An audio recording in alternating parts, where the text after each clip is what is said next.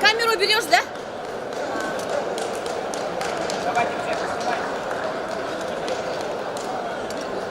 Оля, камеру убрал.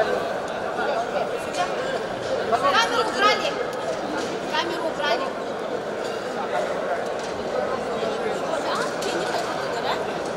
Она косы. Вы все в один ряд стали. Так прямо лоб. Да, вот сзади вот так. Не наметил. Еще вперед, да. Сзади вон. Покушнее.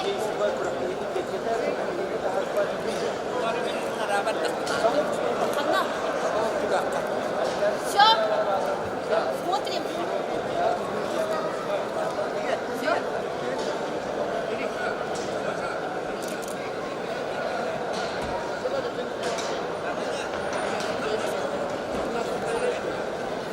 Куда смотрим?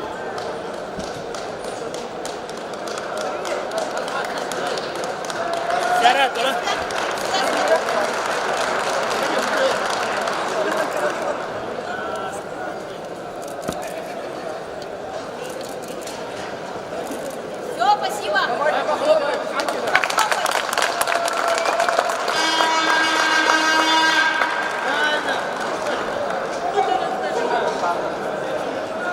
Фото сделали, да?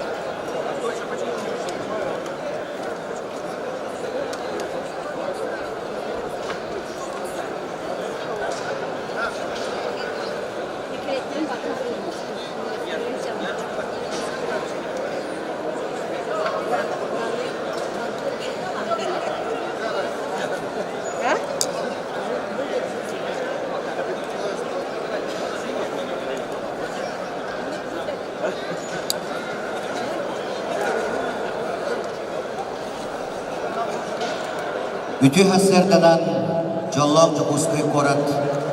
Toptayır toratıgar mustubut, barcamut. Bugün Bürügöy sportivnay bilimdeni kiydiger. Sakası sır, ısısırız, ütüelek trenera Dmitri Petrovich Korkin sırtıgatıgar. Onna Sakar Respublikatının avtonomiyeti törütten bide süyüz tılgarın Allah Narottar ikalarına kürektehi 2 güne sağlanar.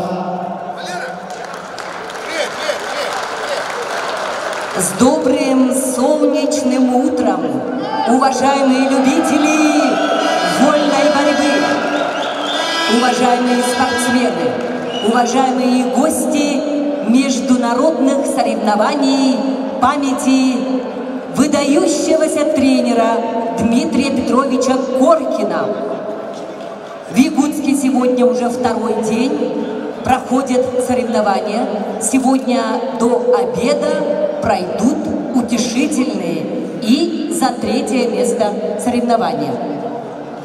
Good morning, dear fans of freestyle wrestling. We are starting the second day of our international competition.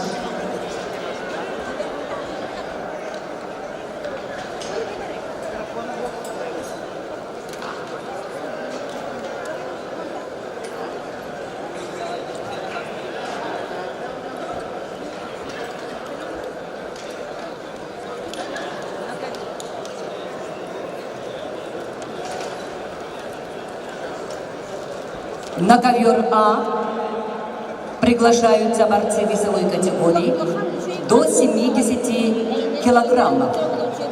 Константин Капрунов, Саха-Якутия. Игорь Упхуев, Бурятия, Россия. To the match A are invited wrestlers in the weight category of up to 70 kilos. Please welcome Konstantin Kaprunov, Republic of Sakha, Igor Uphoyev, Republic of Buryatia. На ковер Б приглашаются борцы весовых категорий до 92 килограммов. Осман Нурмагомедов, Азербайджан. Азамат Закуев, Крым, Россия. To the mat B are invited wrestlers in the weight category 92 kilos. Please welcome Osman Nurmagomedov, Azerbaijan, Azamat Zakuyev, Crimea. На ковре С начинается утешительный поединок весовой категории до 61 килограмма. Приглашаются Иван Санчимидип, Республика Тыва, Яков Павлов, Оренбургская область, Россия. To the mat C are invited wrestlers in the weight category of 61 kilos. Please welcome Ivan Sanchimidip, Tыва Republic, Yakov Pavlov, Оренбургская область.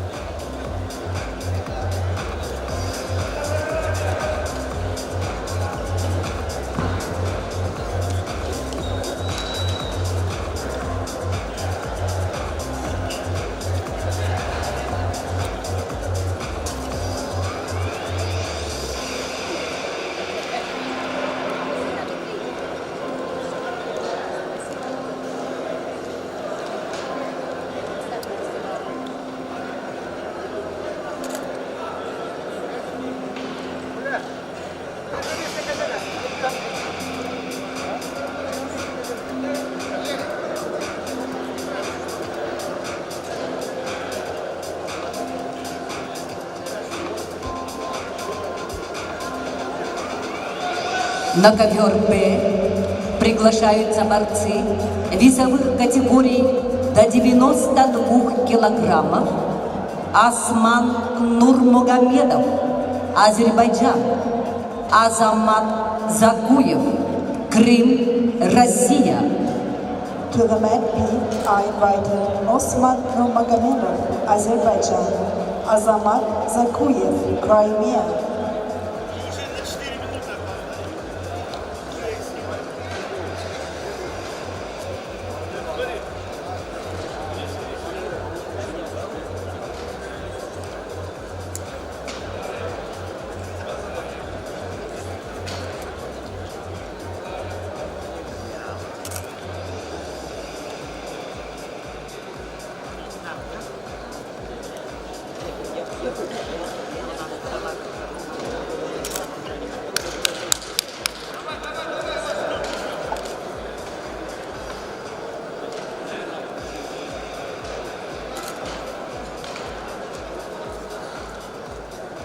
На ковре С весовой категории до 61 килограмма поединок ведут в красном трико представитель команды Республики Тыва России Иван Санчимидип, мастер спорта России, серебряный призер первенства Сибирского федерального округа.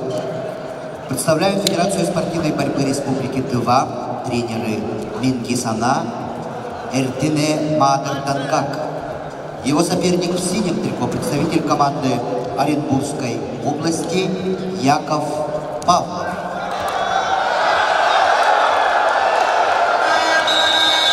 Яков Павлов, кандидат в мастера спорта, чемпион Приволжского федерального округа, представляет Чарапчинский институт физической культуры и спорта, тренер Виктор Волохин. На ковре А спортсмены весовой категории до 70 килограммов. Утешительный поединок ведут в красном трико Константин Копрынов, Саха, Якутия, кандидат в мастера спорта, победитель первенства Дальневосточного федерального округа, представляет Республиканский центр спортивной подготовки сборных команд. Тренеры Пономарев, Неустроев. Его соперник в синем трико, представитель команды Бурятии Игорь Обхуев, кандидат в мастера спорта, победитель первенства Дальневосточного федерального округа. Тренеры Константин Хангалов, Виктор Баймеев, Валерий Иванов. Ковер А.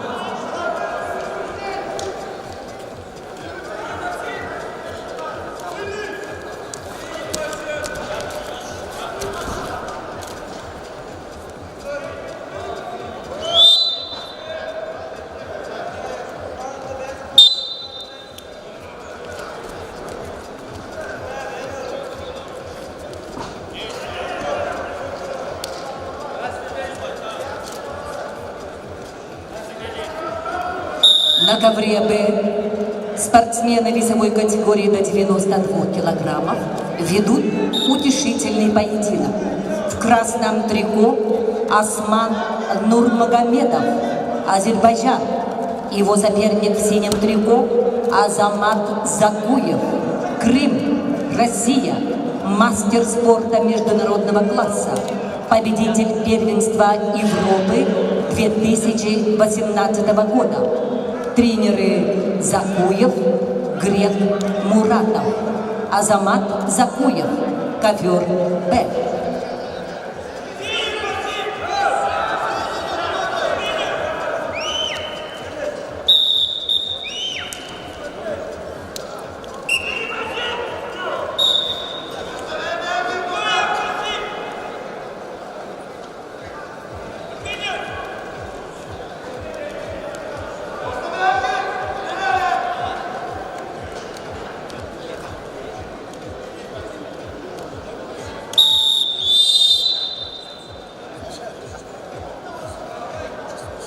На ковре С весовой категории до 61 килограмма утешительный поединок ведут в красном трико представитель команды Республики Тыва Иван Санчимедип.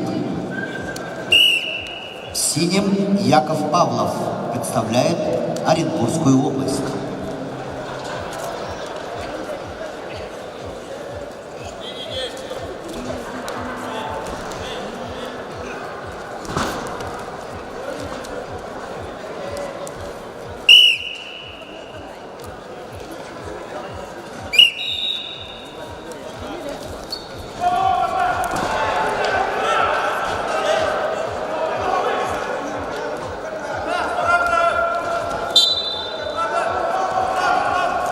На ковре Б в красном трико Осман Нурмагомедов, российский и азербайджанский борец вольного стиля, призер чемпионата мира и Европы. Ковер Б.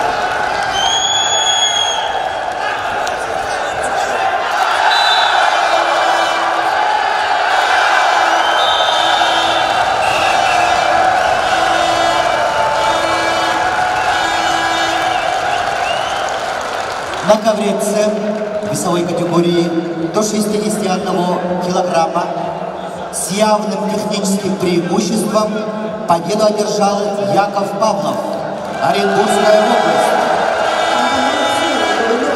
Яков Павлов.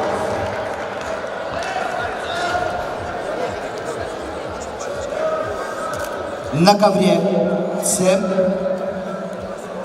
утешительный поединок весовой категории до 86 килограммов. Приглашаются Самак Станбек Улу, Кыргызстан, Сафрон Сафронов, Республика Саха-Якутия, Россия. Tournament C will invite wrestlers in the weight category of 86 kilos. Please welcome Samat Stanbek Ulu, Kyrgyzstan, Safron Safronov, Republic of Sakha-Yakutia.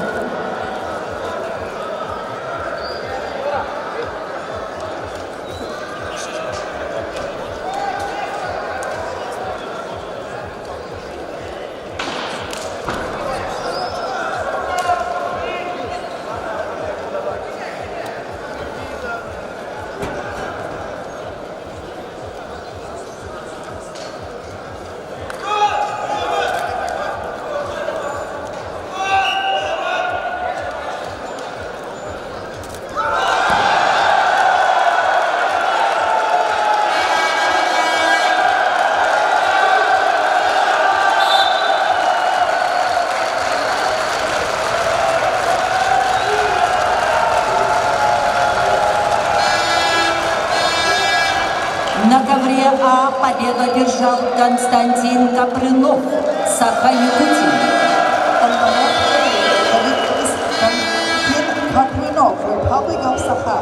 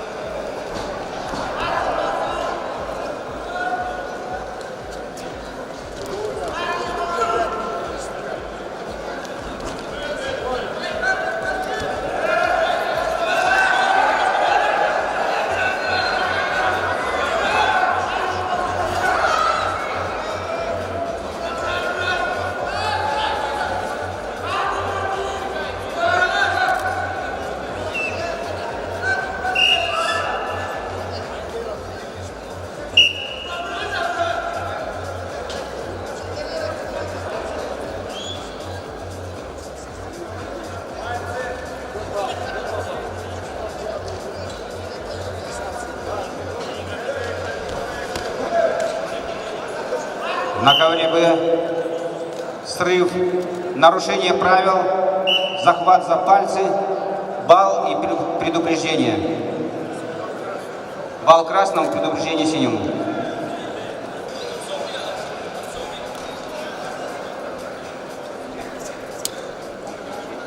И челюсть возвращается.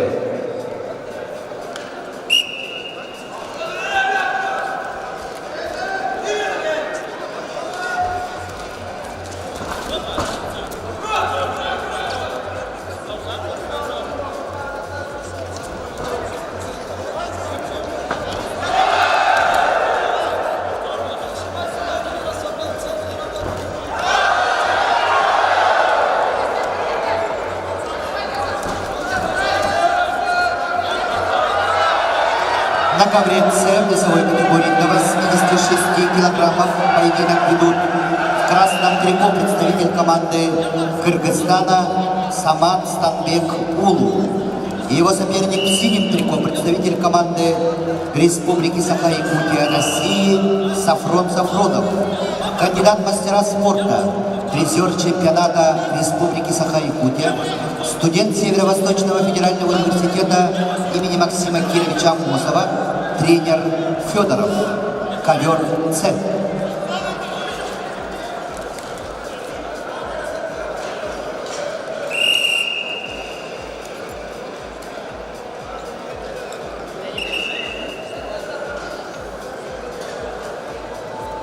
На ковре Б победу одержал Осман Нурмагомедов, Азербайджан. On the mat B, the winner is Osman Nurmagomedov, Azerbaijan.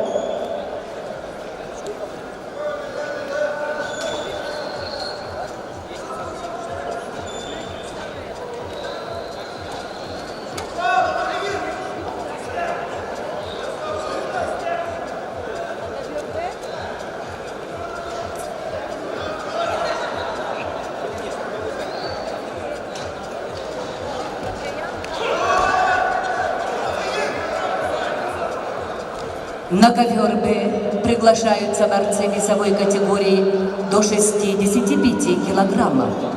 Чаян Монгуш, Тыва. Георгий Кычкин, Московская область. To the mat B are invited Chayan Mongush, Tver Republic, Georgy Kuchkin, Moscow region.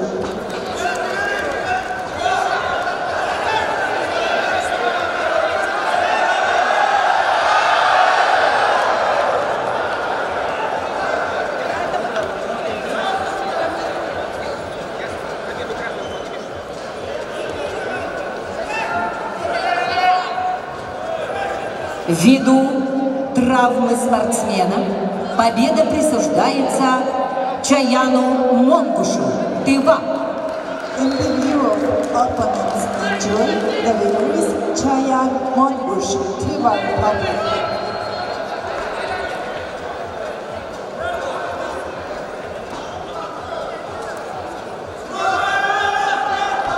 На ковер Б приглашаются борцы весовой категории до 57 килограммов. Любомир Ашеев, Саха-Якутия. Демчук Батамункуев, Беларусь. To the mat B are invited wrestlers in the weight category of 57 kilos. Please welcome Lyubomir Asheyev, Republic of Sakha-Yakutia, Russia. Demchuk Batamunkuyev, Belarus.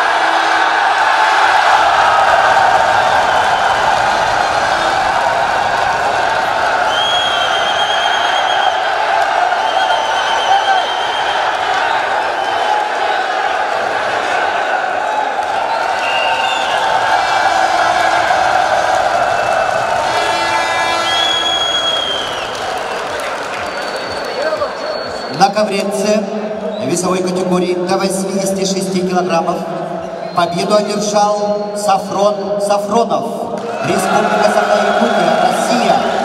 On the mat C, the winner is Safron Safronov, Republic of Sakha-Yakutia. На ковер С приглашаются борцы весовой категории до 74 килограммов. Утешительный поединок. Тимур Николаев, Республика Саха-Якутия, Россия.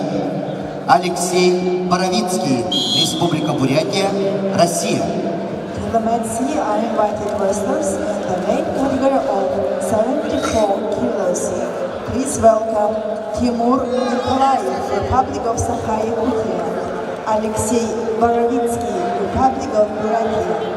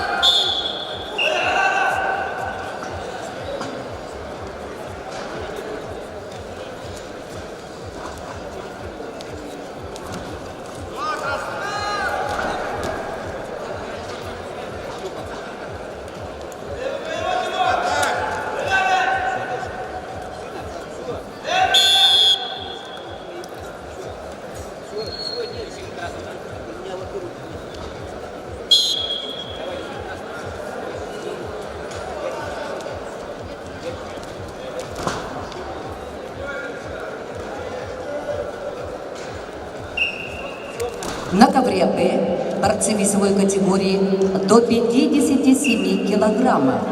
В красном трико Любомир Ашеин, мастер спорта, победитель первенства Дальневосточного федерального округа среди юниоров, представляет Чурапчинский государственный институт физической культуры и спорта. Тренеры Макаров, Захаров, Савин. Его соперник в синем трико – представитель команды Белоруссии Димчук Батамункуев. На ковре С весовой категории до 74 килограммов поединок ведут в красном трико представитель команды Республики Саха-Якутия России Тимур Николаев, мастер спорта России, чемпион Дальневосточного федерального округа, представляет Республиканский центр спортивной подготовки сборных команд, тренеры Кириллин, Крылов. Соперник Тимура Николаева в синем трико, представитель команды Республики Бурятия Алексей Боровинский. Алексей Боровинский, мастер спорта России, чемпион Дальневосточного федерального округа, представляет Республиканскую спортивную школу Олимпийского резерва Республики Бурятия, тренер Меньшиков.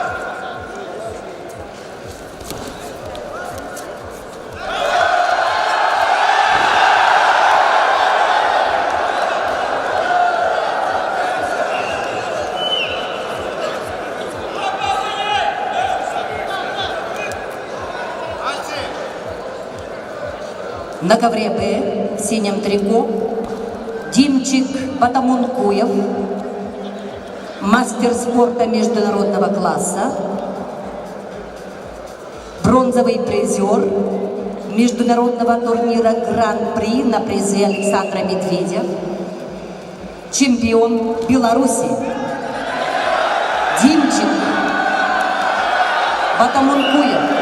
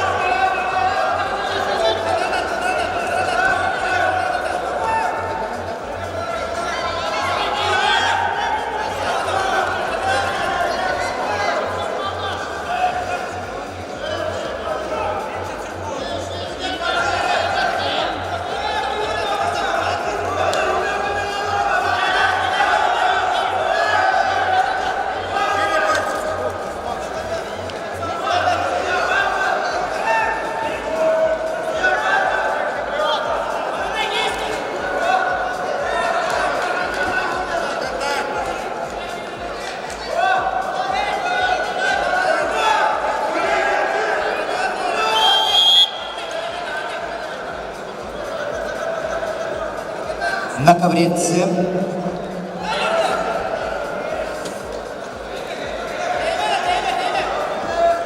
На ковре Б победу одержал Димчик Батомункуев, Беларусь, мастер спорта международного класса. On the mat B, the winners, Dimchik Batmonkuyev, Belarus.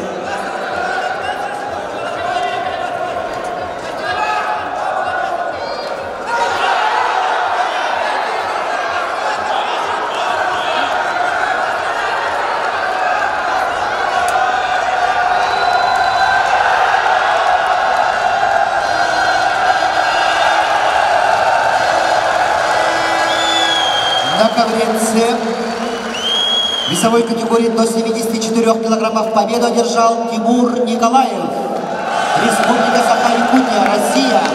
On the mat C, the winner is Timur Nikolaev, Republic of Sakha-Yakutia.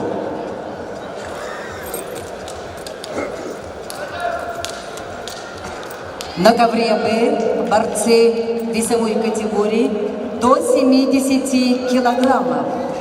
Нарек Арутюнян, Армения. Константин Тапшиноев, Иркутск, Россия. On the mat B, please welcome Narek Arutyunyan, Armenia, Konstantin Tapshinoyev, Irkutsk, Russia. На ковре С начинается утешительный поединок весовой категории до 61 килограмма. Приглашаются Джулус Седалищев, Валентин Бурнашов, представители команды Республики Саха, Россия. To the mat C are invited Julus Sedalishev, Republic of Sakha, Valentin Burnashov, Republic of Sakha, the weight category of 61 kilos.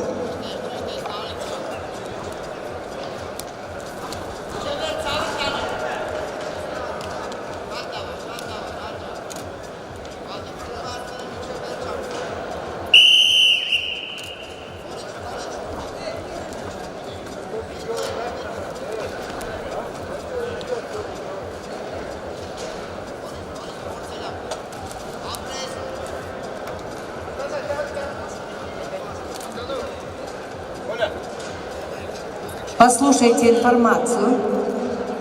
Борцы весовых категорий до 65 килограммов. Чаян Монгуш, Усман Шахгириев. Весовых категорий до 70 килограммов. Константин Капрынов, Исраил Касумов. После утешительных поединков начнутся соревнования за 3-е место. Просьба подготовиться. Чаян Монгуш, Усман Шахгириев, Константин Капрынов и Исраил Касумов. Просьба подготовиться за 3-е место после утешительных поединков. To the attention of wrestlers, Chayan Mongush, Usman Shafirov, and Konstantin Kapilov, Israel Kasumov. Please prepare for the bouts for the third place after the repetition bouts.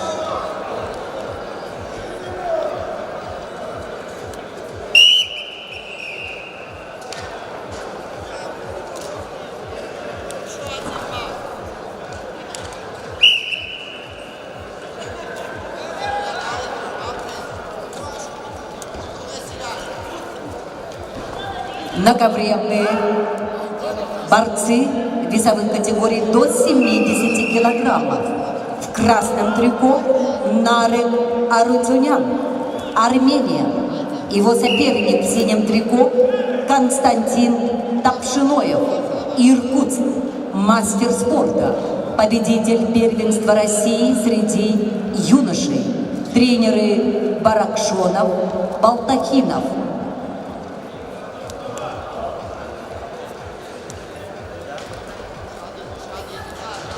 На ковре С весовой категории до 61 килограмма утешительный поединок ведут в красном трико представитель команды Республики Саха-Якутия Джулус Седалищев, кандидат в мастера спорта, призер первенства Республики Саха-Якутия, студент Чурапчинского института физической культуры и спорта, тренеры Макаров, Захаров. Его соперник в синем трико, представитель команды Республики Саха-Якутия России Валентин Бурнашов. Кандидат в мастера спорта, бронзовый призер первенства Дальневосточного федерального округа, студент Северо-Восточного федерального университета имени Максима Кировича Амосова, тренеры Кантоев, Павлов.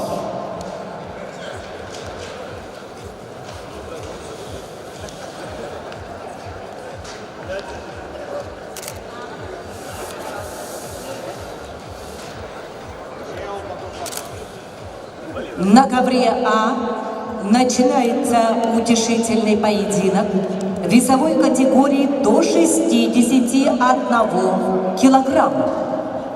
Приглашаются Яков Павлов, Оренбург, Кежик Монгуш, Тыва. To the mat A are invited the wrestlers in the weight category 61 kilos. Yakov Pavlov, Ortburg, Kejik Mongush, Tver Republic.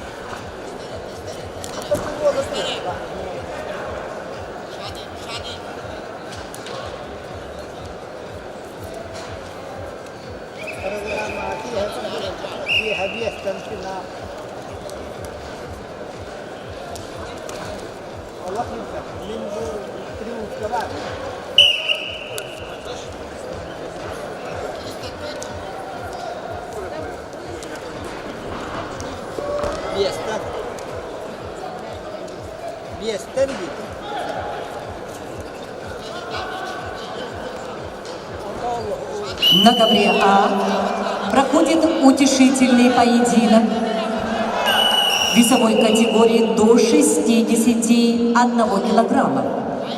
В красном трико Яков Павлов представляет Оренбургскую область, кандидат в мастера спорта, чемпион Приволжского федерального округа. Представляет Чурапчинский государственный институт физической культуры и спорта. Тренируется под руководством Виктора Волокина. Яков Павлов.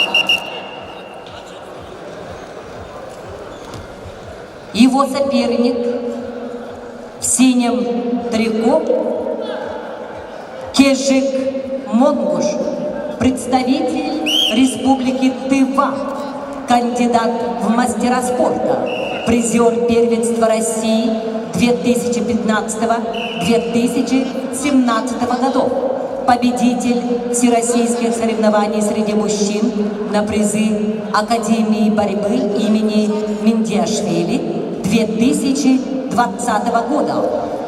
Тренеры Эртине Мадер Донгак, Менги Мортуйол, Седен Кежик.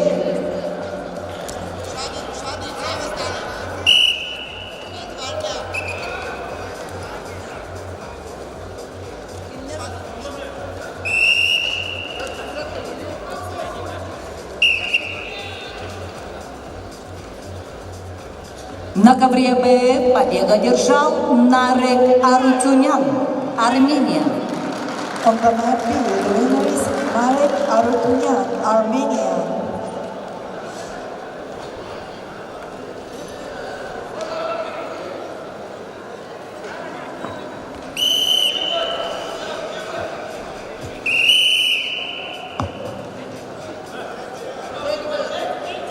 Послушайте информацию. Чаян Монгуш, Усман Шакириев, весовая категория до 65, Константин Капрынов, Исраил Касумов, весовая категория до 70 килограммов, начнете борьбу за 3-е место после утешительных поединков. Чаян Монгуш, Усман Шакириев, Константин Капрынов, Исраил Касумов. Приготовиться! To the attention of athletes, Chayan Mongush, Usman Shakiriev, Konstantin Kapranov, Israel Kasumov. Please prepare for the bouts after the repetition rounds.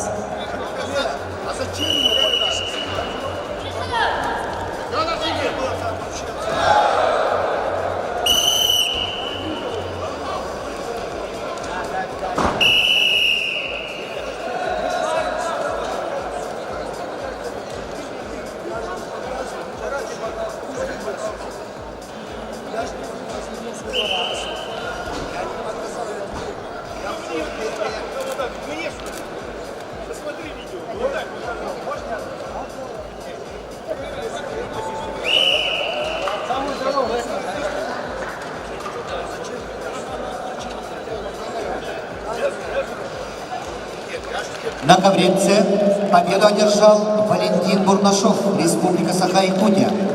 On the men's knee, the winner is Valentin Burnashov, Republic of Sakha. На ковер С приглашаются борцы весовой категории до 65 килограммов. Виктор Жербаев, Республика Бурятия, Россия. Владислав Койко, Республика Беларусь. To the men's knee, I invited wrestlers in the weight category of 65 kilos. Please welcome Viktor Zherbayev, Buryatia, Vladislav Koyka, Belarus.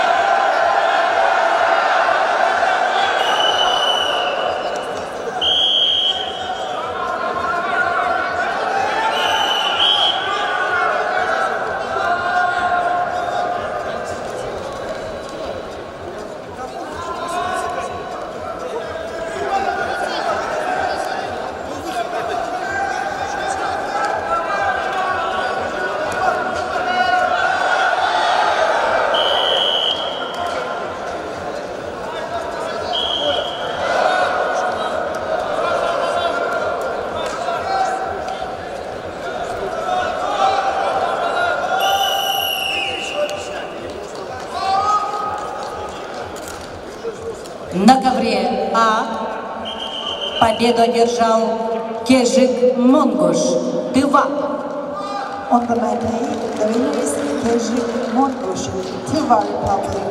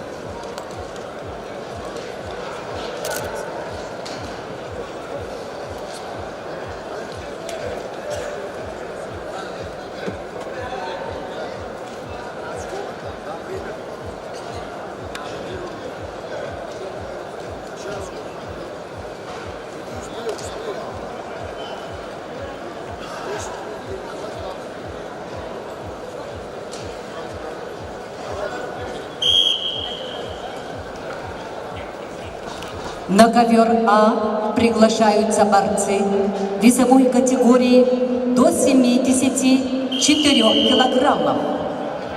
Константин Власов, Албан Авакумов, Саха-Якутия. To the mat A, I invited wrestlers in the weight category of 74 kilos. Please welcome Konstantin Vlasov, Alban Avakumov, Republic of Sakha-Yakutia. На ковре С весовой категории до 65 килограммов утешительный поединок ведут в красном трико представитель команды Республики Бурятия России Виктор Жербаев, мастер спорта. Победитель первенства Республики Бурятия представляет Республиканскую спортивную школу Олимпийского резерва Республики Бурятия, тренер Иванов. Его соперник в синем трико, представитель команды Республики Беларусь Владислав Койко.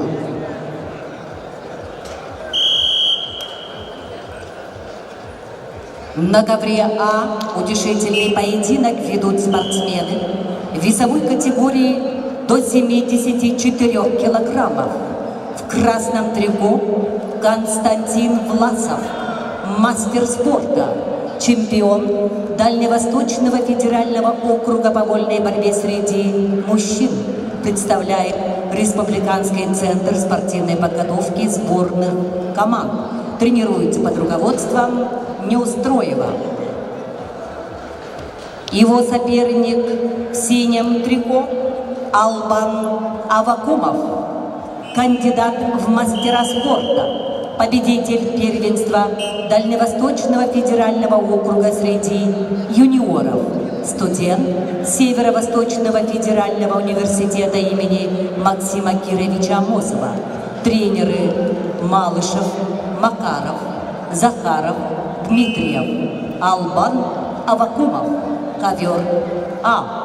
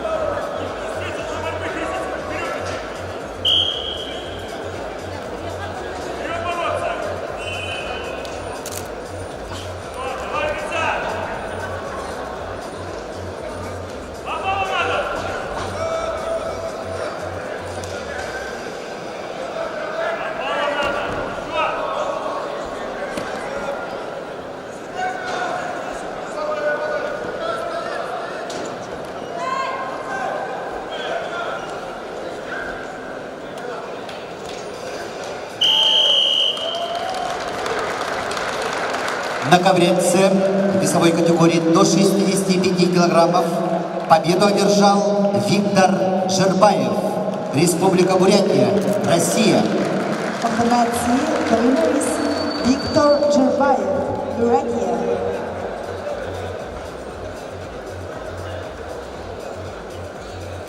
На ковер С приглашаются борцы весовой категории до 57 килограммов. Утешительный поединок. Кежик Ондар, Республика Тыва, Дмитрий Илларионов, Республика Саха-Якутия, Россия. To the mat C are invited wrestlers in the weight category of 57 kilos. Please welcome Keshik Ondar, Tver Republic, Dmitry Illarionov, Republic of Sakha-Yakutia.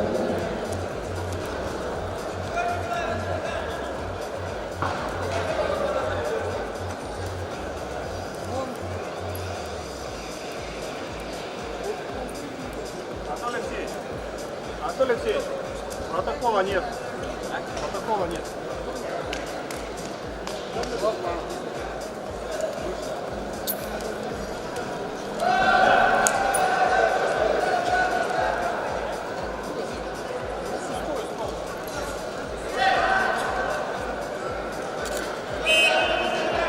Бумаги нету, да? 211.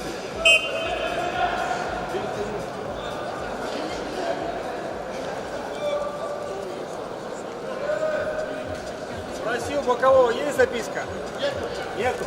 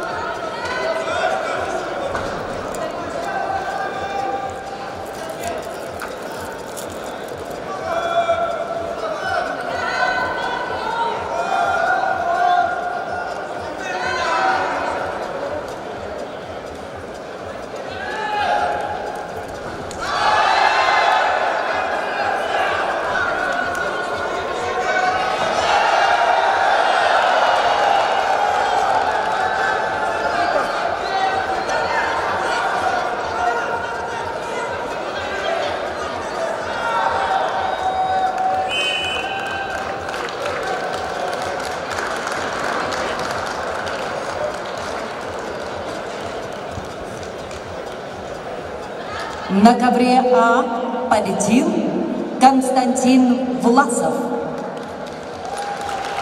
On the mat A, the winner is Konstantin Vlasov, Republic of Sakha. На ковре С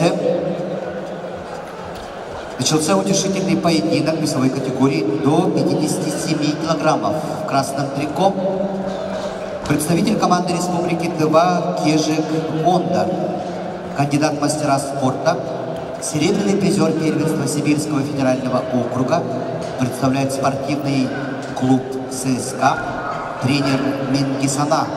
И его соперник в синем трико, представитель команды Республики Саха-Якутия Дмитрий Илларионов. Дмитрий Илларионов, кандидат в мастера спорта, призер первенства Республики Саха-Якутия, студент Северо-Восточного федерального университета имени Максима Кировича Амосова, тренеры Старостин, Посельский, ковер Ц.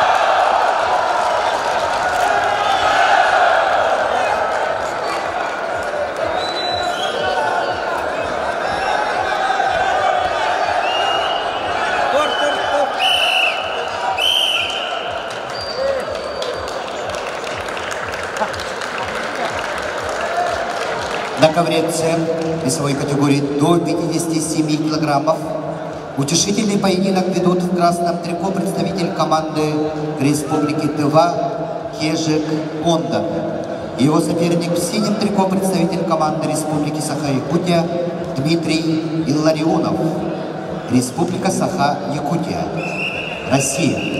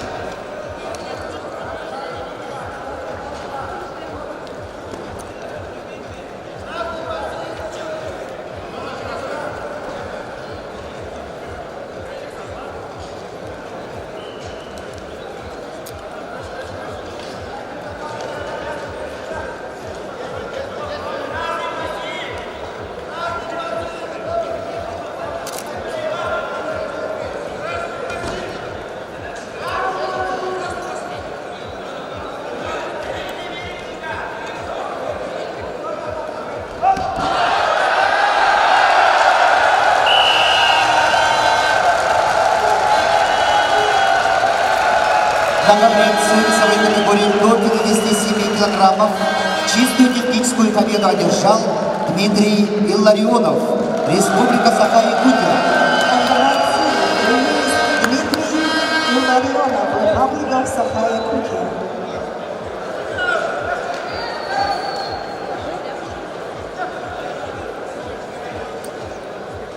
На ковре Б утешительный поединок весовой категории до 61 килограммов. Приглашаются Валентин Бурнашов, Федор Постников, Саха-Якутия. On the man B, we are starting the repetitive rounds in the weight category of 61 kilos. Please welcome Valentin Burnashov, Fyodor Postnikov, Republic of Sakha-Yakutia.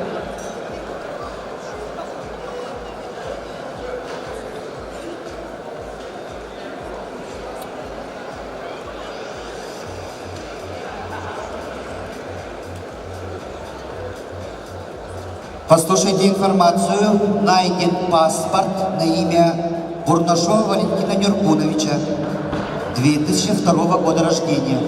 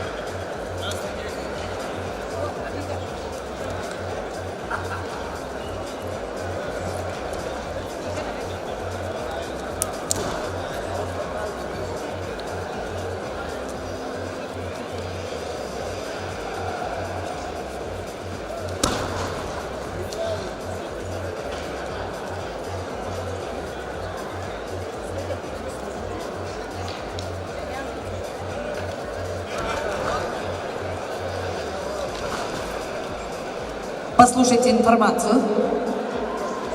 На ковре Б после утешительного поединка пройдет борьба за третье место. Приготовиться Чаяну Монгуш, Усману Шахкириеву, Константину Капрынову, Исраилу Касумову. Первыми за третье место выйдут спортсмены весовой категории до 65 килограммов. Чаян Монгуш, Усман Шахкириев. Приготовиться. To the attention of athletes, Chаян Mongush, Usman Shakiriev, Konstantin Kapranov and Israel Kasumov. Please be ready for bouts for the third place on the mat B after this bout. В красном трико борется Валентин Бурнашов, кандидат в мастера спорта, бронзовый призер первенства Дальневосточного федерального округа, студент Северо-Восточного федерального университета имени Максима Кировича Аммосова, тренеры Кантуев, Павлов. Его соперник в синем трико Федор Постников.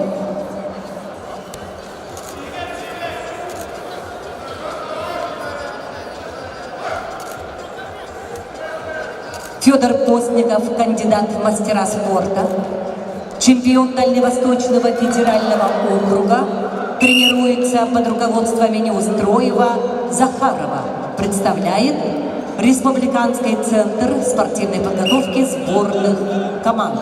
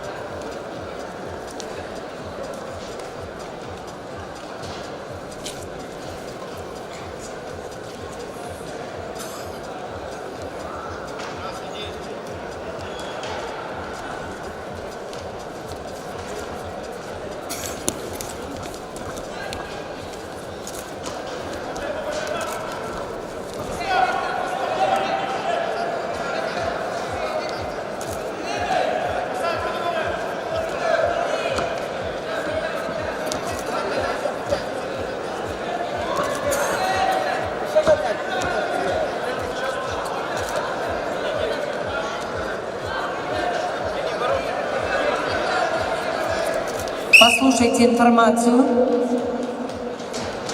Подготовиться Чаяну Монгуш, Усману Шахгириеву. После этого поединка начнется борьба за 3-е место.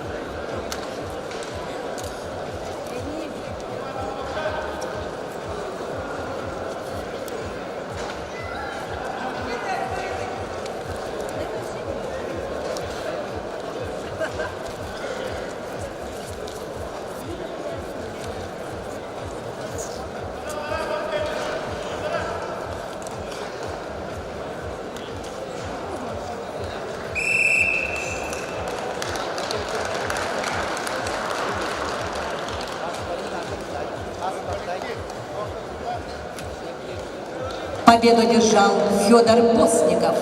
On the man B, the winner is Fyodor Postnikov.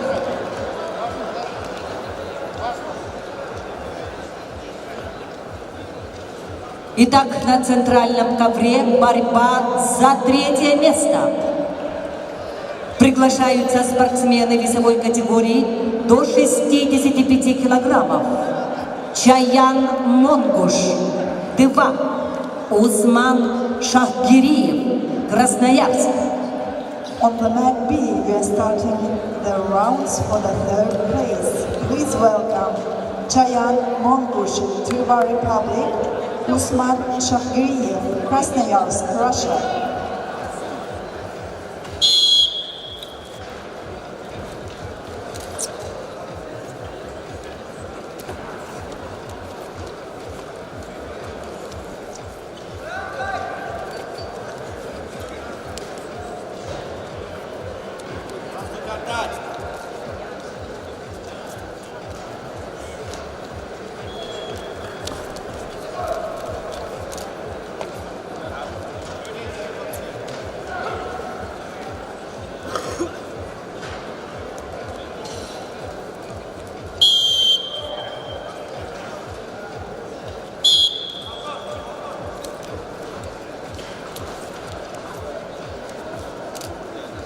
На ковре борьбу за 3-е место ведут спортсмены весовой категории до 65 килограммов.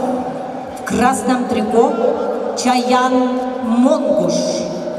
Его соперник в синем трико Усман Шахгириев. Чаян Монгуш – мастер спорта. Победитель первенства России среди юниоров до 23 лет 2020 года. Представляет Федерацию спортивной борьбы Республики Тыва. Тренер Айдаш Самдан. Чаян Монгуш. Его соперник в синем трико Усман Шахгириев. Представляет Красноярский край, мастер спорта. победитель первенства Сибирского федерального округа. Тренеры Анатолий Мануйлов, Виктор Алексеев, Асхаб Касумов, Осман Шакириев.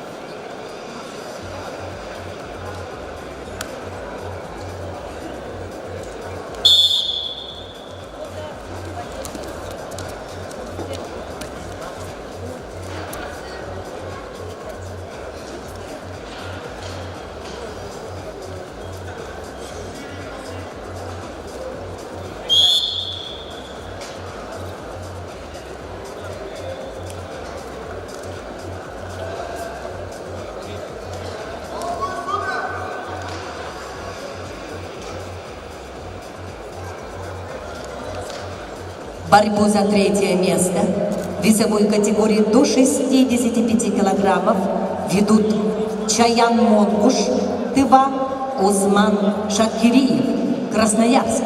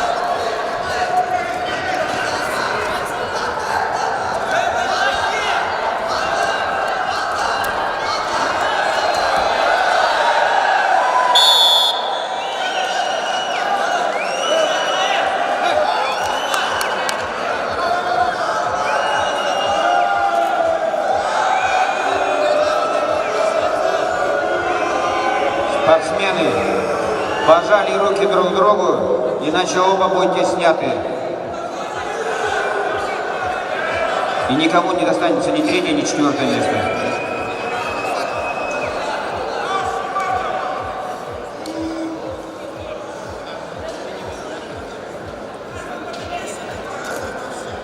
Победил Усман Шакириев.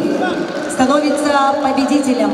То есть занимает 3-е место в весовой категории до 65 килограммов. In the weight category of 65 kilos, the bronze medalist becomes Usman Shakiriyev.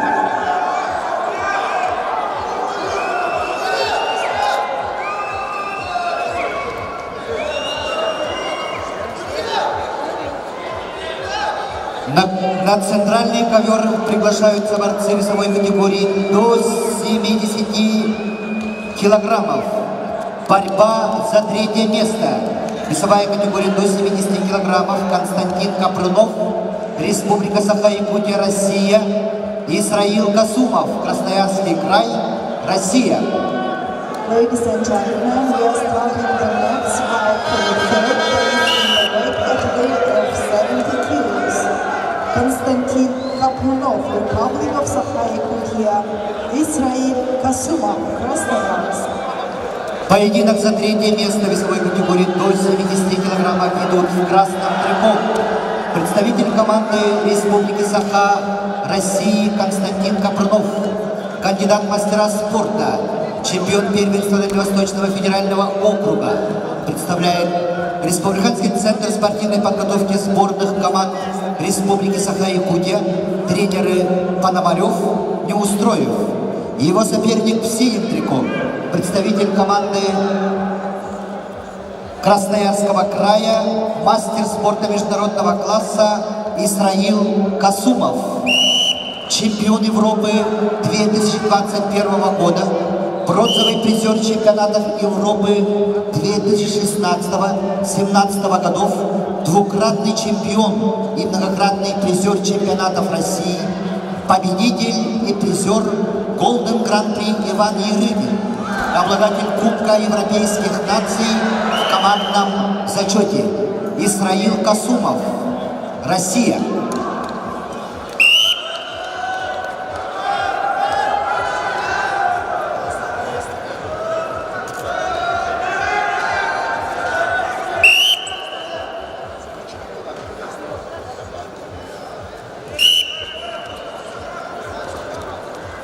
На ковре А проходит утешительный поединок в весовой категории до 57 килограммов. Приглашаются Дмитрий Илларионов, Харысхан Григорьев, Саха-Якутия. On the night for the lecture bouts in the weight category of 57 kilos are invited Dmitry Илларionov, Harishal Grigoriev, Republic of Sakha-Yakutia.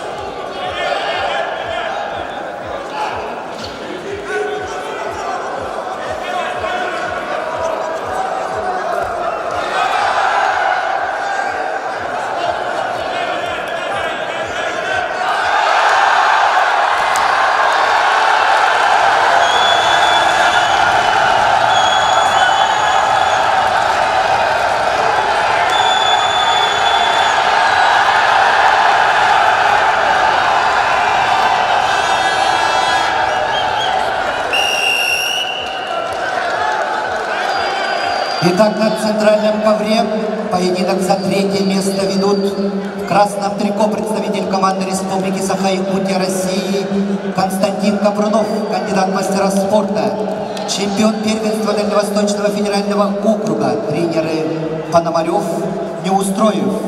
Его соперник в синем трико, представитель команды Красноярского края Исраил Касумов. Исраилу Касумову 32 года, мастер спорта международного класса, чемпион Европы, бронзовый призер чемпионатов Европы, двукратный чемпион и многократный призер чемпионатов России, победитель и призер Голден Гран-при Иван Ерыгин. Исраил Касумов, ковер Б.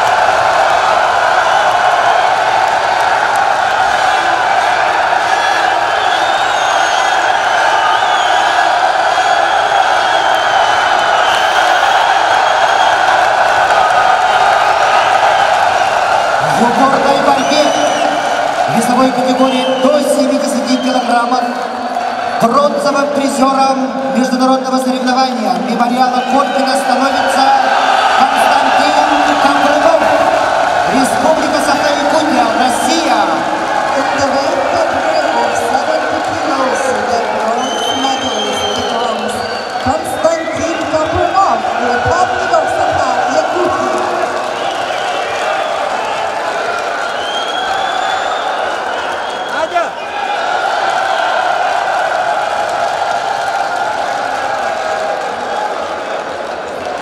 ковре А утешительный поединок ведут спортсмены весовой категории до 57 килограммов. Дмитрий Илларионов, кандидат в мастера спорта, призер первенства Республики Саха-Якутия, студент Северо-Восточного федерального университета. Тренирует под руководствами Старостина Посельского. Его соперник Харсхал Григорьев, кандидат в мастера спорта, победитель первенства Дальневосточного федерального округа среди юниоров.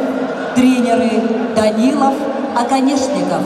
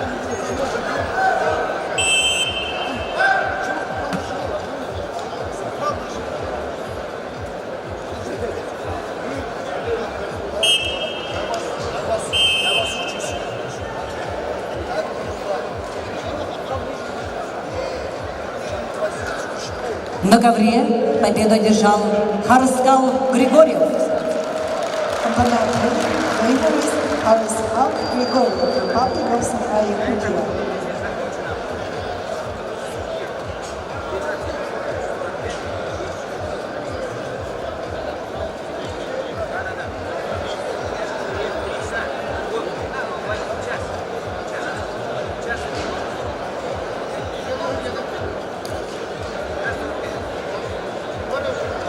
На этом утренняя часть завершается.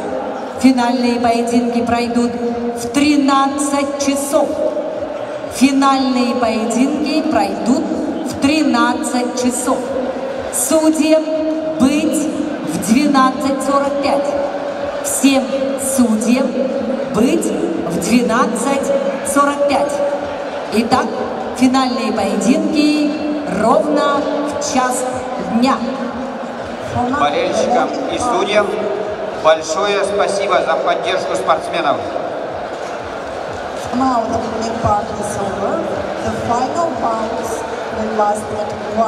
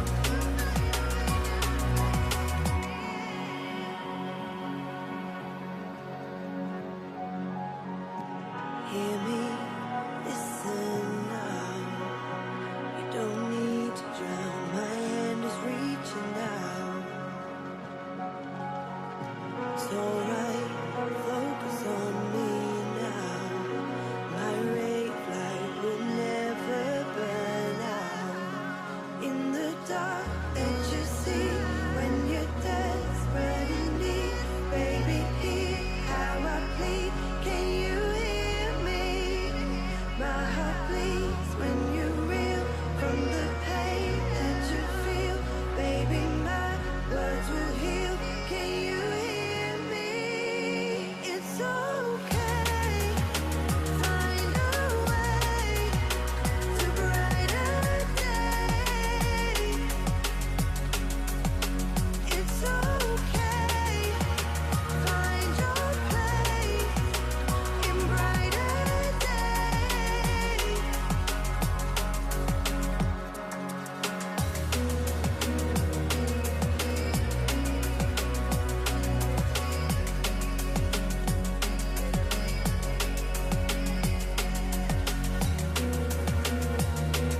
Record. Drum and bass classics.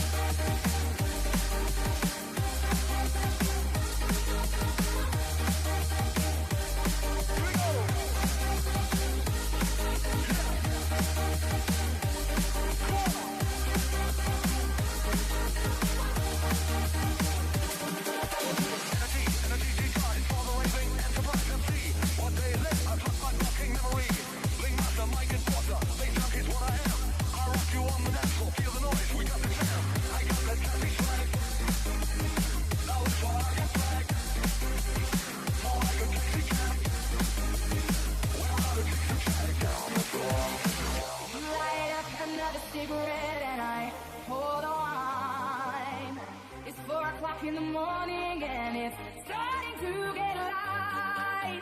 You light up another cigarette and I pour the wine. It's 4 o'clock in the morning and it's starting to get light.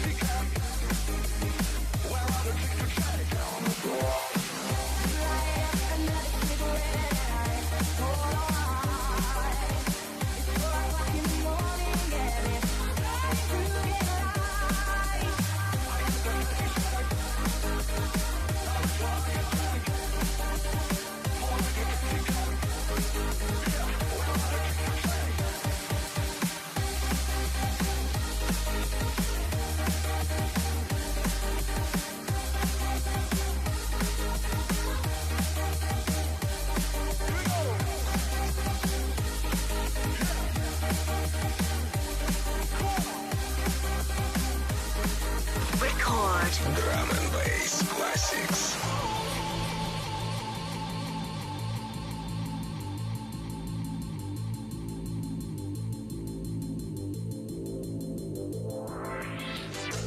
Fell from the sky, we fell from the sky and started walking, leaving our footprints on the ground.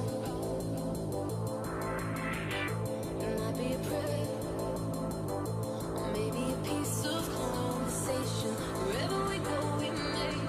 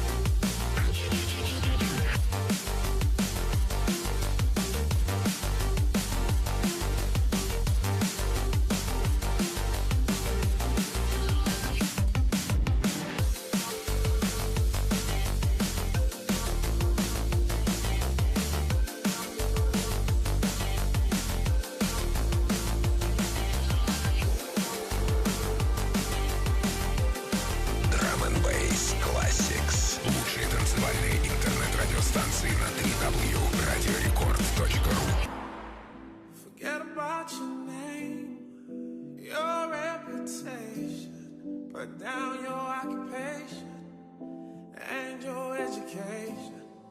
I heard what you said about it being complicated.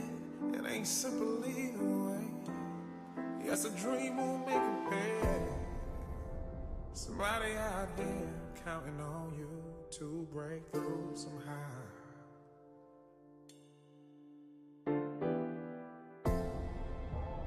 Somebody out there counting on you to break through somehow. And you don't even know it. Where are you going? Or haven't you known it? You're hopelessly coping. Settle, settle, down, settle, running, running, round, settle, settle, settle, down, settle, running, running, round, settle, settle, settle, down, settle, running, running, round, settle, down, settle, round. So why play it safe? What you mean just in case? Well, of course you might pray, and that's what it takes. Can't run from the doubt. Either way you go, it's struggle. Look in the mirror now. Tell yourself it ain't worth the trouble. Somebody out there counting on you to break through somehow. And you don't even know it. Where are you going? Or haven't you known it? You're hopelessly coping. And you don't even know it. Where are you going? Or haven't you known? Hopelessly coping. Settle, settle, settle, down,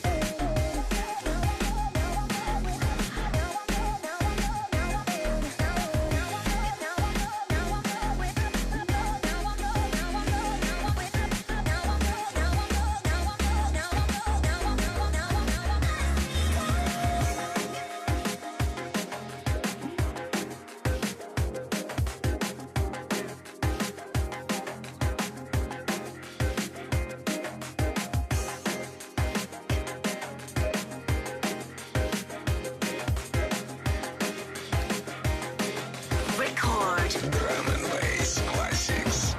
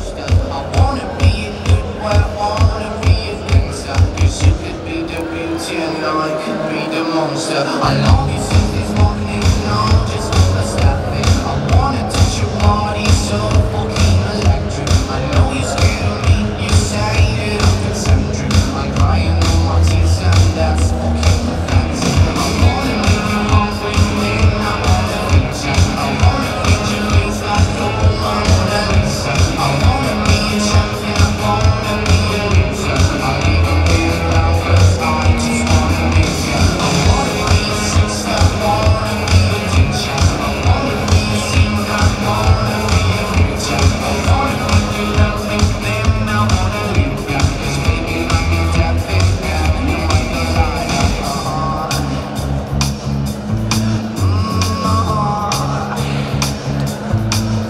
Because I'm the devil, searching for redemption. And I'm a lawyer, searching for redemption. And I'm a killer, searching for redemption. I'm a motherfucking monster, searching for redemption. And I'm a bad guy, searching for redemption. And I'm a dumb girl, searching for redemption. And I'm a freak that searching for redemption. I'm a motherfucking monster, searching for redemption.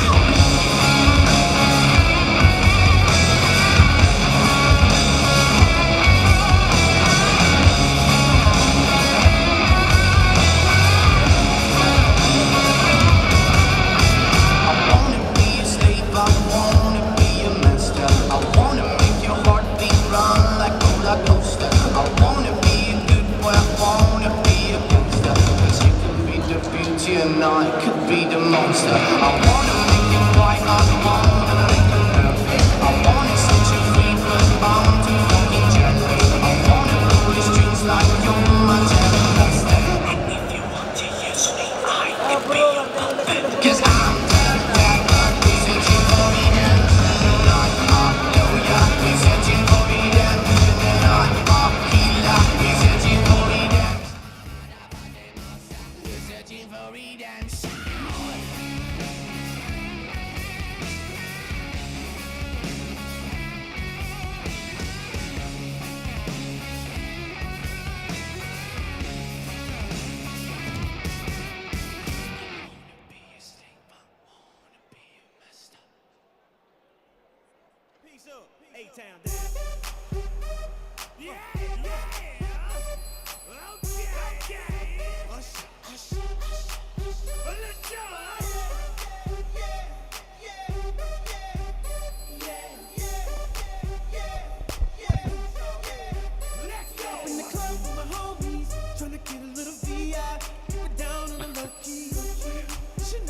Алло, Степа, у нас эфир.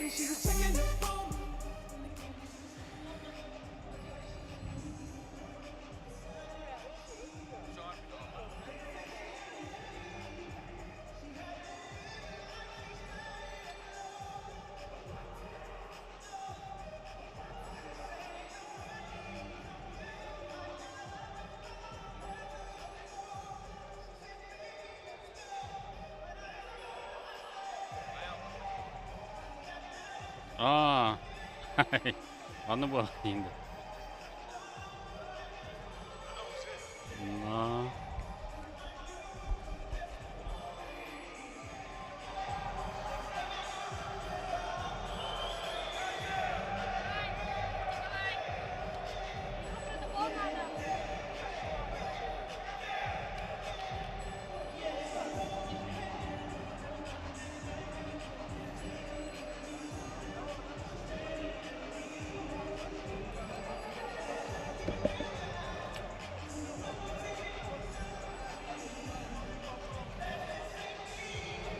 Две минуты остается у нас. Бежал. Никому не откажешь, все просят. Раз. Ты вот сейчас я вот это на этот включил, то есть я да, здесь, да, чтобы нормально да? было, да. Раз, так. Раз. Ты настрой, если что. Это у нас за... Так, у нас за третье место. Вот два этих уже закончились. Мы начнем с ковера Б. Да. Демчик Батамункуев и Гулан Иванов. Да. С этой схватки 57 килограмм. Ингулан? Ой, Гулан. Ой, Гулан. Ойгулан Иванов. Да. Батамункуев. Димчик. Димчик.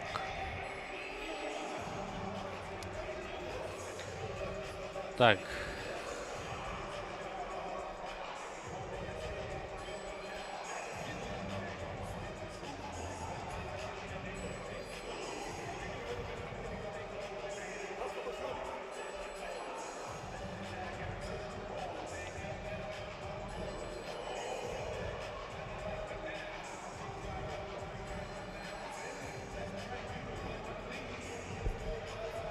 Так, у нас минута, и мы в эфире.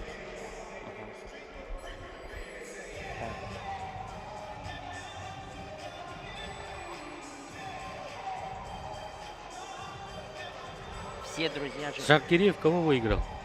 Шахгириев выиграл Монгуша. Какого? Как его звали-то? А? Как его? Ты надень, пожалуйста. Мы же начинаем. Подожди, я у тебя хотел спросить. Нет, уже все поздно. Мы в эфире сейчас. 35 секунд остается. Так, Усман же, да? А? Усман? Да, Исраил Касумов. А, Усман, да. Чаян Монгуш. Давай, я могу за них сказать. Я и хотел сказать. Дмитрий Петрович Коркин сыртык атыгар. Сахар Республикатын автономия түріктемінде сүйіс сылған Аллах күрәктәйі, үхіс месте келсі түхілкеде сағалар. Добрый день, уважаемые любители спорта, уважаемые любители вольной борьбы, телезрители национальной вещательной компании «Саха». Мы начинаем прямую трансляцию финальных уже поединков за бронзовые медали, за третье место во всех весовых категориях 13-го международного турнира по вольной борьбе памяти Дмитрия Петровича Коркина. С вами комментаторы Степан Посельский и Степан Крыжановский. Всех приветствую, друзья, всех рад видеть. Сегодня нас ждут очень яркие, зрелищные схватки. Вот, немного забегая вперед, хотел бы сказать, что у Красноярского края были куплены билеты и две схватки. Шахгириев, получается, с Монгушем, и Константин Копрынов и Исраил Касумов провели уже две схватки за третье место. Невероятный подарок Константин Копрынов принес своей республике. Это была схватка такая захватывающая, друзья. Эмоции просто зашкаливают. Он выиграл чемпиона Европы, призера Европы. В первом периоде Исраил Касумов вел 7-0, но потом Константин Копрынов все перевернул, друзья. Поэтому я могу с полной уверенностью вам сказать, что сегодня нас ждут очень яркие встречи. Все хотят попасть на пьедестал Коркинского турнира, юбилейного турнира в память Коркина Дмитрия Петровича. Будет очень жарко, друзья. По такое небольшое пожелание: пристегивайтесь, Да, друзья, Степан, потому что будет все на высшем уровне. Действительно, Константин Копрынов принес сборной Республики Саха-Якутия первую медаль. Поздравляем всех болельщиков, поздравляем Черопчинский Улус, откуда родом и Дмитрий Петрович Коркин, и сам Константин Копрынов, да, принес действительно большой подарок. Проигрывал, как ты заметил, 0-7, но смог вырвать победу. Дважды бросил на 4 балла, но, к сожалению, в прямом эфире мы эту схватку не показали. Но это по уважительной, как мы отметили, причине, потому что красноярцы уже улетают домой. Одна бронзовая медаль у них есть. Правда сказать, Усман Шахгириев выиграл у Чаяна Монгуша из ТВ и тоже завоевал бронзовую медаль. Да. Две медали уже у нас уже разыграны. Мы еще ждем другие медали. На 2 коврах будут проходить схватки сегодня. Мы первую схватку покажем на ковре Б, на центральном ковре. Будут бороться в весовой категории до 57 килограммов Димчик Батамункуев, Беларусь, и Ойгулан Иванов, Республика Саха, Якутия. Параллельно выйдут на ковер Харысхал Григорьев, также представитель команды хозяев турнира, и Начин Монгуш, Тыва. Друзья, сейчас, получается, мы будем смотреть Батамункуева и Иванова. Вот, да, Ойгулан уже вышел, да, прошел в ноги, но очень сложно сейчас ему эту атаку развить. Хорошо защищается Димчик. Да, хорошая, друзья, встреча. Так, Иванов, да, сделал атаку, но переворачивает Батамункуев его на 2 балла. И за 2 спину балла, выходит, да, 2 балла дают, и сейчас 2-2 счет. 2-2 у нас равный счет, но по последнему действию Батамункуев выигрывает. У нас международная встреча Белоруссия-Россия. Нет, как раз выигрывает наш Уйгулан Иванов, потому что он за спину вышел уже после того, как сделал переворот, да, Батамункуев. Давайте дальше смотреть. Уже первая минута, уже у нас 4 балла были разыграны между борцами. Очень активно начали, но я думаю, что у нас схватки за бронзовые медали будут не менее интересными, чем сами финалы. Да, Да? в любом случае спортсмены желают встать на пьедестал такого международного турнира. Этот турнир, он выдался на славу. Вот. Его можно сравнить и с Европой. Здесь такие жаркие финалы, как на чемпионате Европы и чемпионата России, на Ирыгинском турнире международном, да, где у нас разыгрывалась путевка на чемпионат Европы за первое место. Поэтому с большой уверенностью могу сказать, будут все схватки зрелищные. Вот. Пока у нас на ковре счет 2-2. Вот. Белорусский спортсмен пока выигрывает. Вот. Схватка действительно равных по мастерству спортсменов. Оба эти борца уступили нашему соискателю на золотую медаль Ариану Тютрину, воспитаннику Якутской школы вольной борьбы, который уступил, то есть будет бороться за золотую медаль. Оба эти борца встретились с ним в предварительных схватках и проиграли. Но сейчас они будут борются за бронзовую медаль. Да, все, это место на пьедестале, это очень важно на турнире, на таком турнире получить медаль. Как видели, была аж выставка, презентация медалей. И здесь медали очень достойные. Я не знаю даже на каких турнирах именно вот так вот подходят к медалям, ко всем моментам. Также, друзья, на турнире будет разыграно лучшему спортсмену, лучшему борцу будет предоставлена серебряная борцовка из чистого серебра. Вот. Должно получиться все, ну, на славу. Да, Уйгулан Иванов еще одну медаль, один балл заработал, заступил за ковер Батамункуев, и 3-1 сейчас ведет Уйгулан Иванов. Очень упорная схватка, 23 секунды до окончания первого периода. Но Димчик тоже в отличной форме, мы видели его схватки в первый день соревнований. Очень зрелищную борьбу показал, и с Арианом Тютриным была действительно серьезная заруба, прямо скажем, да. В общем, на характере вышел в финал Ариан Тютрин. Будем болеть за него сегодня в финалах. Вечером финалы в прямом эфире смотрите на канале НВК Саха. Конечно же, будут трансляции и в интернете, и в приложении НВК Саха. Можете посмотреть. Ведет пока Уйгулан Иванов 3-2. Ну, равная, друзья, встреча на самом деле. Оба борца задали очень большой темп, прям большой темп. И 3-2 счет, ну, уже видно, как они выложились в первом периоде. И я думаю, второй период сейчас будет не менее ярким. Сейчас надо выкладываться на все 100%. Сейчас тренерский штаб тоже подскажет какие-то моменты, ошибки, наставления. И второй период сейчас будет выкладываться. 1 балл, это небольшой отрыв. Вот, я думаю, Иванов ни в коем случае не будет застаиваться, сам продолжит навязывать свою борьбу, будет идти в атаку. Уйгулан бросился в ноги, но хорошо защищается Димчик. Да, и сейчас уже в захвате хочет провести прием. Да. Хотел перевернуть так называемой лампочкой, но Уйгулан хорошо защитился. И контратаку можно сейчас развить, пока... Да, какая защита была от Иванова тоже. Пытается и один, и второй. Ой, переворот какой!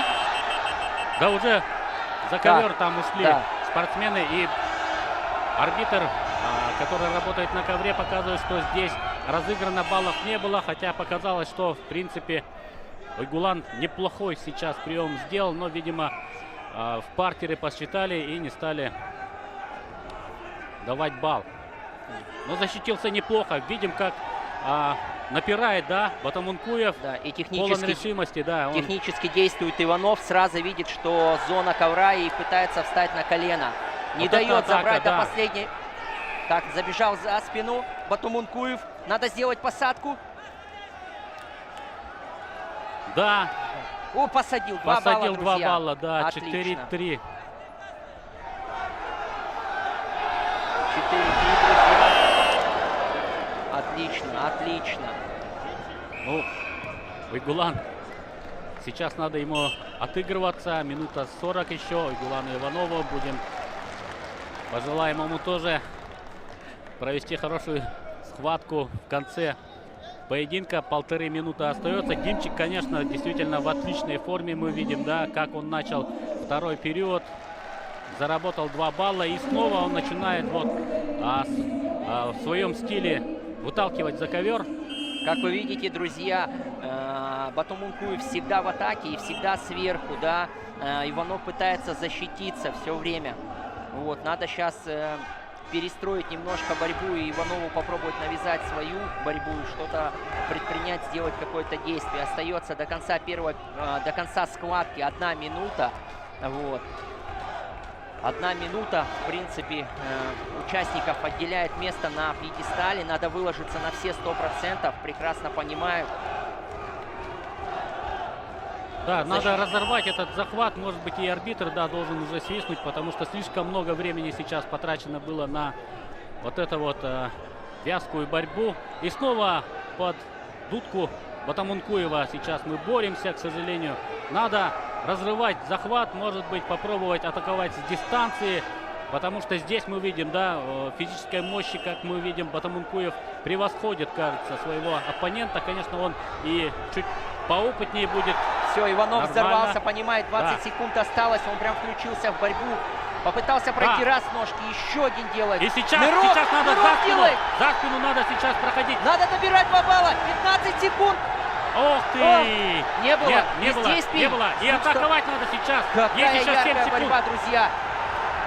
4 секунды, к сожалению. Давай за спину, все, Отойди, посадить надо. Надо Посадить сделать надо. посадку, друзья. Нет, не успевает не получалось. сделать. Батом Ункуев становится бронзовым призером чемпионата международного турнира международного Коркина Дмитрия Петровича. Да, вот эта жаркая схватка была. На последних секундах была возможность у Уйгулана Иванова взять, конечно, нужные баллы, но не получилось, к сожалению. Но поздравляем сборную команду Беларуси с первой медалью, бронзовой медалью нашего турнира. Димчик Батом Ункуев. Иванов, да, запал у него был, ну, чуть-чуть он поздно включился, 25 секунд начал хорошо атаковать. Если бы в середине бы так начал атаковать, я думаю, бы довел дело бы. Да, немного, конечно, не хватило ему именно тактической грамотности, скажем так. Да, он именно по сценарию Димчика Батом Ункуева прошла эта схватка во второй половине. И только в концовке за 20 секунд до окончания начал работать в своем ключе Уйгулан Иванов. Но этого не хватило, к сожалению. Давайте посмотрим далее. Да, следующий финал у нас 61 килограмм. Кежик Мондуш, Республика Тыва, и Владимир Егоров, Македония. Также является легионером. Вот, спортсмен из России, представляет тоже Республику Саха-Якутия. Вот, будет интересная схватка. Да, не сомневаемся, что это будет действительно захватывающаяся схватка, так же, как и первая, которую мы только что посмотрели. Тоже очень много эмоций мы потратили. В общем-то, у меня уже садится тоже голос. Вчера мы в прямом эфире провели 10 часов, как минимум, да. Сегодня, конечно, будет не так много схваток, но они будут не менее жаркими. Конечно же, финалы сегодня будут особенными. Я рекомендую всем, кто сможет посмотреть и лично прийти в Центр спортивной подготовки «Триумф». Вот утренняя программа, там уже 3 сектора были полными. Я, в общем-то, удивился. Ни на одном турнире я такого не видел, чтобы на утешительных схватках весь дворец был, перед дворцом не было ни одного свободного места парковочного, а в зале практически биток. То же самое было и вчера. Сегодня я просто думаю, как поместятся ли все желающие, да, в финал. Тем временем у нас началась схватка, друзья, и пока по нулям заняли центр ковра 2 борца, Монгуш и Егоров. Вот. Борцы друг друга знают, вот, и дорогого стоит допустить какую-то ошибку. Поэтому сейчас присматриваются друг к другу, навязывают свою борьбу и ищут брешь в обороне. Мы уже вчера замечали на многих схватках нелепо неподготовленный прием, пролетают и отдают опытные все спортсмены на таком турнире борются. И буквально одна ошибка, и можешь проиграть. Поэтому надо подготовить действия. Но кто бы мог подумать, что действующий чемпион России, чемпион Европы Исраил Касумов, да, уступит Константину Капрынову. Это что-то с чем-то. Ну, У меня прям эмоции, просто что творилось, друзья, в зале. Я вам эти все эмоции не передам. Просто публика кричала, ревела. Это такие эмоции. Это можно, конечно, получить только вживую, находясь вот именно здесь, в Триумфе. Вот, ну, конечно, попытался это передать, но было все на высшем уровне. А схватка такая была: 0-7 проигрывать и сделать такой камбэк 13-9. Так, да, по нулям. Здесь пока в спокойном ключе проходит, да, схватка по нулям. 2 минуты уже прошло. Сейчас, наверное, вмешается арбитр. Да, уже вмешался, как мы видим, да, македонцу нашему Владимиру Егорову засчитали 30 секунд. И сейчас Монгуш получает 1 балл. 1-0 ведет спортсмен из ТВ. Да, присматривается, будет навязывает борьбу свою. Пока Монгуш повел с небольшим отрывом. 38 секунд остается до конца первого периода. Расслабляться ни в коем случае нельзя.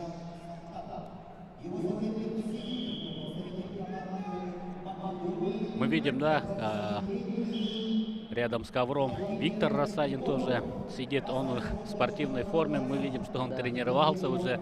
Так что надеемся, увидим Виктора Рассадина уже в ближайшее время на ковре. Видим и Хаджимурат Гацалов тоже смотрит за схватками, за бронзовыми финалами.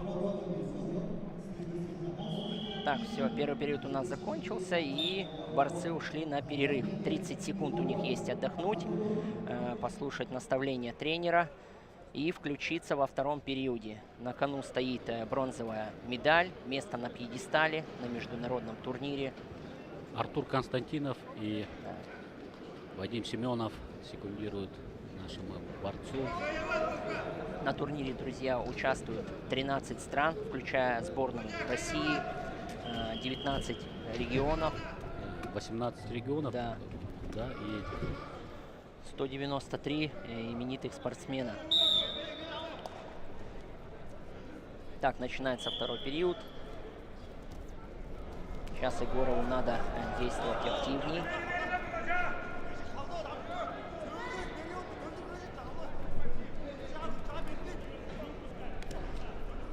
Начинает Монгуш работать первым номером. Он активно работает, понимает, что ему сейчас могут тоже засчитать пассивное действие и уже засчитать activity time, так называемый 30 секунд, за которые вам необходимо набрать балл, или же в обратном случае будет балл вашему сопернику. Так что правильно он тактически, в общем-то, выстраивает этот поединок и пока ведет 1-0. Но у Владимира тоже опыт достаточно богатый. Как мы знаем, это чемпион Европы. И наверняка у него есть какой-то план на второй период. 2 минуты остается, пока он не форсирует события. Очень тоже спокойно проходит этот поединок. 1 балл, да, активити все-таки засчитали 30 секунд и 1 балл Владимиру Егорову. Теперь уже Монгушу надо будет атаковать. Вот, Да. вот, друзья, чем невыгодно в первом периоде, с одной стороны, получать activity time. Большая вероятность, что во втором периоде хороший 2 делает, балла. да, обратный хороший делает. И 1,5 минуты остается. И работает очень активно сейчас. Да, в партере. пытается взять накат.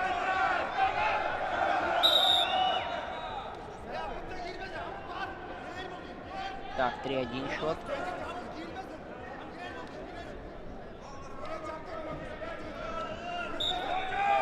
Полторы минуты остается до конца встречи. Владимиру Егорову надо включаться в борьбу. Монгуш, ну, видно, чуть такой поувереннее себя чувствует, прям больше активных действий. Да, ну, Владимира, конечно, мы больше видим категории до 57 килограммов. Здесь еще провес есть, то есть это 63 килограмма сейчас они борются, поэтому, конечно, Владимир, видно, что Недовес небольшой. да, недовес, так называемый. Минута есть, конечно, но будет ему очень непросто, прямо скажем. 2 балла сразу взять. Ну да, пальцы показывает арбитр, нельзя держать соперника.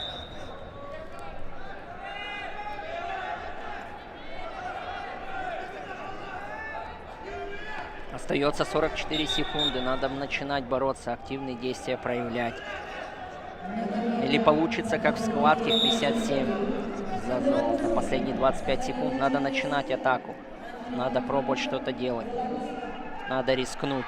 Ух Вот ты, проходит хорошо, вроде ножку. Ну прошел, видит, но видит, за спину все, снова Монгуш. 2 балла. 2-2, еще и катит на 2 балла.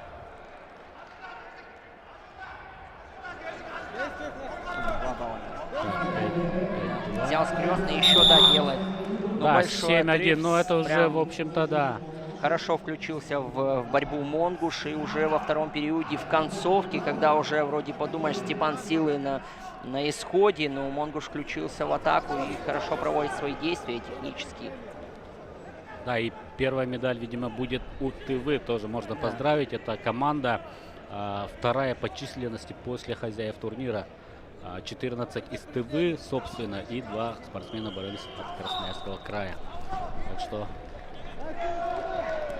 смотрим за схваткой. Ну, конечно, здесь 8-1. Владимир будет просто пытаться взять хотя бы несколько баллов, да, но шансы свои Даже пятибалльный бросок уже не спасает. Остается 5 секунд. И поздравляем Республика Тыва с бронзовой медалью на международном турнире. Кежик Монгуш, обладатель бронзовой награды 13-го международного турнира Дмитрия Петровича Коркина. Поздравляем ТВ, болельщиков. Конечно, очень любят тоже борьбу и в этой Сибирской республике.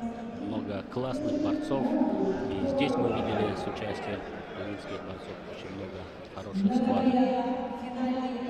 Ну и, конечно, бронзовую медаль просто на одном дыхании, можно сказать, завоевал Монгуш. Очень красивые технические действия, как мы видим. Вот здесь, как он быстро нас прошел за спину. И Следующая схватка, друзья, у нас 65 килограмм. Олимпийский вес. Виктор Жирбаев, Бурятия, и...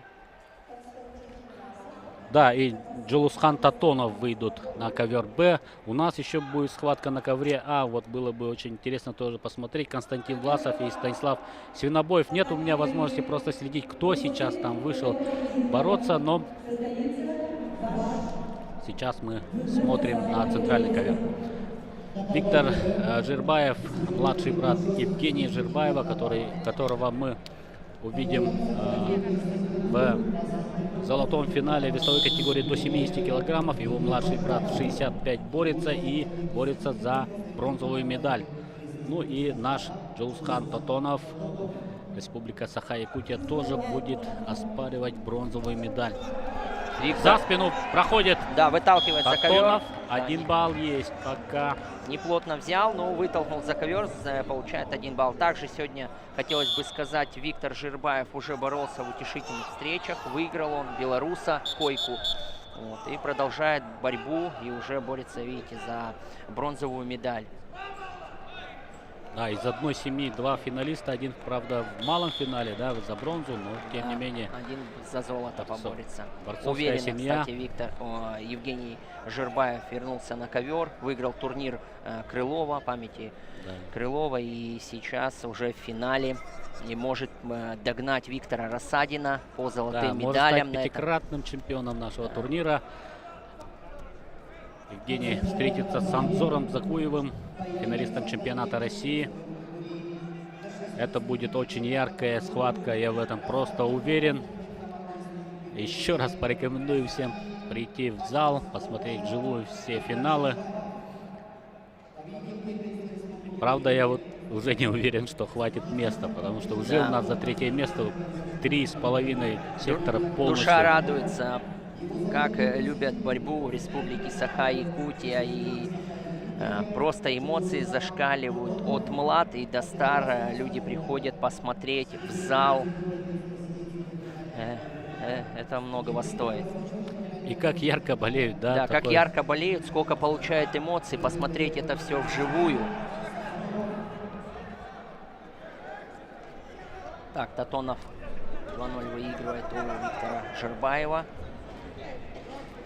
Ну, Виктор такой борец, очень опытный, может в любой момент и во втором периоде, и в конце периода включиться. В принципе, что мы с вами и наблюдали в утешительной встрече с белорусом Койко, как он включился. Он тоже проиграл в начале и потом отыгрался. Хорошо защитился сейчас Татонов, пытался как минимум за ковер, да, вытолкнуть Жербаев, но защитился, хорошо прочувствовал момент, сумел уйти в центр ковра, и здесь уже такая вязкая борьба проходит за 45 секунд до окончания первого периода. Времени еще достаточно много. Желаем Татонову, конечно, удачи в этой схватке. Хотелось бы, чтобы копилка медалей сборной Республики Саха-Якутия пополнилась еще одной. 20 секунд. Заняли центр. А в финале вся республика будет болеть за Ариану Тютрина. Этот финал мы увидим самый последний. Это будет самая последняя схватка финала. Организаторы, конечно, переберегли. Вот, 57 у нас 57 будет, килограмм. Будет бороться. Вот это будет шоу, друзья. Да. Здесь же подготовили зал, и будет реально очень круто все. И будет у нас специально приглашенный ведущий Кивит Валтвадзе. Очень яркое ожидается шоу, световое, со всеми, в общем, атрибутами настоящего большого события.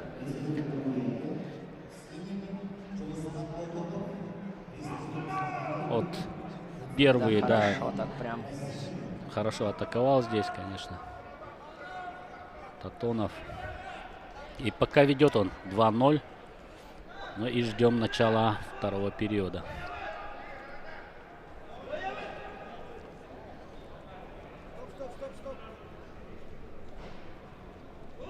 Призовой фонд турнира составляет 5,5 миллионов. Очень достойные призовые у спортсменов. За первое место чемпион турнира получит 300 тысяч.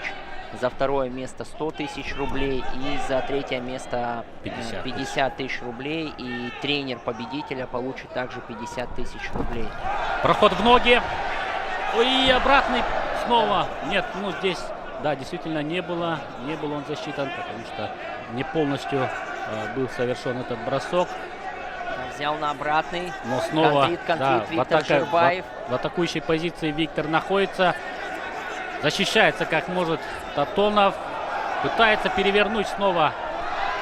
Ох ты, здесь 2 балла, да? 2-2. Еще бросает. Еще бросает. 4-2. 2 минуты остается, да. На тот же прием попадается Татонов. Да, наверное, сейчас, мне кажется, будет кинуть челлендж. Все-таки спорные моменты. Но челленджа, по-моему, не было. Челленджа не было, но решает арбитры, общий да. момент. Руководитель ковра, видимо, да, позвал арбитров, совещаются. Очень быстро все произошло, надо разобраться с этим моментом.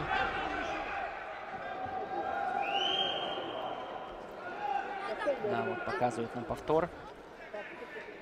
Тянет. Коварный, конечно, да, прием ну, здесь, да? Ну да, мне кажется, Виктор перетянул. Все-таки Татонов прихватил ножку, а именно действие вот было со стороны Виктора Жербаева.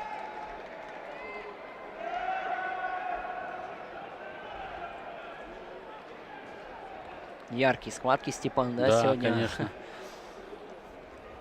По-другому у нас не получается на этом турнире, действительно.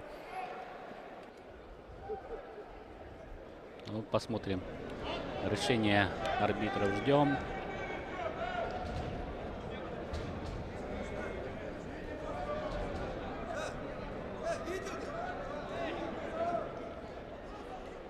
Да, на контратаку нарвался Татонов.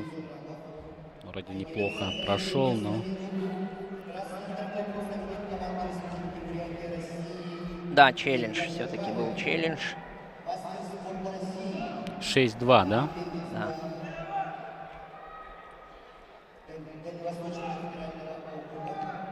За 2 минуты до окончания в одной атаке очень много пропустил Татонов. Но арбитры пока еще, я так понимаю, совещаются, да? На большом мониторе здесь у нас в центре триумфа есть огромный монитор. На нем все прекрасно видно. Да, но судейская камера, Да. это не та камера, которую мы, не те повторы, которые видим мы.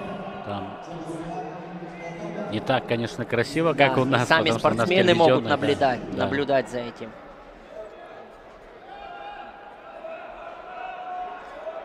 Вот Виктор Жербаев внимательно смотрит на монитор.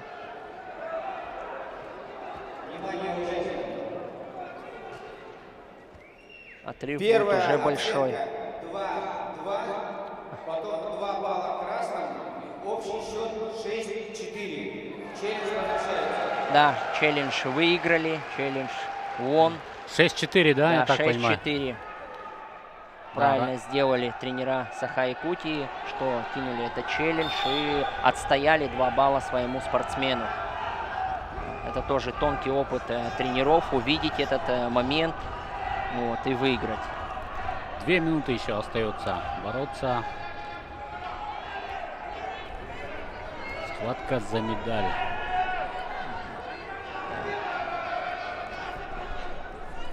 Сейчас Татонов будет в любом случае включаться в борьбу. В первом периоде он хорошо навязывал борьбу Виктору Жербаеву. Я думаю, и во втором, и тем более проигрывать в счете. Надо действовать, надо радовать свою родную республику, вот, болельщиков.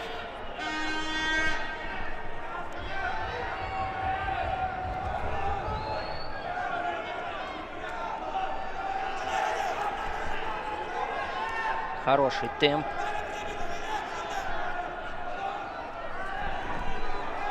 Снова попытка прохода в ногу. Последняя минута пошла.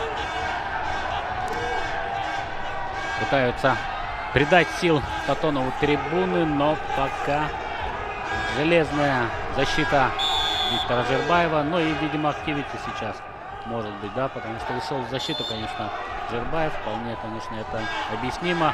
45 секунд. Нет, ну да, времени уже нет для такого, да, для этого, но 2 балла могут решить исход встречи. Александр Николаевич Иванов как переживает. Серебряный призер Олимпийских игр наш, уважаемый Аксакал, сидит, болеет. 1 балл, да. Татонову 5-6. И последние 18 секунд. 20 секунд, да. Да, не избегать борьбы, да. Да, надо сейчас прям включиться в борьбу. Есть шансы. Завоевать медаль, надо включиться на 10 100%. секунд остается. Включайся. 5 секунд. Продергивай, тысячи, 2 секунды. Время, Нет, все. нет. Да. Да.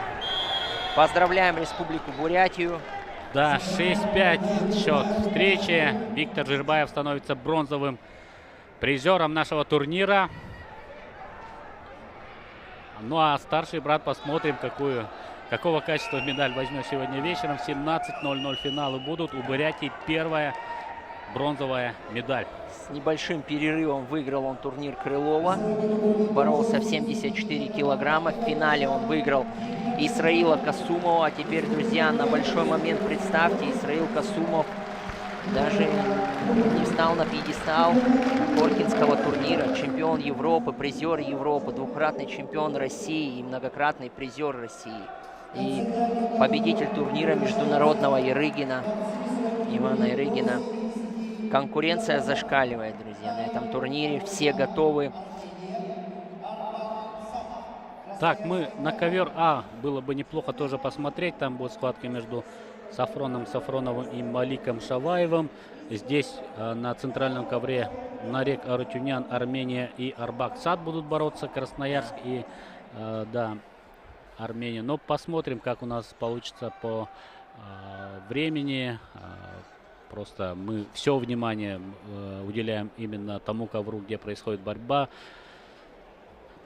Да, схватка между Арбаком Сатом и его соперником в красном трико из Армении Нареком Арутюняном. Международная схватка у нас Россия, Армения. Вот как раз оба борца, которые уступили Евгению Жирбаеву. Да, с большим счетом. Да, он очень уверенно проводит этот турнир. Лучше пока борется только, наверное, Базгаджи Магомедов, который ни одного балла не отдал своим соперникам. Своих соперников и всех досрочно выиграл. Так, Арутюнян берет тем временем 2 балла и пытается сделать накат. И делает получается, накат. да. Еще 2 балла. Может, еще раз. 4-0. Пытается еще Да, катить и катит. 6-0. 6-0. Как резво начал Арутюнян. Мы вчера и тоже говорили о том, что в Армении борьба, конечно, на высшем уровне сейчас тоже развивается. Очень много Да, на Кавказе ярких борцов. национальный, да. как национальный вид спорта, вольная борьба. Греко-римская борьба. Любят на Кавказе борьбу.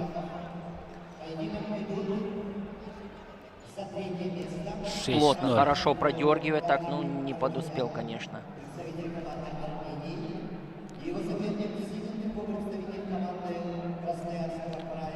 Арбак Сад тоже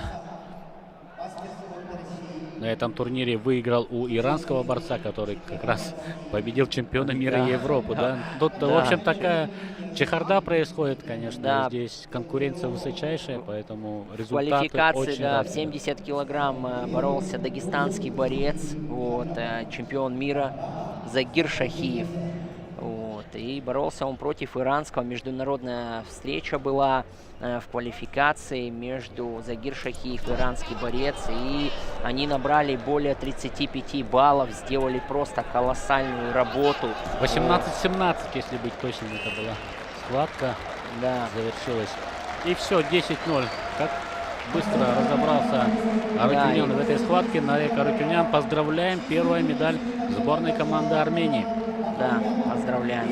И видите, получается, иранец в следующем кругу проигрывает Сату, а армянин выигрывает технически Сата. Это что такое творится? Да, интересно, конечно, Да. у нас разворачиваются события, а мы ждем следующую пару. Здесь Тимур Николаев, Республика Саха-Якутия.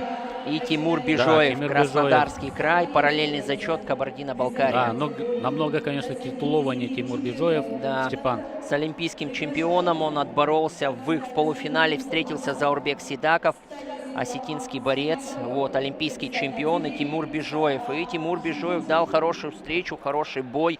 Счет был минимальный, 2-1 всего уступил Тимур Бежоев. И сейчас поборется на... За бронзовую награду, да. Да, за бронзу, за место на пьедестале.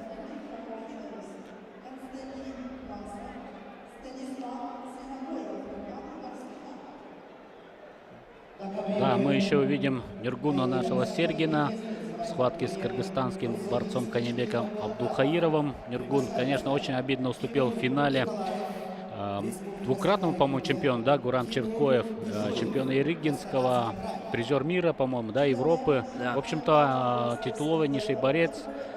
Нургун достойную схватку в полуфинале провел. 2-2 завершилось со счетом этот поединок.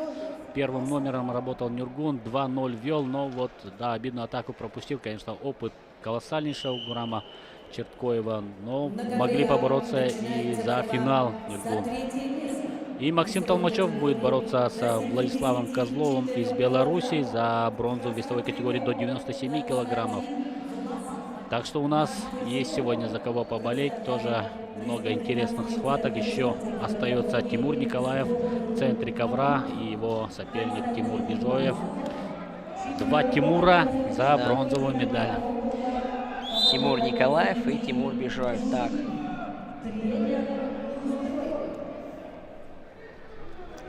Тимур Бежоев, да, очень опытный борец. С минимальным счетом уступил олимпийскому чемпиону.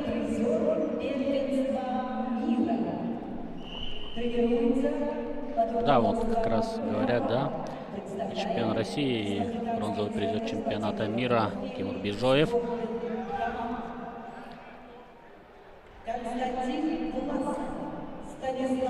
Это весовая категория до 74 килограммов.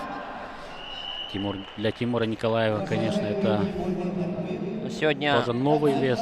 Сегодня мы уже увидели камбэк от спортсмена, представляющего Республику Саха-Якутия. Это у нас Константин Копрынов. Он выиграл Исраила Касумова. Вот. Функционально был готов до последней секунды биться и принес победу республике. Вот. Выиграл такого именитого спортсмена. И, в принципе, Николаев тоже сейчас минута времени уже пролетела. И пока у нас по нулям Николаев Бежоев. Кто лучше готов и кто прошел лучшие сборы и психологически готов, подготовился на встречу, тот и победит. Все готовы на турнире. Полторы минуты 0-0.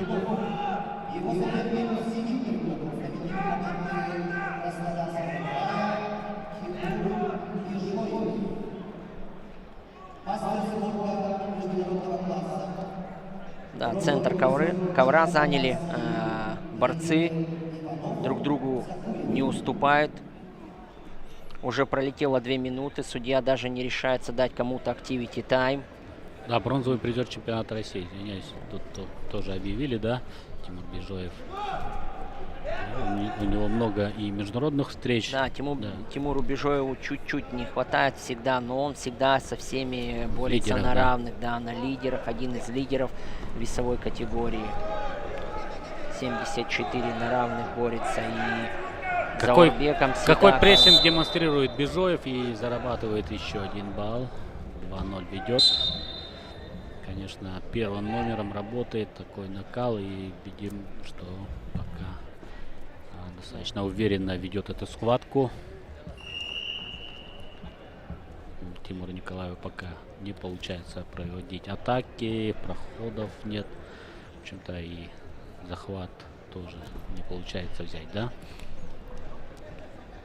Очень хорошо, конечно. Ну, опыт видно, да, у человека тоже сразу есть. Да, на опыте. Все атаки гасит. И Николаев тоже прекрасно понимает, если какое-то действие, если спортсмен очень опытный, но не даст.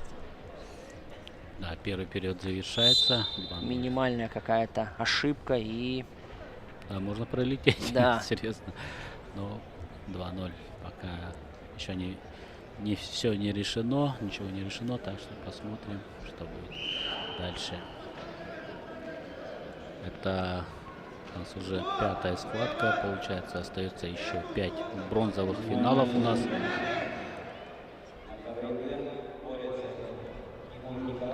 Будут бороться борцы из Белоруссии, Кыргызстана и России.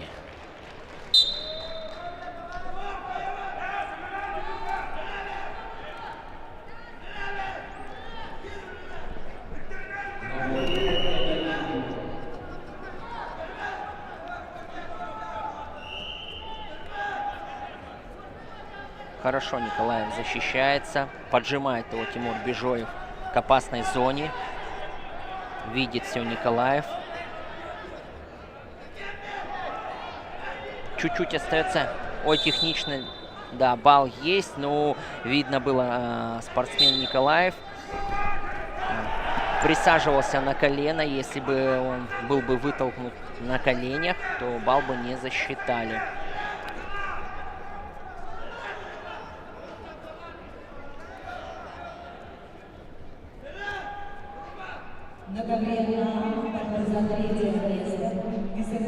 Вяжет, сильно вяжет Тимур Бежоев.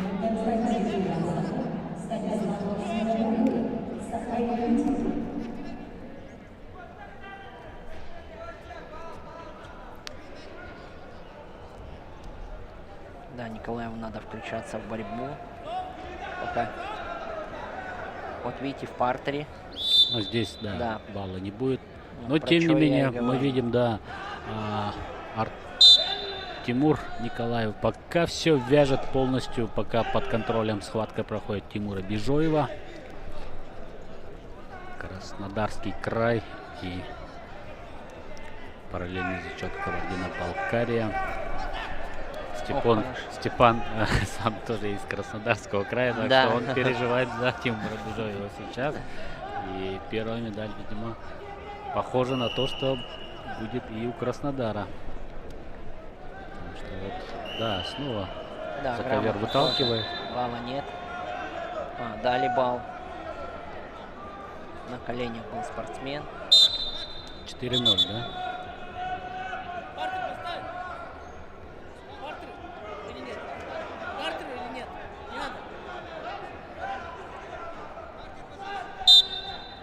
Да, здесь пассив, дали за пассив.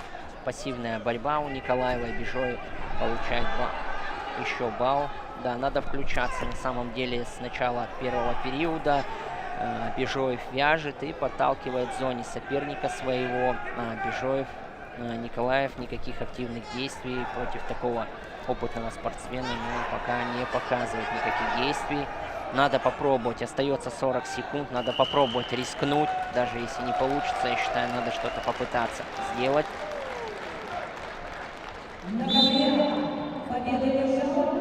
Третий раз у нас такая ситуация уже, Тимур Бежоев подводит к зоне, и Николаев присаживается на колено.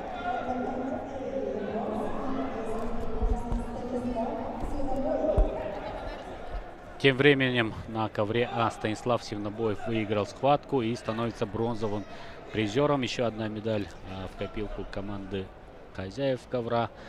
Еще одна бронза. Да. Поздравляю республику Саха-Якутию с еще И одной. посадил сейчас Да. Бежоев 6-0. Но эта схватка завершилась уверенной победой Да. Тимура Бежоева. Поздравляю Степана Спасибо, с медалью Краснодарского края. 6-0. Уверенная победа Тимура Бежоева. Становится бронзовым призером. Далее у нас будет схватка на ковре А Сафронов, Малик Шаваев. И мы на эту схватку, наверное, посмотрим. Интересная схватка. Малик Шаваев, тоже параллельный зачет Крым. Выступает за Крым, а параллельный зачет Кабардино-Балкария. Да, на ковер А Сафронов, Малик Шаваев. Финал у нас 86 килограмм состоится, как на Лиге Поддубного. Владислав Фалиев и олимпийский призер Артур Найфонов. Да. Вот, Малик Шаваев уступил Владиславу Валиеву и не смог пройти в финал, но поборется за бронзовую медаль на данном турнире, международном турнире.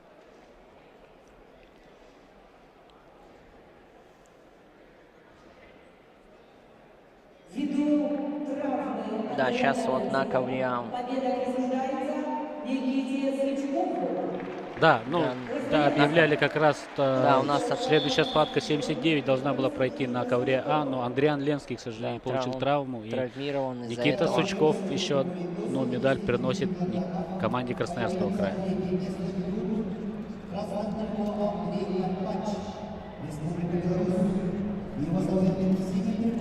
Вот он, Никита перед вами, хозяин бронзовой медали. Поздравляем Никиту.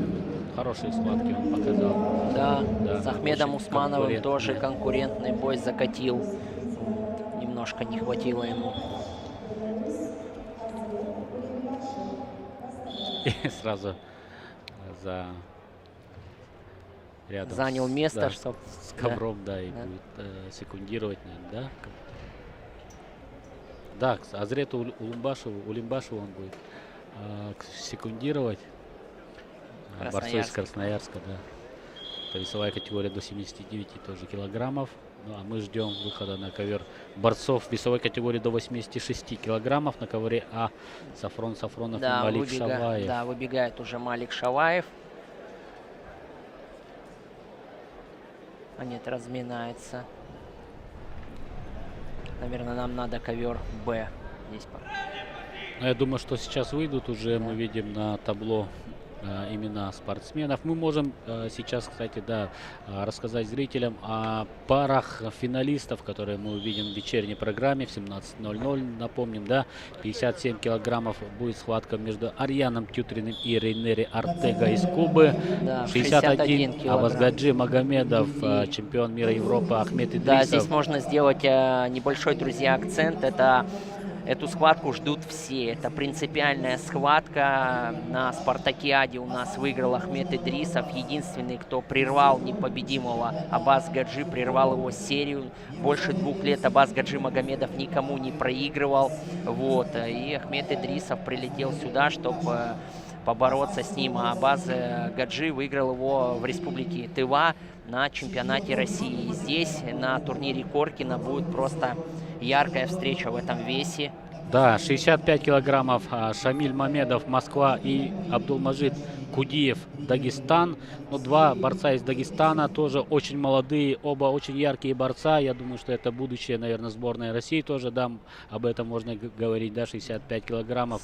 Очень яркие борцы. Шамиль Мамедов чемпион Ерегинского турнира, но, как мы знаем из, скажем так, статистики, Абдулмаджид Кудиев выигрывал у Мамедова до того, как получил травму. Тоже это будет такая принципиальнейшая схватка.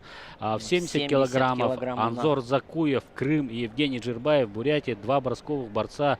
О чем тут говорить, да, это будет ярчайшая схватка. Яркая тоже встреча будет. Да. Интервью давал Анзор Закуев. Его не устраивает ни серебро, ни бронза на турнире.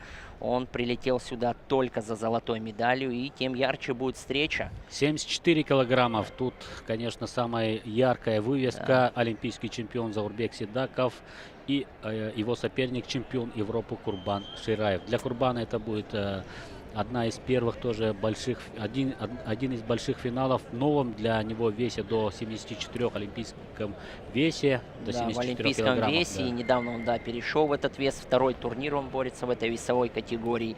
И с Заурбеком Сидаковым он встретится 1-й раз на турнире. Будет да, очень мощная схватка. 79 килограммов Радик Валиев, Алания, и Ахмед Усманов, Дагестан. Но это всегда принципиально. Это 2 борцовские республики, очень сильной школы, и, конечно, здесь будет принципиальная борьба.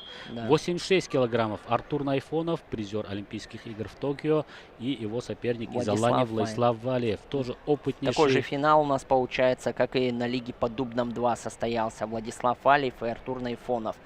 Ну, на Лиге под Дубном, получается, у нас Артур Найфонов выиграл уверенно. Сделали какие-то выводы, какие-то для себя ошибки.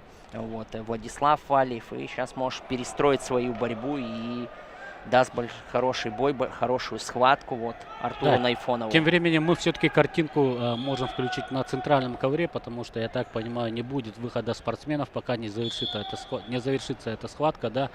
Мы подумали, что будет все-таки идти также по порядку, да, но здесь, как мы видим, будет борьба на ковре Б, и мы ее посмотрим, но, конечно, мы свое рассуждение можем продолжить, да. Да, конечно. 92 килограмма Гурам Черткоев, Крым, и Мобин Азами, Иран.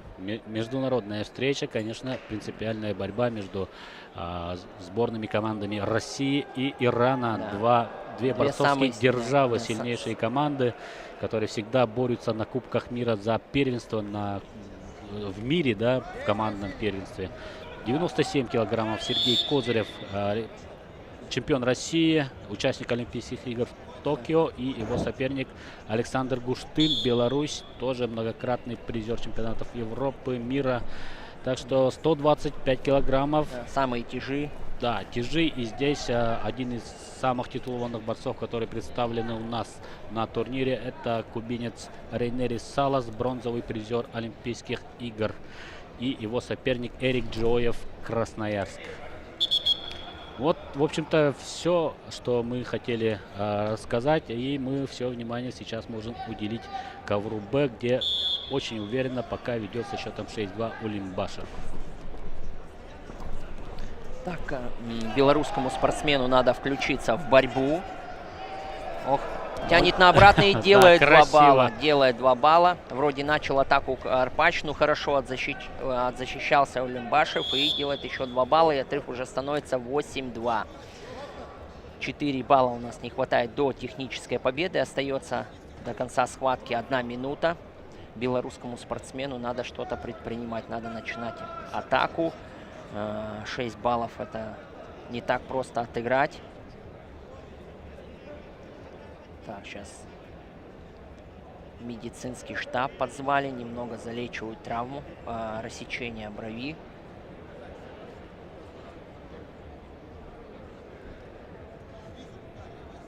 Все, готов бороться.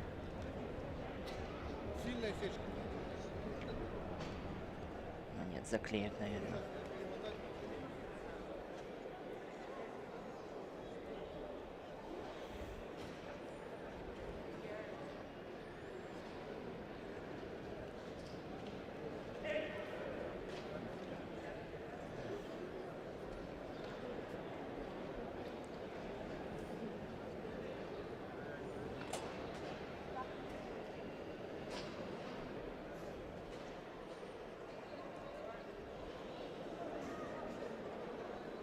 Встреча продолжается у нас. Восстановили Улимбашева и...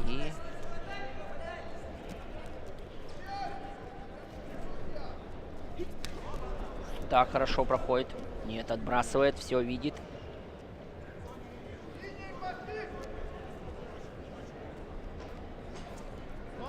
Так, подводит к зоне.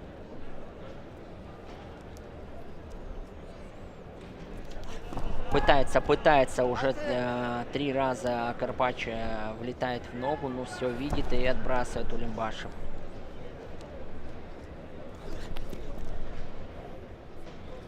Карпач поактивнее действует. 20 секунд всего остается, но и Улимбашев близок к награде, к бронзовой медали нашего турнира. Еще одна медаль может уйти уже в Красноярск, наш соседний борцовский регион. Да, поздравляем Улимбашева, сборную Красноярска с очередной бронзой. И Сучков принес бронзу, да, и Азрет Улимбашев, и ранее Шахгириев выиграл бронзу. Уже 3 как минимум. Еще бронзовая могла была быть медаль у Исраила Касумова, но здесь был камбэк, и Константин Капрынов выиграл эту встречу. Да, мы уже вот можем записать 3 медали у сборной Красноярска, 3 бронзы. Говорят, блестит только золото, но здесь я, наверное, с этим не соглашусь, потому что у нас, конечно, турнир просто очень конкурентный, очень много сильнейших борцов. Я думаю, что люди, которые понимают борьбу, это тоже чувствуют. Те, кто видели, да, вот первый день наших соревнований, даже по именам, это действительно высочайший уровень. Сафрон Сафронов перед вами. Да, и Малик Шалаев. Да, 86 килограммов. Уже крупные борцы у нас пошли. Малик Шалаев, конечно, тоже по имените, он уже тоже... Он является действующим чемпионом России, но в весовой категории 79 килограмм. Но он перешел, видите? Но он перешел достаточно успешно уже, да, мы об этом говорили тоже. И лидера 86 Даурена Круглиева он выиграл, вот, поэтому хорошо очень заявила себя в новой весовой категории. Вот для Сафрона Сафронова, конечно, это будет большой опыт. Посмотрим, что он сможет показать своему сопернику. Хорошо он вышел, выиграв в утешительных схватках на малый финал. Должен постараться показать борьбу здесь хорошую.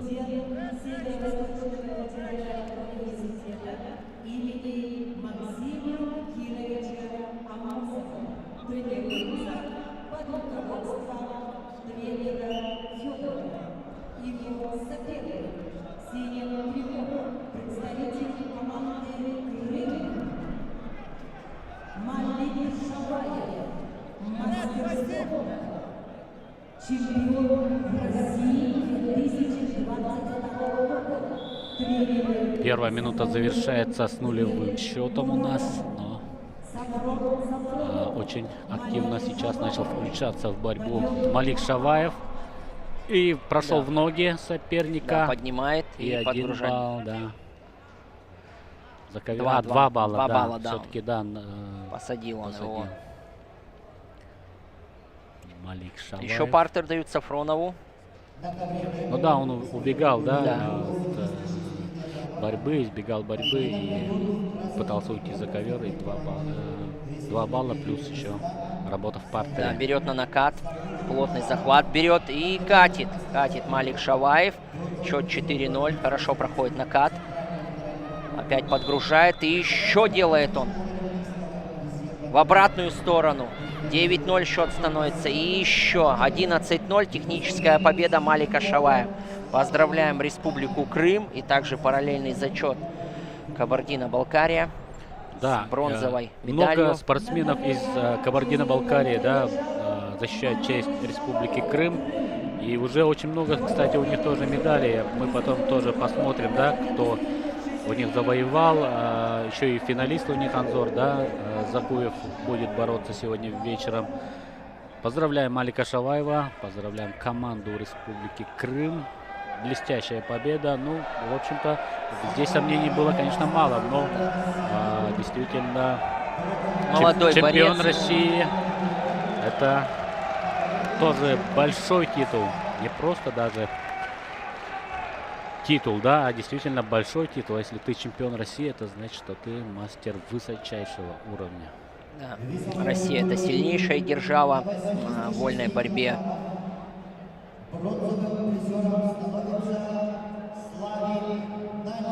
А параллельно на ковре Б чемпионом становится Славик Наньев. Поздравляем. Но не чемпионом, призером. Ой, призером, да, призером. У нас схватки за 3-е место, за бронзовую медаль. Ханты-Мансийский автономный округ, а также представитель Осетии, Северной Алании.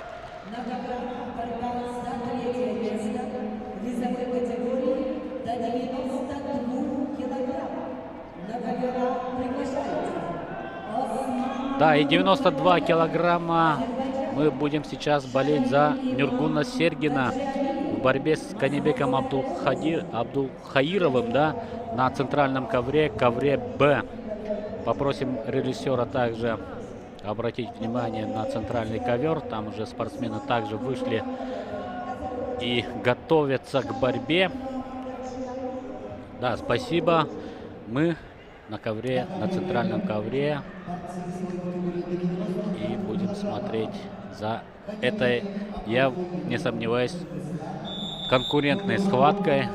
Нургун Сергин блестящую готовность показал в полуфинале. Хорошую конкуренцию составил чемпиону России Гураму Черкоеву. Но не действующим, но он уже дважды, по-моему, брал, да, чемпионат России. Разминается пока. Призер чемпионата мира. То есть высококлассный борец. А у нас подошел уже и Денис Царгуш, как мы видим. Будет лицезреть за схватками. И Джамал Тарсултанов. Да, Джамал Тарсултанов, олимпийский чемпион. Тоже здесь у нас почетный гость. Очень рады его тоже здесь видеть. Боролся он много раз на наших коврах. Блестящий, конечно, был борец. С великолепной техникой. Очень много тоже людей, которые болели. Хорошие схватки они показывали с Виктором Лебедевым. Да, помнишь, да? Да. Во дворце спорта Лейботур, да, на Ледовом дворце тогда сделали чемпионат России. Это был финал, который тоже запомнился всем, да, любителям вольной борьбы. Так, Сергин начинает сразу поддавливать. Мы видим, да, активную позицию. Он в центре ковра. Прессинг демонстрирует своему сопернику. Хорошую физическую готовность. Силен наш парень, прямо скажем, тоже. Неплохая у него мощь физическая. С лидерами наравне он бодается. Должен еще расти. Молодой еще совсем парень. Родом из Мирнинского района. Воспитанник также Сунтарской школы борьбы. Также права на него заявляют и тампонские болельщики. Его мать родом из Тампонского улуса. В общем, посмотрим. Большая травма, да, я так понимаю, да. сейчас. Кровотечение, Кровь пошла, да. Хорошо. Все, готов, говорит Нургун. Да. И Не нужен центр. мне доктор, залечил Да, себя сам. да. Ну, правильно, да. Настрой хороший у Нюргуна, боевой. Да. Вышел бороться. Да. И стал там. Заряжен. Очень Начало заряжен, схватки. да. Вот согласен. Видно, да, по человеку, как он заряжен, уверен. Что-то. Ух ты! О, Как бросок! красиво! Блин. Был бросок, да? Был, ну, свисток. Блин, как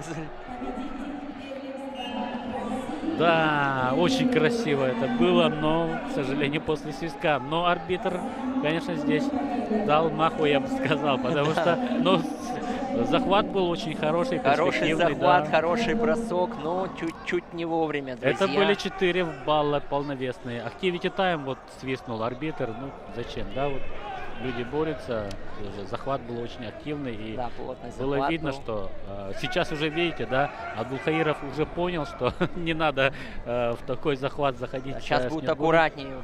Да, и 1 балл у Нюргуна Сергина, хотя можно было уже и 4 вести, 4-0.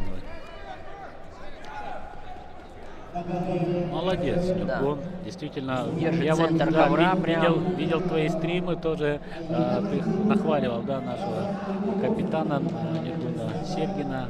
Молодец, он никогда тоже не Яркую чурается. борьбу, красочную, Да, всегда атакует, не застаивается, атакующий стиль. У него в основном большие весовые категории, они больше вяжутся, швунгуют, им тяжелее найти какую-то вот именно атаку подготовить. Вот. А Сергин именно один из таких борцов, который, ну, вот всегда поддавливает. С начала первой встречи, даже видите, у него кровь пошла из носа, он быстро даже доктора Не не стал вызвал, ждать, да, просто себе ватку засунул в нос и все, говорит, я пошел бороться. Кстати, Это вот тоже этот показывает бросок характер. мог закончиться даже, я думаю, чистой победой, потому что на лопатке Конечно. приложил и мог уже там Хаджи Мурат Гацалов собственной персоной. Конечно, титулованнейший борец, многократный чемпион мира в 3 весовых категориях, чемпион мира, олимпийский чемпион. Человек-легенда в борьбе. Да, все-таки, да, здесь опять Медицинский кровотечение, да, штаб пошло. у нас подошел и восстанавливает. Степан Петрович Сивцев, его личный тренер. Совсем молодых лет тоже воспитывает Нюргуна Сергина, тренирует. И вот, в принципе, дорастил до капитана сборной команды.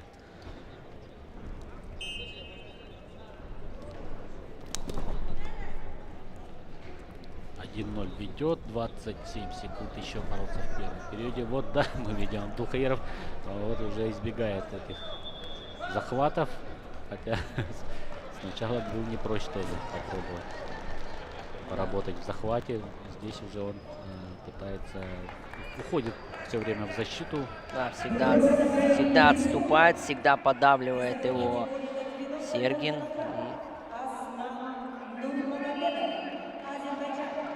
Время Первый период, да. Счет небольшой, но видно, как... Но активная борьба, это действительно так. Все время первым номером работает наш Нюргун Сергин. Александр Савельевич Оконечников, главный тренер сборной команды Республики Саха-Якутия, также помогает. Вот, да? Вот хорошую подсечку еще так сделал. Из такого положения реально, правильно Степан сказал, было бы очень тяжело уйти. И здесь практически железобетонное туше могло быть.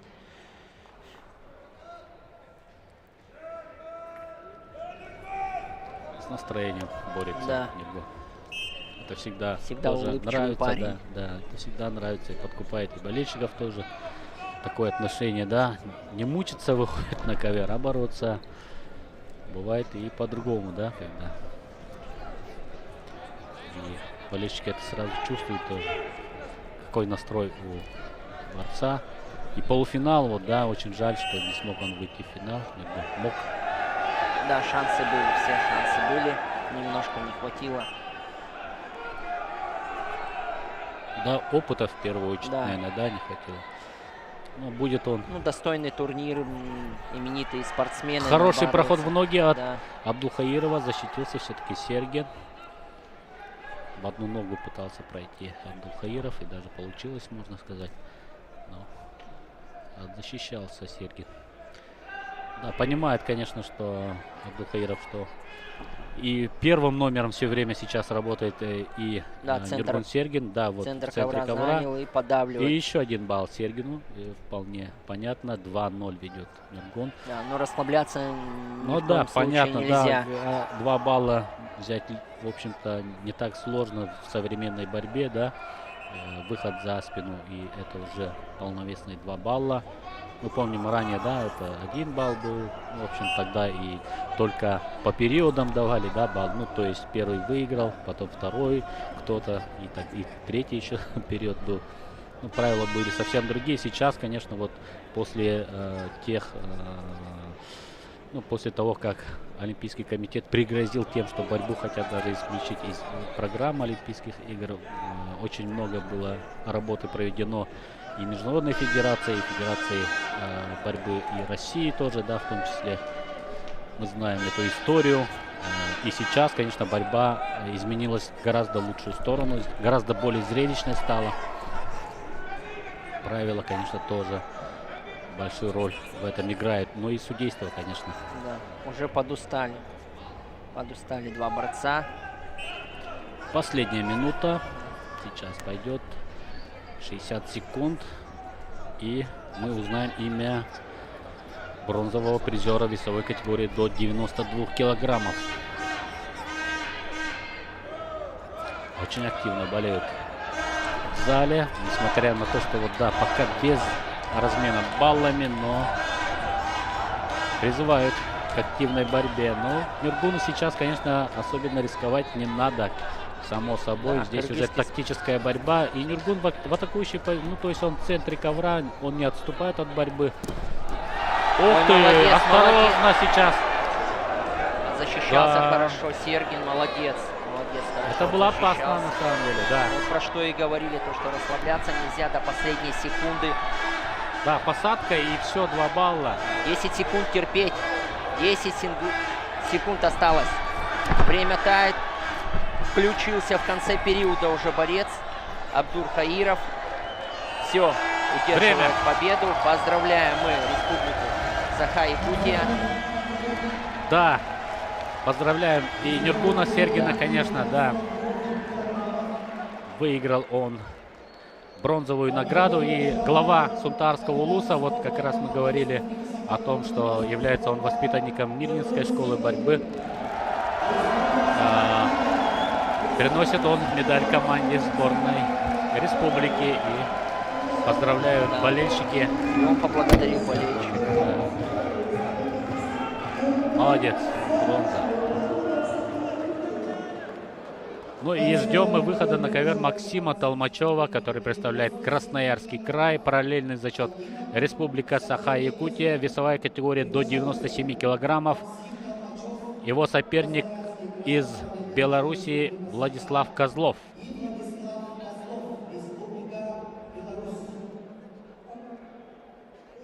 Максим в центре ковра. Вот он перед вами. Да, весовая категория до 97 килограмм. Наш богатырь сейчас тренируется он в Красноярске, где, конечно, у него побольше и спарринг партнеров, ну и, конечно, опыта работы с такими тяжеловесами больше там, да. Так, Козлов отключает ручку, но выдергивает хорошо Толмачев. Это тоже борьба за бронзовую награду. Напомним.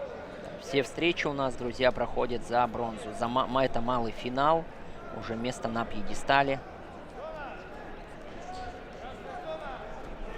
Так, выталкивает Козлов Толмачева и зарабатывает 1 балл.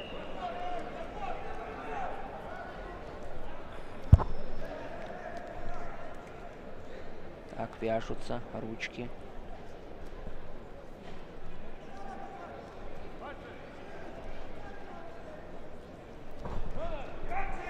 Козлов, да, больше атакует Козлов, да, все-таки? Да, он контролирует ситуацию, тоже центр ковра, хорошо вот с руками работает, отключает их, вот, и продолжает подталкивать Толмачева.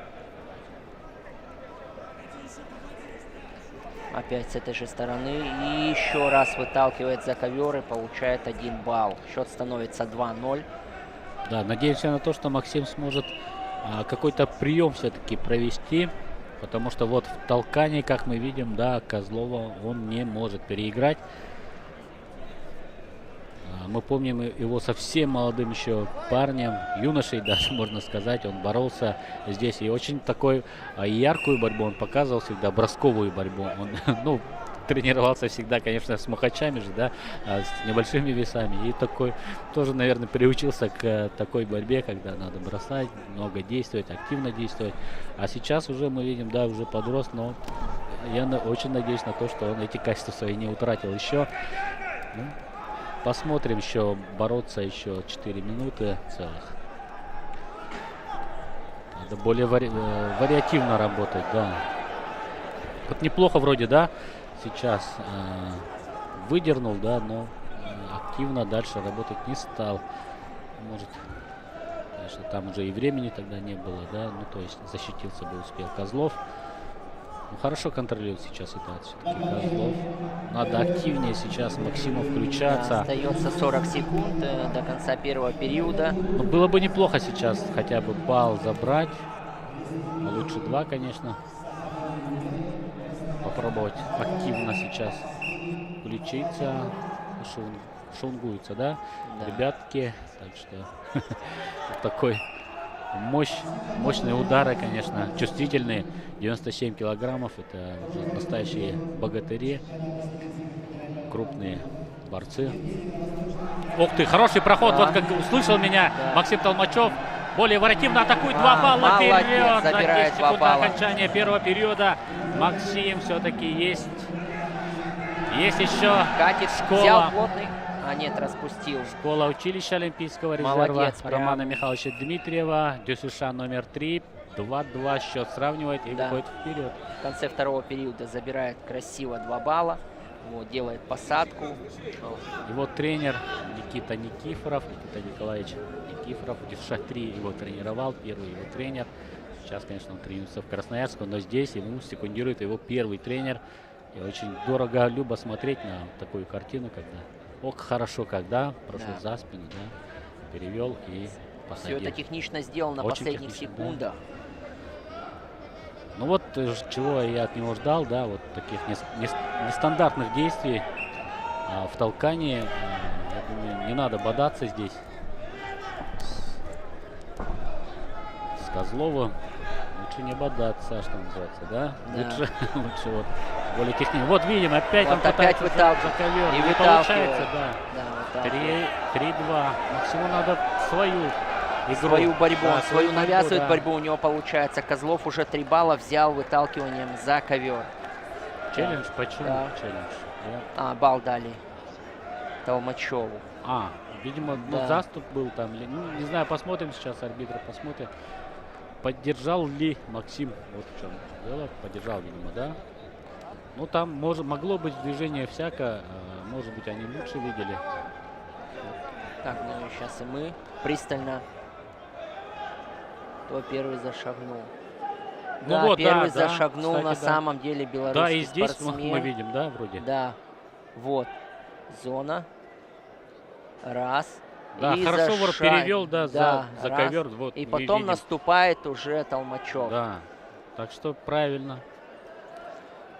Все правильно. По идее, еще должен быть проиграл челлендж, и, да, и Толмачев поведет уже со счетом 4-2. Вот это да. Совсем в другую сторону сейчас может повернуться, да? История это мы уже выговаривали уже Максиму. Да, поспешил, я сказал, что Козлов 3 раза выталкивал, но на самом деле действие делал-то Козлов, но так получилось, переиграл немножко технически, вот, и... хорошо так технически перевел его, да, за ковер. Но здесь сложно, конечно, всегда уследить за ногами, там особенно. У нас картинка телевизионная, мы здесь тоже смотрим на экран больше, чем на ковер сам, да, потому что здесь у нас есть возможность и повторы посмотреть, и, конечно, с камеры оно всегда, конечно, тоже интересно посмотреть. Ну и ракурсы тут разные, конечно. Я думаю, что телевизионные зрители наши, да, тоже получают удовольствие вместе с нами. Однозначно. от борьбы, Трибуны да. также, друзья, начинают заполняться в «Триумфе». Я просто боюсь представить, что здесь будет на финальных схватках, когда будет шоу. Да, и у меня вот желание сейчас, да, к судьям подойти и сказать, посмотрите наш повтор, потому что у них, может быть, не так хорошо видно, да? Потому что они смотрят судейские камеры. Ух ты. Вот только что смотрели, все просмотрели.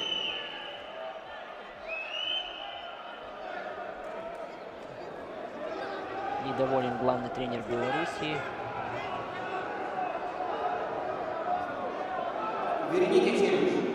Иван Янковский,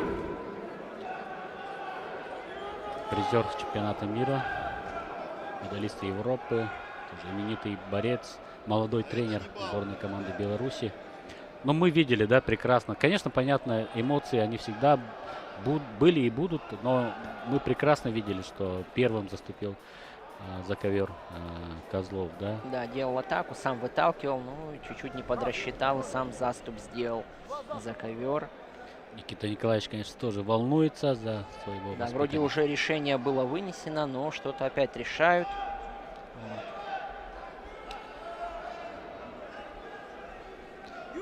Но у нас все прекрасно было видно.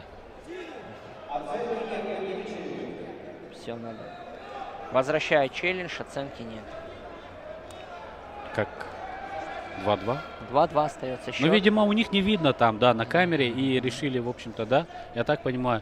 Ну, в общем, у меня другого объяснения нет, потому что либо одному, либо другому, видимо, у них не видно на камере. И 4-2 уже должен был быть счет в пользу Максима Толмачева. Жаль, конечно. Очень жаль. И вот. Прошел в ножку. Ну, сейчас выталкивает 3-2. красиво. Прошел в ножку и достойно вытолкнул. Жаль, конечно.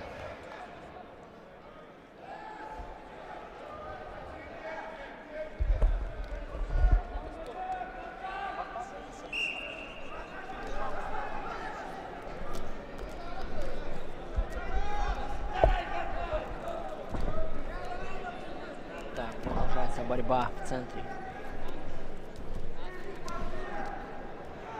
Так, ну мы видели, что Толмачев, у него есть свои приемы. Да, арсенал у него есть. Арсенал есть, и в любой момент он может включиться. На последних О, секундах. хороший проход в ноги. Молодец. Ох ты, 4 балла! Отлично, друзья, 4 балла. Максим, молодец. Красавец, 4 балла. Эх Еще ты, как! пошел. Молодец, хороший накат. Вот это мощно, да. Вот это мощно. это он порадовал. 4 балла бросковый. Про что ты, Степан, и Да, говорил, да. что очень бросковый, занимался с мухачами, можно так сказать, да? Да. И какой красивый проход. Ноги на 4 балла. 8-3. И еще это подкрепляет накатом. Да, у него, я говорю, друзья все у него тоже были борцы. Ну, понятно, что у нас больше 57, 50, 60 килограмм и так далее. Да. Весовые категории. Он всегда с ребятами тоже вместе тренировался. И понятно, что у него тоже такая школа немного другая, отличная, чем у других тяжей. Да. И мне бы хотелось, чтобы он эти качества свои не утратил. И вот он демонстрирует, эмоции, молодец. Друзья. Тяжелый вес, тяжи, и, в принципе, первая встреча, первый период прошел с таким маленьким счетом, отрывом, и что во втором мы видим? Да, Максиму надо опять именно в своей борьбе, в своей манере бороться. Не надо вот подстраиваться под тяжей, под эту толкотню, да, надо находить возможности для своих атак. Да, надо, чтобы под него соперники подстраивались. Вот, хорошо, да хорошо. Еще можно сейчас провести прием, за спину выйти. Не-не-не, может, опасное, да, очень опасно это было. 2 балла красному. Хорошо сейчас контролирует 10-3. Максим. Это очень интересная схватка у нас, да. Вот даже не ожидал, что вот именно в тяжах 97 килограммов у нас столько действий будет. 10-3 счет. 13 баллов уже. Максим молодец. Конечно, порадовал. Его очень любят здесь. Тоже любимец публики. Я говорю, он совсем еще молодой был, юный парень. Очень ярко боролся всегда. Выступал на наших домашних турнирах. На Коркинском выступал тоже. Так, молодец. трибуна просто болеет, переживает за своего Хорошо, спортсмена. и за спину надо пройти сейчас. 2 балла есть, посадил, хорошо. Молодец, Максим. Можно даже покатить Вперед, и сейчас. захват вперед, и катит на 2 балла. И завершает техническая победа. Красиво. 14-3. Поздравляем республику. Да, молодец, и перекрестился. Молодец, Максим. Хорошая, блестящая победа, я бы сказал. Вот что значит первый период был такой, можно сказать, не набирали вообще баллов. И Максим Толмачев во втором периоде просто дал жару, дал огня. Как называется трибуна, да? Да. Максим порадовал публику, молодец, конечно. Подарил эмоции, за которыми и пришли наши зрители. И руку подал Хатимурату Гацалову. Я думаю, что порадовал тоже. Красавец. Остап Пасинок. Да, тоже Но поздравил. да, Да. кемеровский, сибирская борьба. Остап Пасинок выходит на ковер А. Немножко вспомним вчера борьбу Остапа. Вел он Да. у олимпийского призера, Да, Рейнера Пересалас, да, и на последних секундах буквально оставалось там 10 секунд и Дважды на растерял. 2 он. балла, да. 2 раза прошел в ногу Салас Перес и отыгрался и выиграл. Да, смотрим мы повтор этой блестящей схватки. Очень хорошую борьбу показал, блестящую борьбу показал Максим Толмачев. То, что мы от него всегда ждали, то, что мы от него ждем. Готовил он все эти Вот действия, смотри, наверное, да, на как второй хорошо. период. Да. Отлично. Я думаю, что сейчас у Никиты Николаевича в душе настоящий праздник. Вот и красиво сейчас завершил этим накатом, да, схватку. Песняк и Хинчагов на ковре, на центральном ковре. Степан настаивает на ковре А, да, я так понимаю? Можно ковер А, да, посмотреть. Да, там вышли Остап Пасинок и Денис Хроменков. Блестящую тоже готовность показал и Денис Хроменков, и Остап Пасинок. Они боролись оба с олимпийским призером Рейнерисом Саласом Пересом. Да, тоже международная у нас схватка. Беларусь и Россия. 125 килограмм. Самый высокий вес в вольной борьбе. Тяжи заняли центр ковра. Вяжутся пока.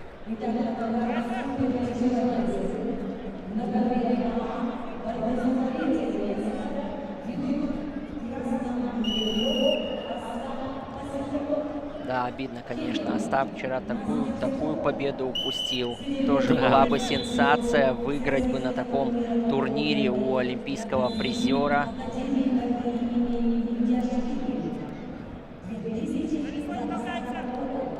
Ну, здесь, конечно, борьба таких богатырей. Но Хроменков тоже очень разнообразный борец. Он много что умеет на ковре. Мы это видели в первый день. Да, мне он очень понравился. Считаю, что очень такой перспективный борец, настоящий растет. Вот смотри, как красиво. Как красиво, да? Да, защищался. Хотя, вот и Пасинок, да. Молодец, да. Ну, опыт есть опыт, но Хроменков вот именно тоже технически очень хорошо подкованный парень. Я думаю, что на этом пока еще дело не закончится. Да, хорошо защищался Остап, сконтрил и забрал 2 балла. О, хорошо как переводит, да? Красиво. Бал. Да, балл есть, вытолкнул. Ну, хорошо защищается Остап, очень мощный, крепкий. Ну, большие веса тоже, некоторые говорят, что так, достаточно скучно и так далее. Я вот не совсем согласен, потому что, ну, есть, конечно, борцы, которые больше вот действительно за счет физической мощи, да, борются, но есть борцы, которые действительно демонстрируют очень красивую борьбу. Я вот тоже борцы из Бурятии, к примеру, да, у них национальная борьба, и поэтому у них такой арсенал действий, у тяжей именно, да, тоже интересно, они борются, и подсечки умеют делать, и, в общем-то, разнообразная, и броски прекрасные. Да, да, вспомним Балдана того же, Джипова, вот да, вспомним даже да, международный уровень. Тахо Агюля, Гена Да, Петриашвили, да, лидеры тоже. Но это просто легендарные борцы уже, легендарные, можно сказать. ну, С них надо брать пример, конечно, но я имею в виду даже вот на таком уровне, да, где регионы и так далее, да. Ну, Балдан Цыжипов, он призер чемпионата России. Как он красиво боролся с Маховым, я помню, да, Также призер он чемпионата Европы. Да, да. Вот, в Риме. Да, кстати. Вот с которого ты стрим Да, свой начинал, да, поэтому первый тебе стрим и был, запомнилось, да. да. Ну, так что я вот Дэн Живей, к примеру, да, вот китаец, как красиво он борется, я просто всегда удивлялся. И как он, главное, прогрессирует, это просто дорогого стоит. Да, первый период у нас подходит к концу. Да, первый период закончился. Уходят борцы на перерыв. 30 секунд у них восстановиться. А вот тоже хочу пожелать нашему Максиму Толмачеву не останавливаться в развитии, вот, бороться красиво в первую очередь, всегда радовать свою публику. Вот как красиво тоже Хроменков-то, да, но здесь здорово его, конечно, подловил Остап Пасинок. Тоже вот великолепное действие от Хроменкова. Я думаю, что в ближайшем будущем большой мастер может из этого парня вырасти. О, хорошо, Да. сейчас тоже. Да, Остап, швунг конечно, такой, то, мощный, что аж да? отлетаешь в сторону. Конечно, Ежей. да. Ух ты, как он ныряет, да, тоже? Да, под ручку ныряет. Да. Так, нечаянно зацепил, сразу извинился. Очень интересная схватка проходит. И просто тоже удовольствие. Ух, О, ух. как ты! Смотри, как Да, он подцепил. завязал. Завязал-то, Съел да? Но сил, конечно, немного не хватает, чтобы, да, вот сейчас что-то сделать. Но очень красиво, конечно. Ох, и делает И же, сделал. делает, И, да. смотри, это опасное положение держит. 2 балла взял. И работает, смотри, в партере. Как Да, и красиво скрестный сейчас курусит, тянет, да? Раз, еще может быть сейчас пойдет. Раз, нет, все-таки не засчитал арбитр. 5-2. И ведет Хроменков. Как красиво, да? Борется этот парень. Очень нравится, как борьба Хроменкова. Да, техничный парень, интересный такой приемчик сделал, сразу зашагнул за ногу, такой обвив сделал, Да. ноги посадил, и еще технично перевел, сделал скрестный захват. Вот. Просто аплодисменты стоя парню. 125 килограмм. Да. Остап выглядит крупнее, прям. Да, намного, да, видно, что такой мощь, да, богатырь, настоящий сибирский, мощный. Но видели мы его, конечно, очень много, где он выступает, очень опытный борец, заслуженный борец. 2 минуты.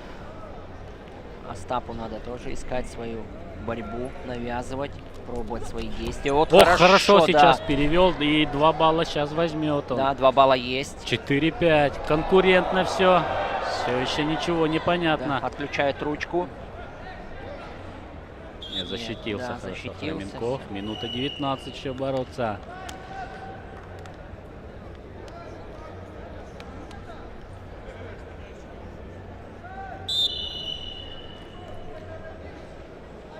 Пять-4.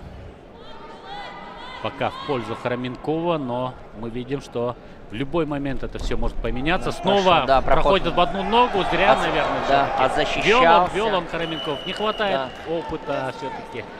Этому парню 6-5 ведет уже Остап Пасинок. Кемерова ликует. Но еще минутка есть.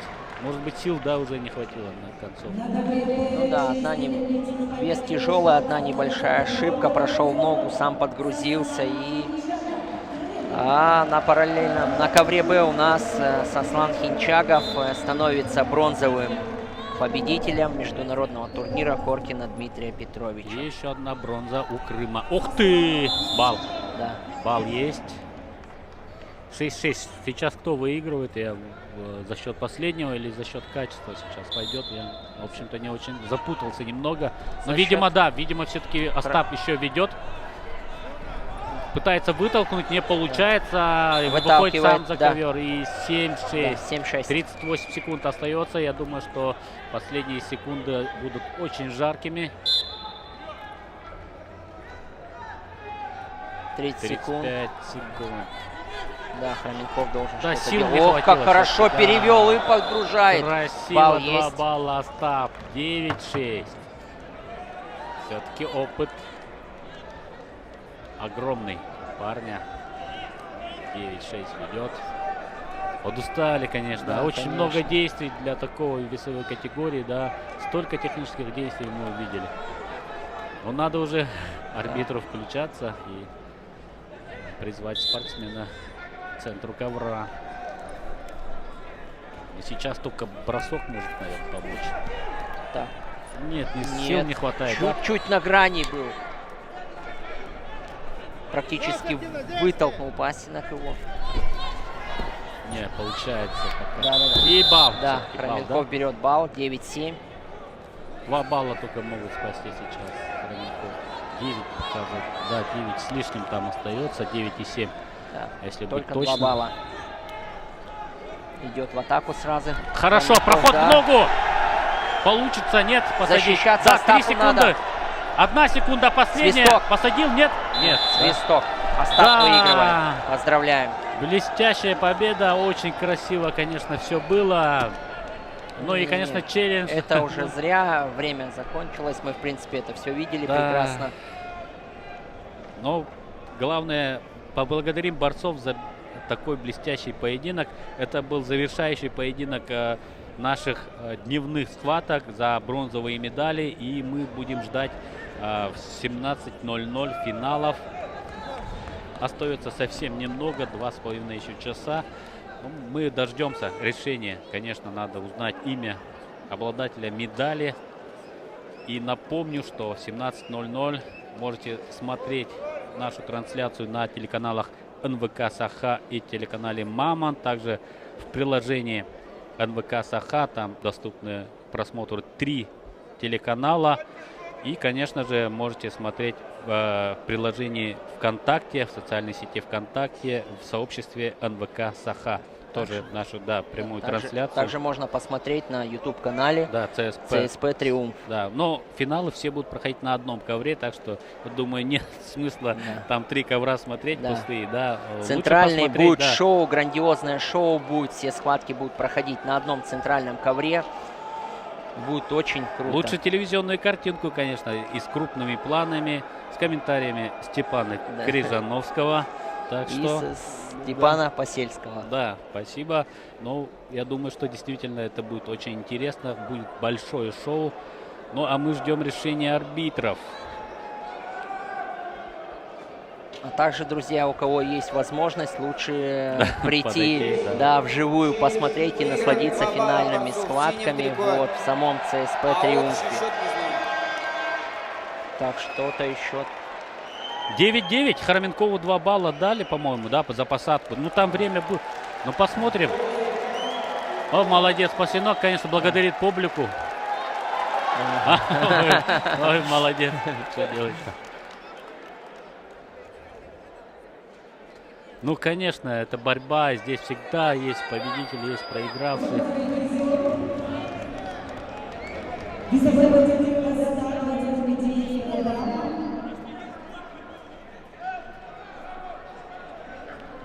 Нет, 9-9, но тем не менее... По последнему, да, да, Арбитр, действию. арбитр, спортсменов на середину.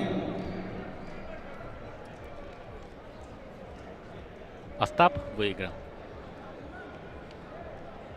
Да, видимо, так, да? Да, по последнему Остап месту Пасинов. Остап выиграл. Поздравляем Кемерова с бронзовой медалью. Ну, Денис Хроменков тоже блестящий борец. Его Да. тоже поблагодарим за выступление на нашем турнире. Украсил он этот наш турнир. Конечно, жаль, что без медали, но на всех, конечно, медали не вешают, что называется. Остап Пасинов заслужил эту победу. Действительно, блестящая была борьба, блестящий финал, малый финал и бронзовая награда у Кемерова, у Остапа Пасинка, который здесь в Якутске очень много выступал, и его хорошо знает якутская публика. И поблагодарил он болельщиков, и болельщики ему ответили взаимностью. Мы ждем, конечно же, блестящего шоу, вечернего шоу Да, в 17 с Гиви Твалтвадзе, Степаном Крижановским и Степаном Посельским. вашим скромным слугой. Давайте прощаться, но ненадолго, всего на 2,5 часа. Всем Ждем вас удачи, всех. ждем всех на новой трансляции.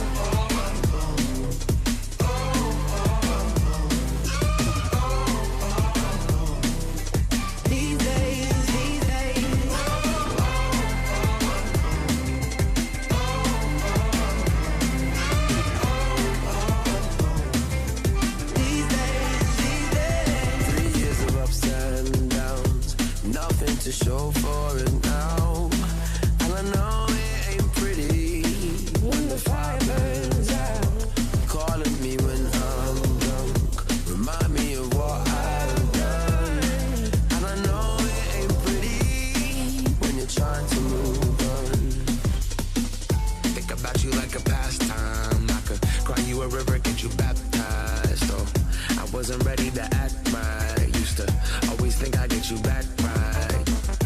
They say that things fall apart. We were gonna move to Brooklyn, you were gonna study art. Love is just a tool to remind us who we are, and that we are not alone when we're walking in the dark. Someday we'll sit down together and laugh with each other about these days. All our troubles were left to rest, and we wish we could go back to these days. I hope someday we'll sit down together and laugh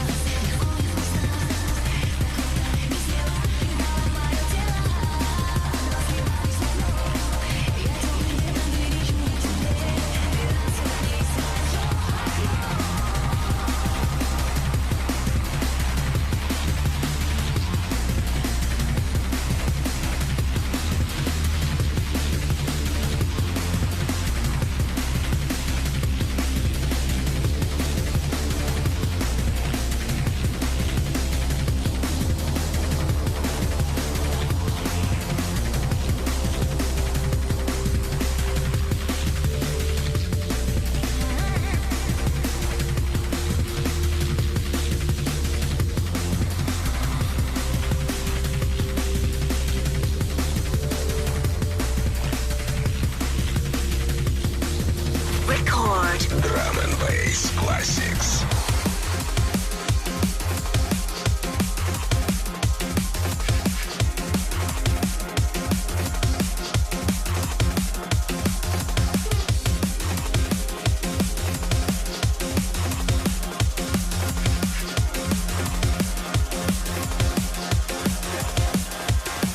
It's raining, it's pouring, a black sky is falling.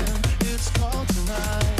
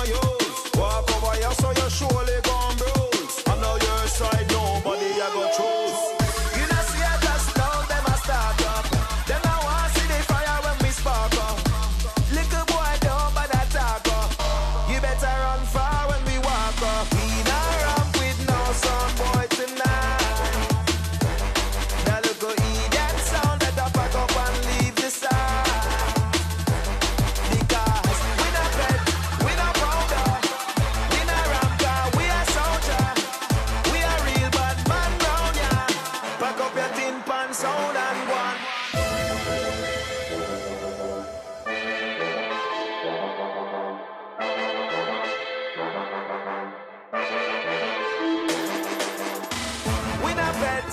We no powder, we no ram car, we a soldier. We a real bad man round ya. Pack up your tin pan sound and one. Them no really want if we want them again. Want them already now, want them again. Them no really want if we want them again. Want them already now, want them again. Pack up your tin pan sound and run through boy. Pack up your DVD sound and run some boy. If I war then I war them boy they gon' lose. DVD sound them boy they want use. Walk over here so you surely gon' bruise. On your side nobody I go through. You know see I just know them a start up. Them I want see the fire when we spark up. Little boy don't bother talk up. You better run far when we walk up.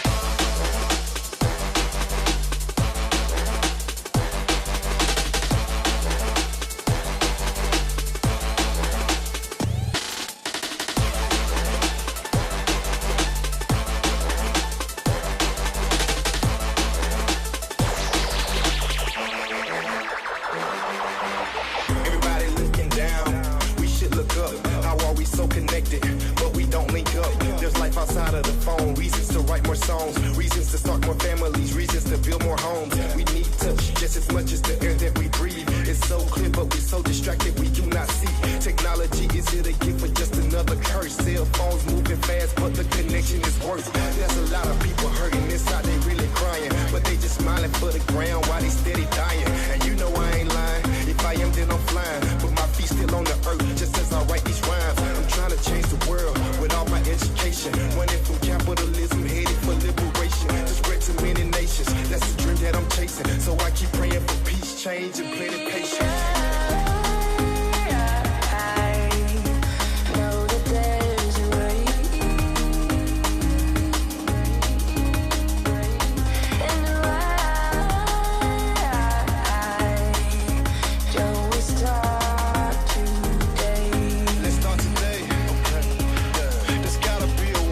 Wake up to chase your goals, wake up to break the mold, wake up to live out the moments of life and what it holds. Find something you can be, no matter what it is, and don't you ever give up, remember your inner kid. Tune out the noise, don't just be a moving car, recognize where you are and how you came so far. Yeah, sometimes you got to give yourself a hug, just a reminder to you that you deserve love. You see, Arms around me, day by day. Why does it feel so far away? Words are empty, colors fade. Now we do know better, yet it stays the same. I know that there's a way, and it won't be start today.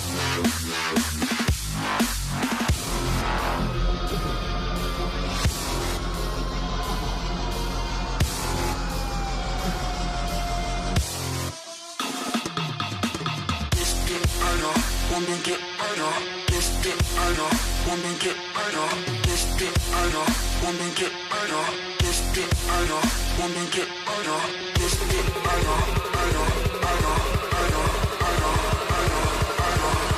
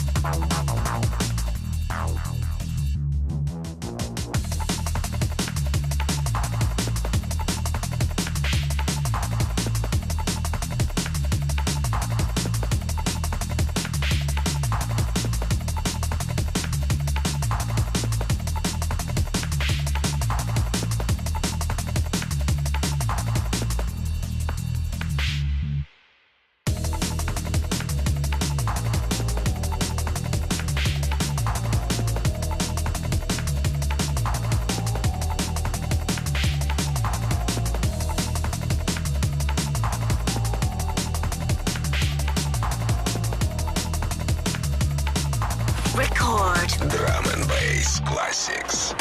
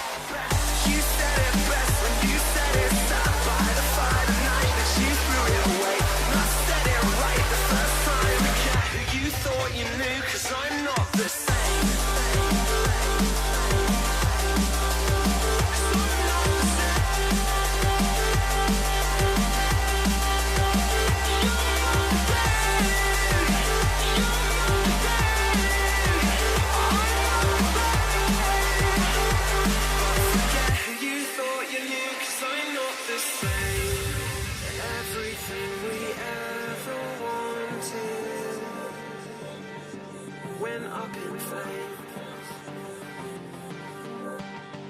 I won't look back, my past is haunted, and I'm not the same. You said it best when you said it stop, when you said it best when you said it stop. You said it best when you said it stop, when you said it best. You said it best when you said it stop. By the fire tonight that you threw it away, and I said it right the first time. You thought you knew, 'cause I'm not the same.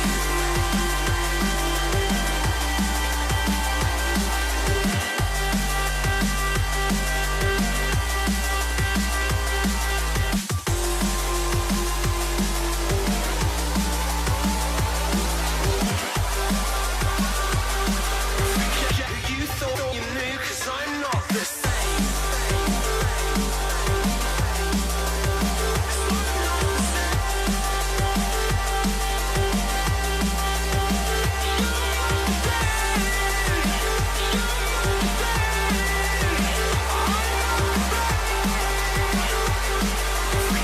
You thought you knew, 'cause I'm not the same.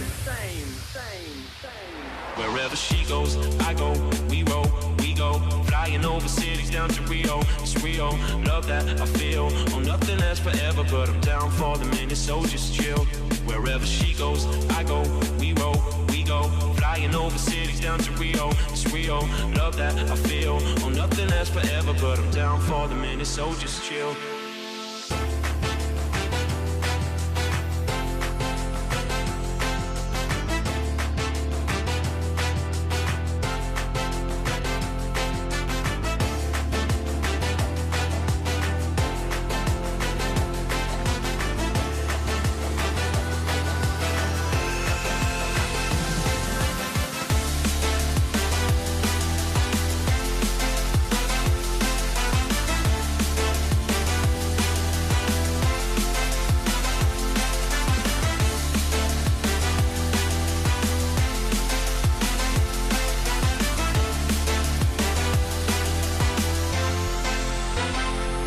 Wherever she goes, I go, we roll, we go. Flying over cities down to Rio, it's Rio. Love that I feel, oh nothing lasts forever, but I'm down for the minute, so just chill. Wherever she goes, I go, we roll, we go. Flying over cities down to Rio, it's Rio. Love that I feel, oh nothing lasts forever, but I'm down for the minute, so just chill.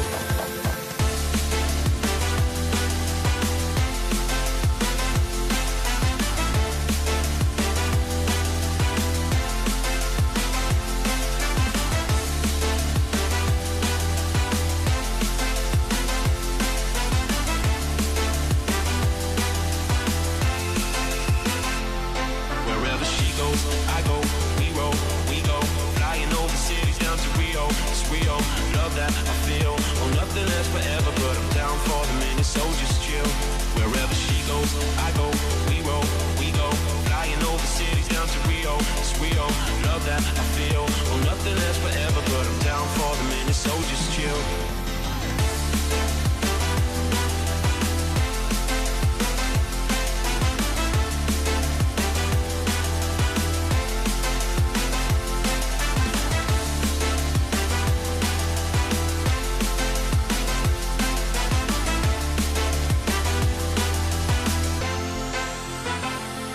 Wherever she goes, I go, we roll, we go. Flying over cities down to Rio, it's Rio.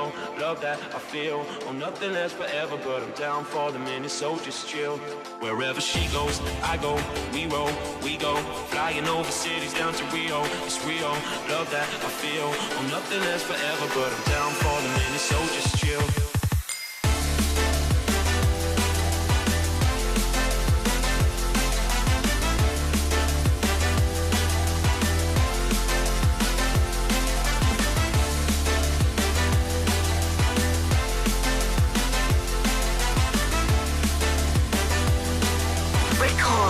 Drum and Bass Classics.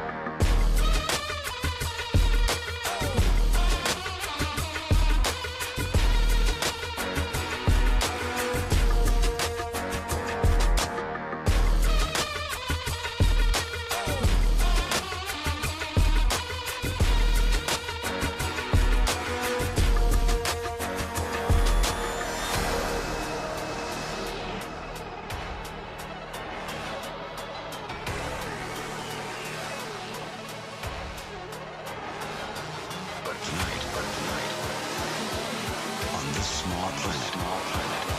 We're going to rock civilization.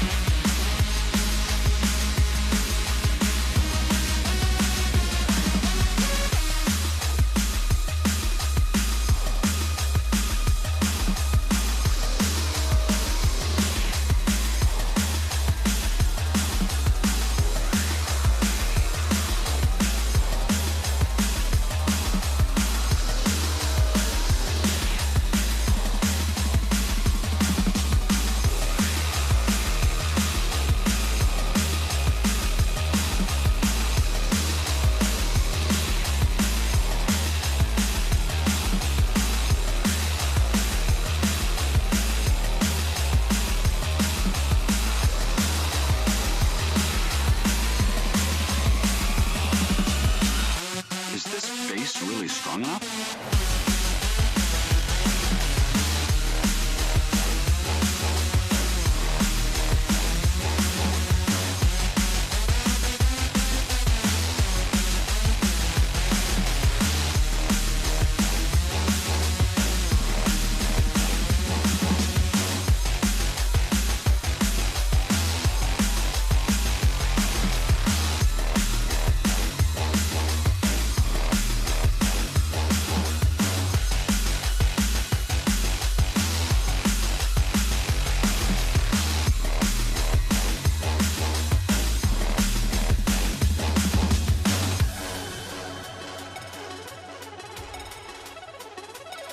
We're marooned on a small island in an endless sea, confined to a tiny spit of sand, unable to escape. Tonight, it's heavy stuff.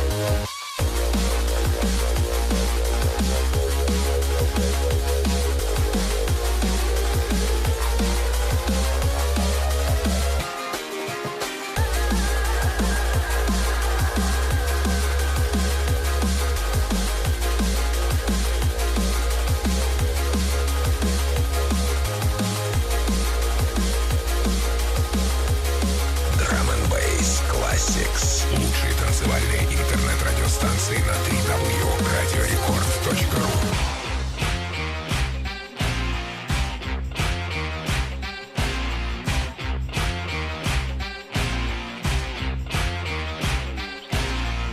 I grew up in a rusty shack. All I owned was a hanging on my back. Lord knows how I loathe this place called Tobacco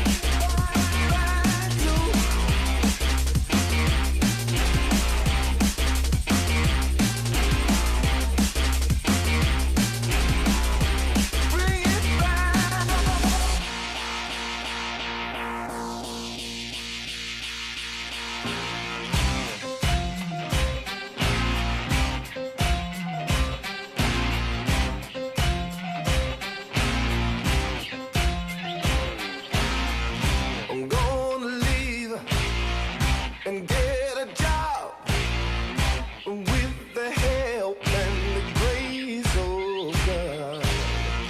I'll save my money, get rich, I know. Bring it back to Tobacco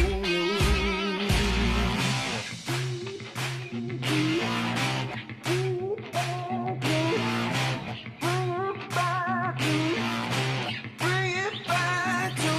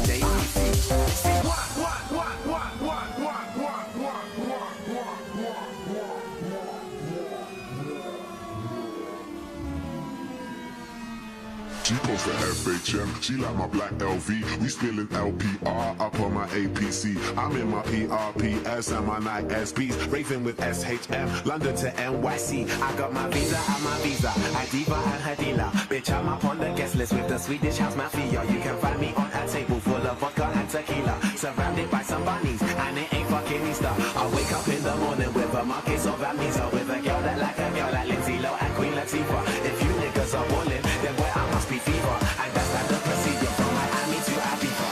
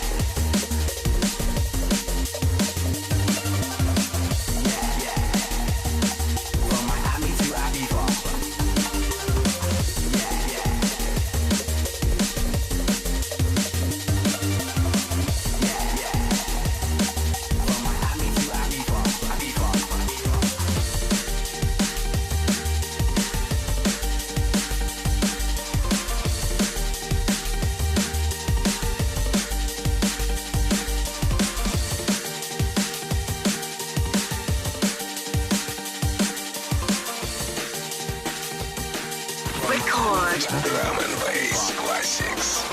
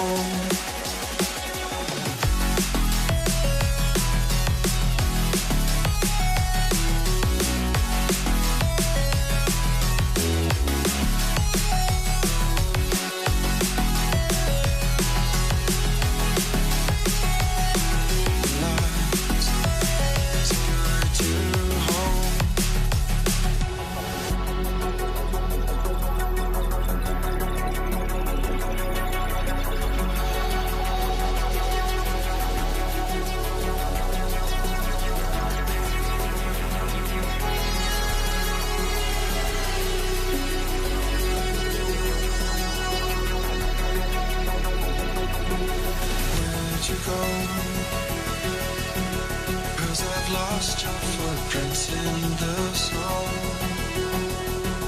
I've been following, but now I know. Darling, you lost only the light to guide you home.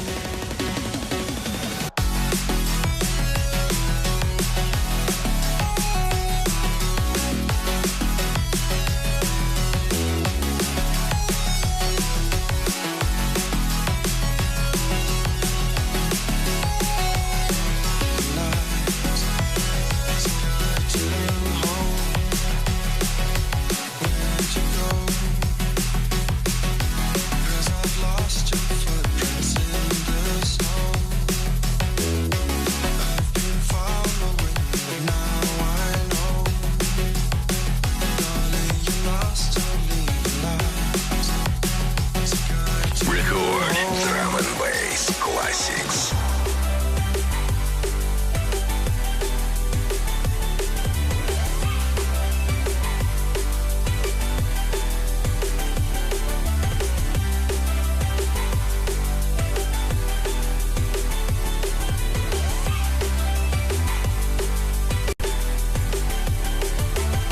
She's super fly, she wanna go.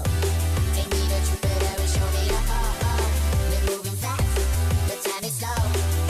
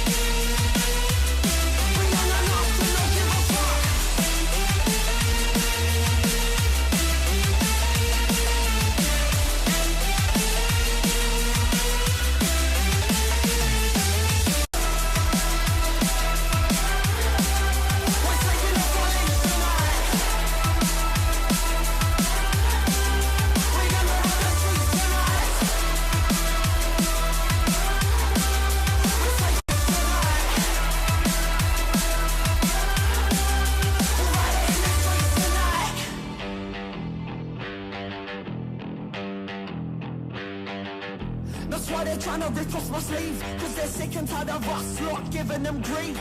Funny how they don't practice what they preach. They'll let us talk, but they're never gonna listen to me, cause I got something on my mind, let me tell them again. Bring out the fucking cavalry and let it commence. Everybody's making money, but it don't make sense. It's happened once and we'll never let it happen again. They say that we're safe till we turn up the pressure.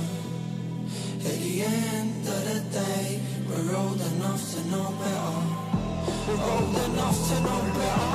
I said we're old enough to know better. I said we're old enough to know better. We're young enough to not give a fuck.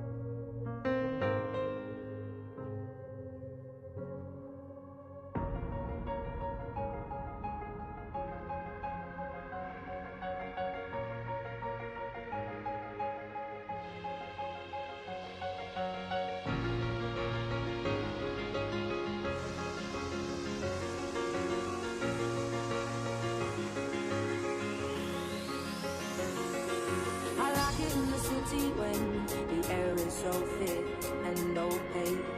I love it to see everybody in short skirts, shorts and shades. I like it in the city when two worlds collide. Get the people and the government, everybody taking different sides.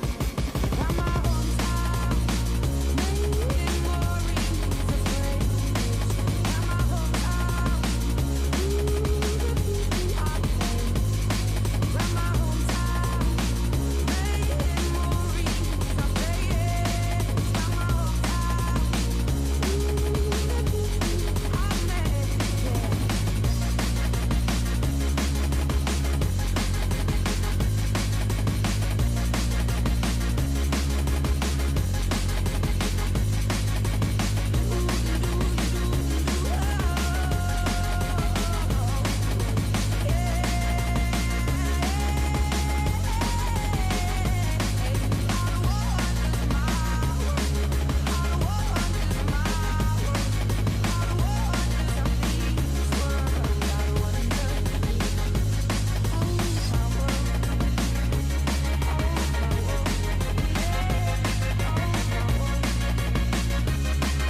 Record Drum and Bass Classics.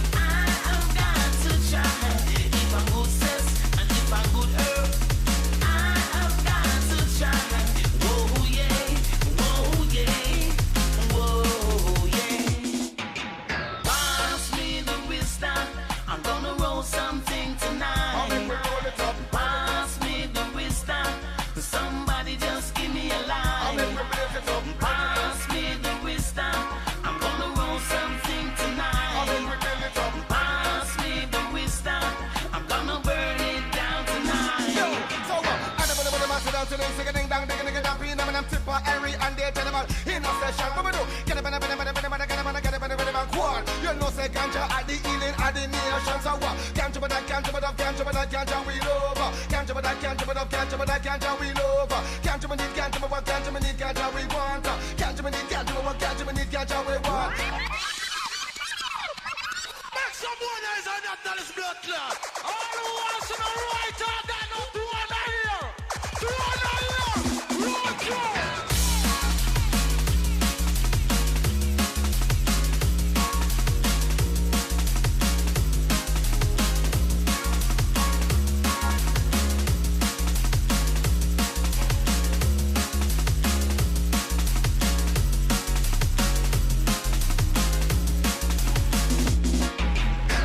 Meditation and a positive vibe. I agree and split better for them by our side. It never did we know, they never say we stand fight. Give me the vibe that's bonafide, they never tell me no lies, so it's forbidden. The power of the herb has been hidden, but can't give me the vision to reap mental prison, it's forbidden. Power of the herb has been hidden, but can't give me the vision to reap mental prison. I'll make we roll it up.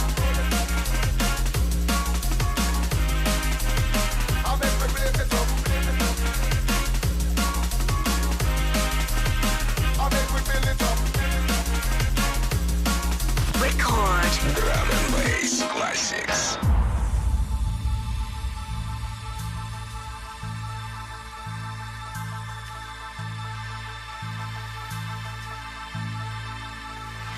They try to tell us now that the weak cannot become strong.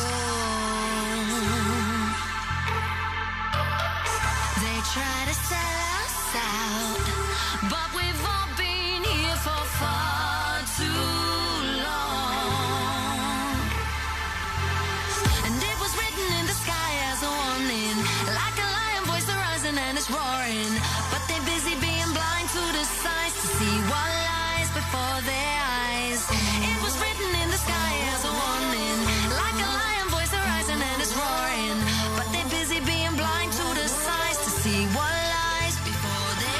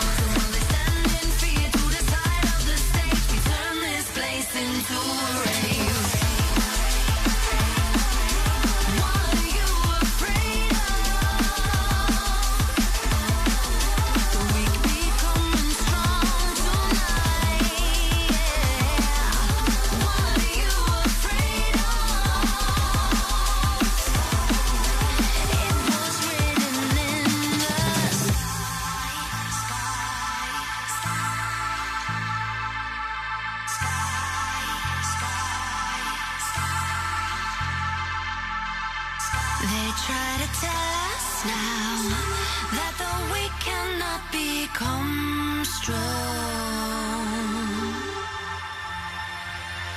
But it was written in the sky as a warning, like a lion voice arising and it's roaring, but they're busy being blind to the signs to see what lies before their eyes. It was written in the sky as a warning, like a lion voice arising and it's roaring, but they're busy being blind to the signs to see what lies before their eyes.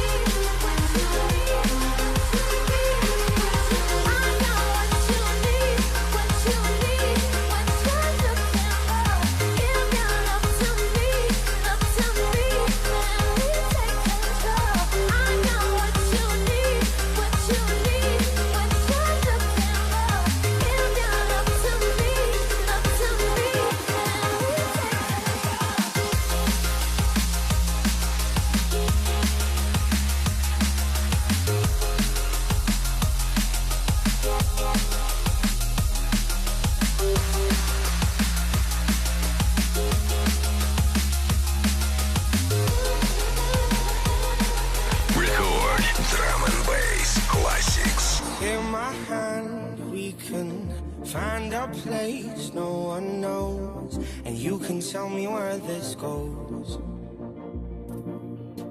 I know it's hard for you.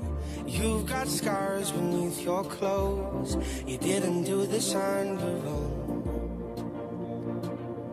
As I hold my hand out for you, you're too scared to let me in, and we end where we begin.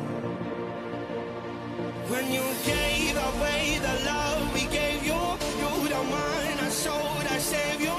Yeah, I'll never stop, I'm not giving in. 'Cause I'll climb the walls that slowly cage you, break the chains that you can't break through. Yeah, I'll never stop, I'm not giving in.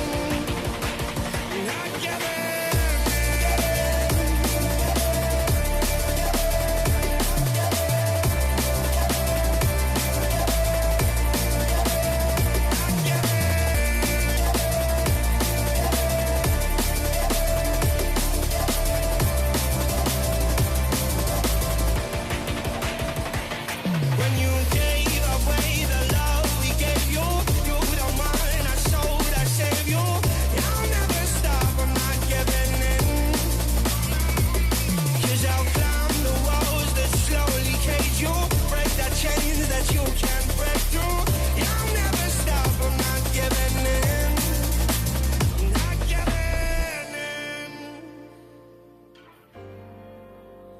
Not giving in.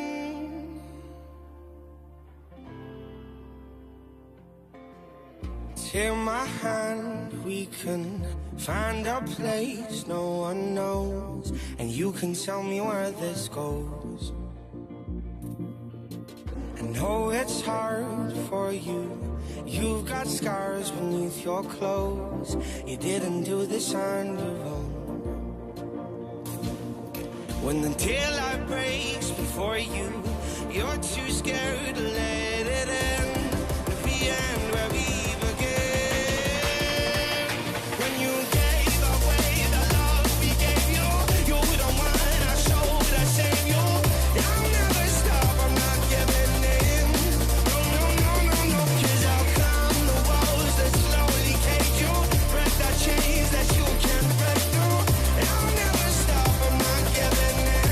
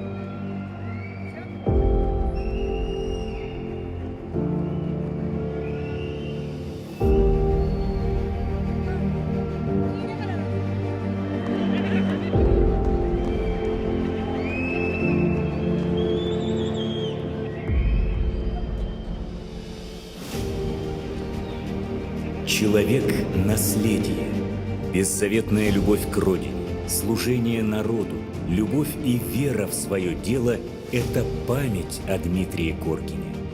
Внешняя суровость, нацеленность на высокий результат и искренний душевный подход к каждому воспитаннику – самое ценное, что было в нем.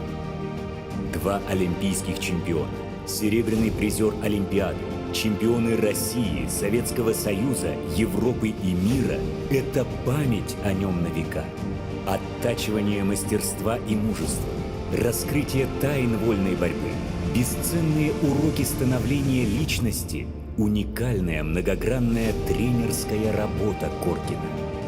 Наследие выдающегося тренера, новые перспективы, новые победы – это наше будущее.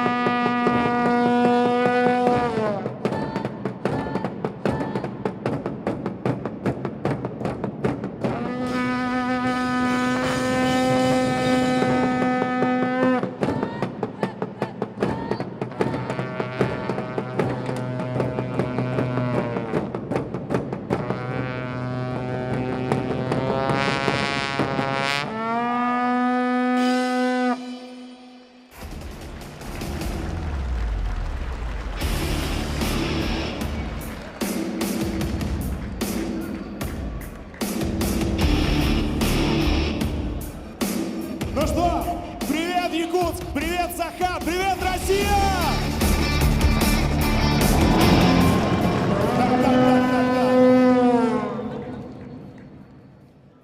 Мне кажется, еще слабо. Давайте еще раз.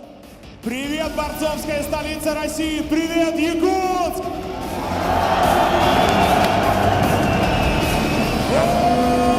Вот это уже другое дело! Ну что, друзья, я не просто так сказал, что Якутск – борцовская столица России. Я знаю, как здесь любят борьбу. Я знаю, как здесь умеют болеть и как здесь поддерживают своих.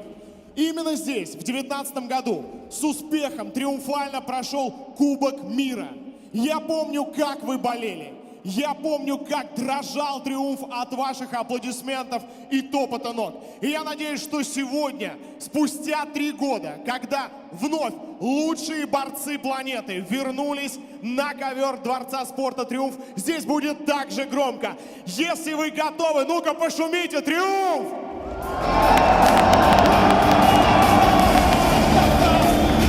Вот так должно быть, здорово! Я уверен, что каждый, кто сегодня будет выходить на центральный ковер, будет получать порцию заслуженных аплодисментов вне зависимости от того, из какой страны он приехал.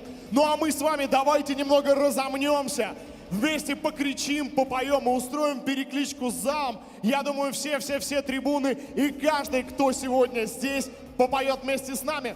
Итак, первое. Я пропеваю «Вперед, Саха!» Вы отвечаете то же самое. Давайте попробуем. Вперед, Саха!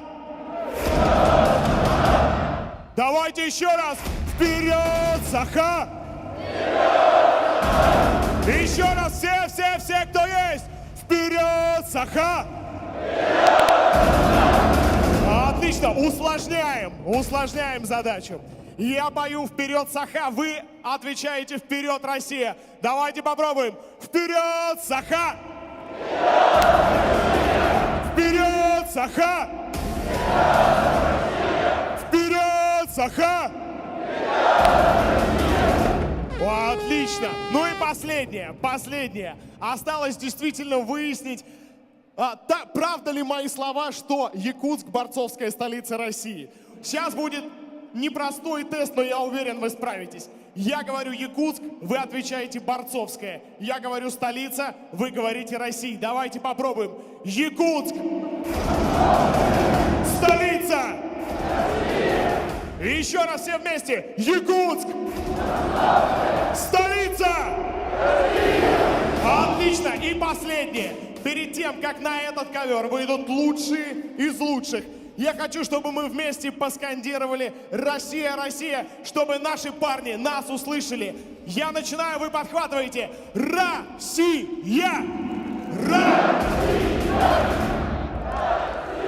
Еще! Отлично! Аплодисменты друг другу! Ну что же, Триумф, если вы готовы, то мы начинаем финалы в рамках международных соревнований по вольной борьбе памяти великого Дмитрия Петровича Коркина. Мы начинаем!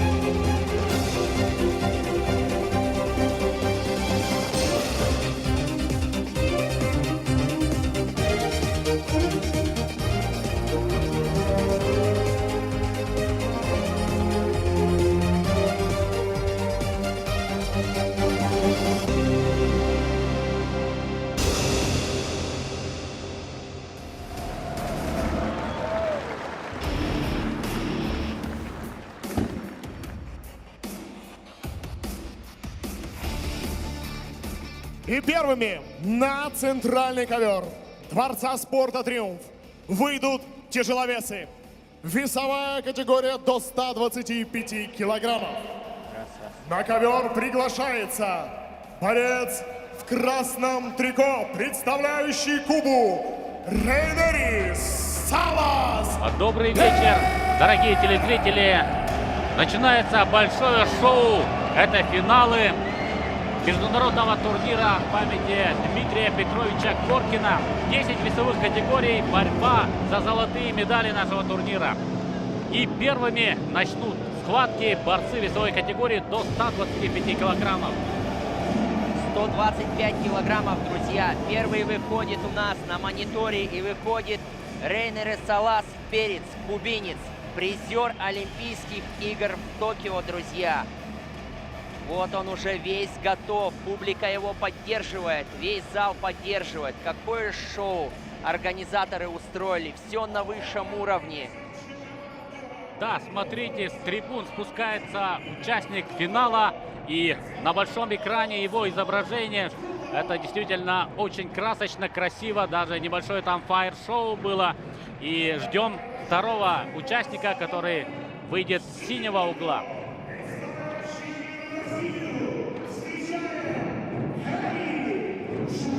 И второй участник у нас Эрик Джиоев, бронзовый призер чемпионата России 20 этого года, получается.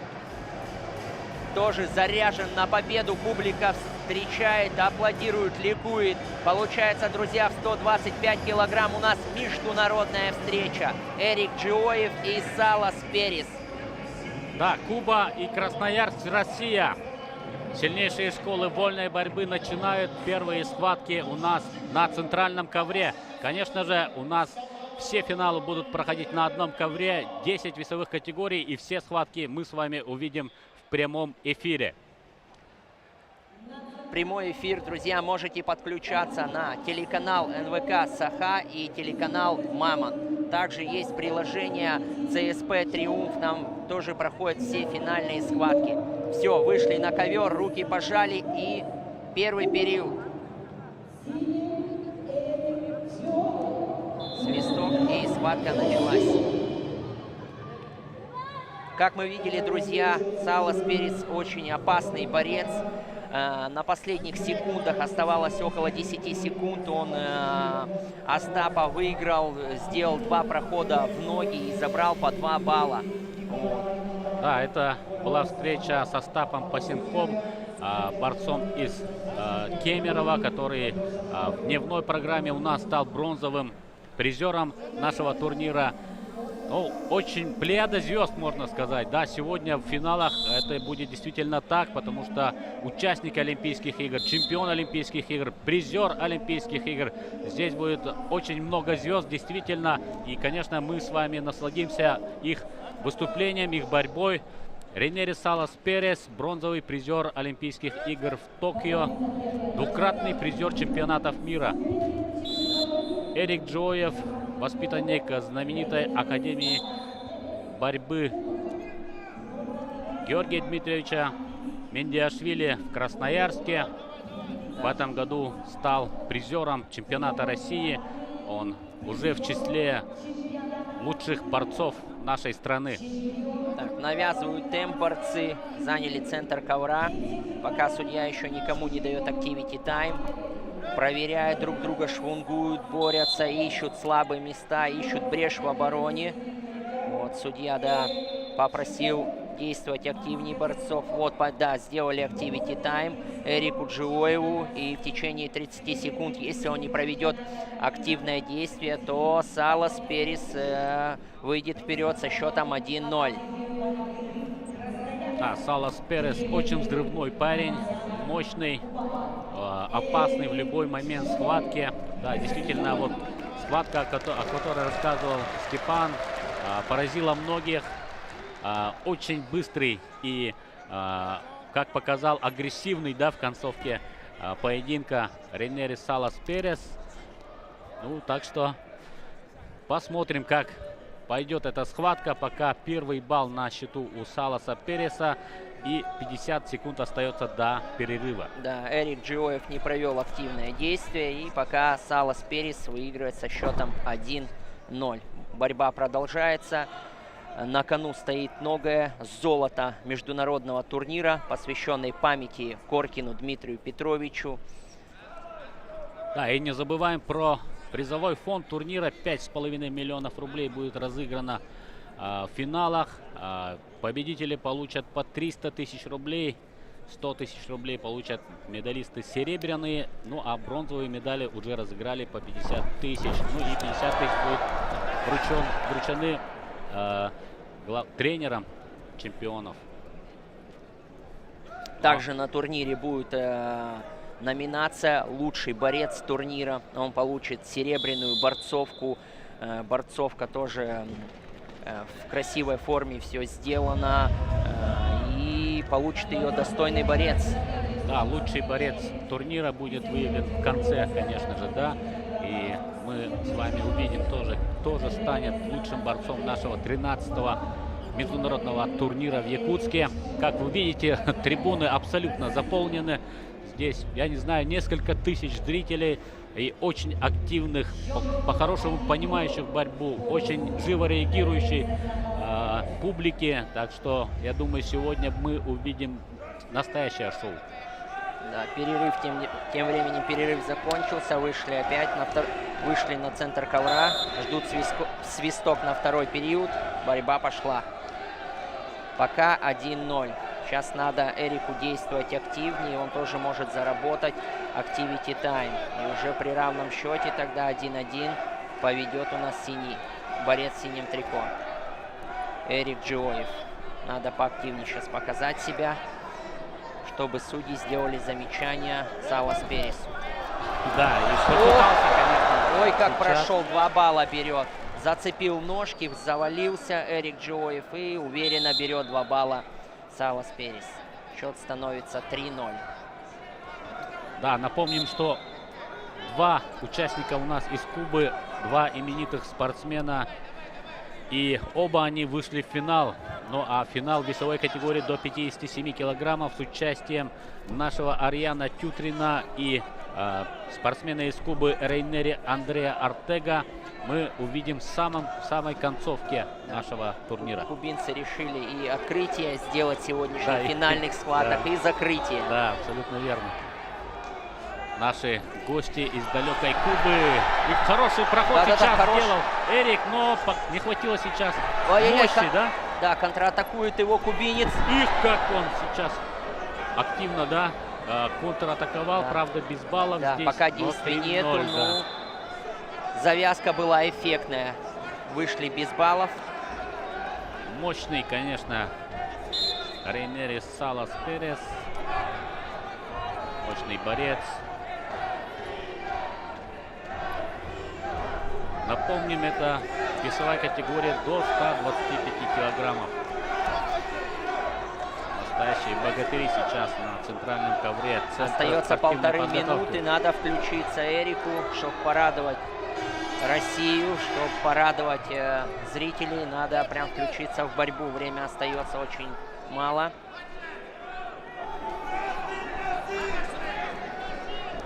Поджимает его в зоне, но выталкивать. Да. Как защищается хорошо. Практически вытолкнул его, но технично развернул его кубинец и взял 2 балла. Счет становится 5-0 в пользу кубинца. Все-таки, да, призер Олимпийских игр и дважды медалист чемпионатов мира. 5-0. Он ведет с уверенным счетом сейчас уже за минуту до окончания схватки. Блестящая борьба в исполнении кубинцев. Да, Эрик Джиоев пытается сделать, но очень опытный кубинец. Все видит, ничего не дает сделать. И хорошо, и в ногу прошел хорошо. И сейчас сделал вроде к ковру, грани подвел и все равно развернулся. Вот балл берет, вытолкнул. Да, и нужно сейчас на 4 балла попробовать бросок совершить Эрик Джиоев. Я думаю, конечно, будет рисковать в концовке. 25 минут. Даст ли кубинец Ему захват. Видите, да, вяжет руки. Да, вяжет кисти, руки. В принципе, ничего не дает сделать. Ну, надо рисковать. Надо рисковать. 15 секунд. Надо искать. О, хорошо. Да, пошел. Еще выталкивает за ковер. Получает балл. Ну, 9 секунд. На табло мы видим, остается 9 секунд. Молниеносная атака в исполнении Джиоева, красноярца. Снова бросается, но уже времени не хватит. Видимо, 4 секунды. Ну и сил, конечно же, отдали очень много. Выложились полностью, да, ребята? Чемпионом в 125 килограмм коркинского турнира становится олимпийский призер Рейнерис Салас Перец, Куба. Да, поздравляем Рейнериса Саласа Переса с этой победой. Золотой медалью нашего турнира. Блестящее выступление. Ну и Эрик Джоев. Поздравляем с серебром. Тоже достойный финал. В концовке сумел таки, да, навязать борьбу, но мы видим, да, насколько мощный этот кубинец. Как он контратакует. Видите, да, любой ошибкой он умеет пользоваться. Вот как. Да, и, конечно, Следующая повторы. схватка, да. Следующая схватка у нас состоится в 97 килограмм. Олимпийский вес у нас. Здесь встретится Сергей Козырев, Чувашия, параллельный зачет, Северная Осетия, Алания.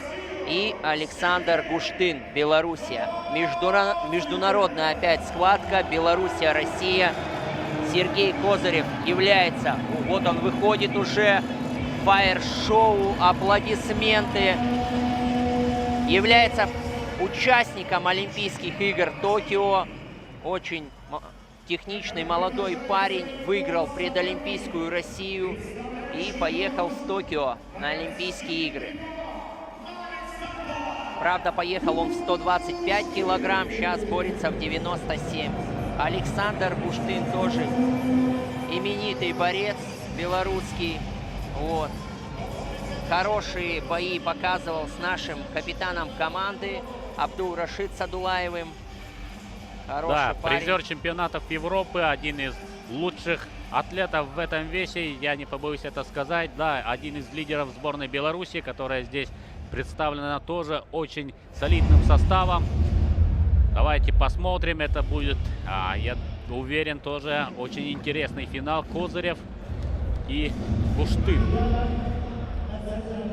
97 килограммов, борьба за золото.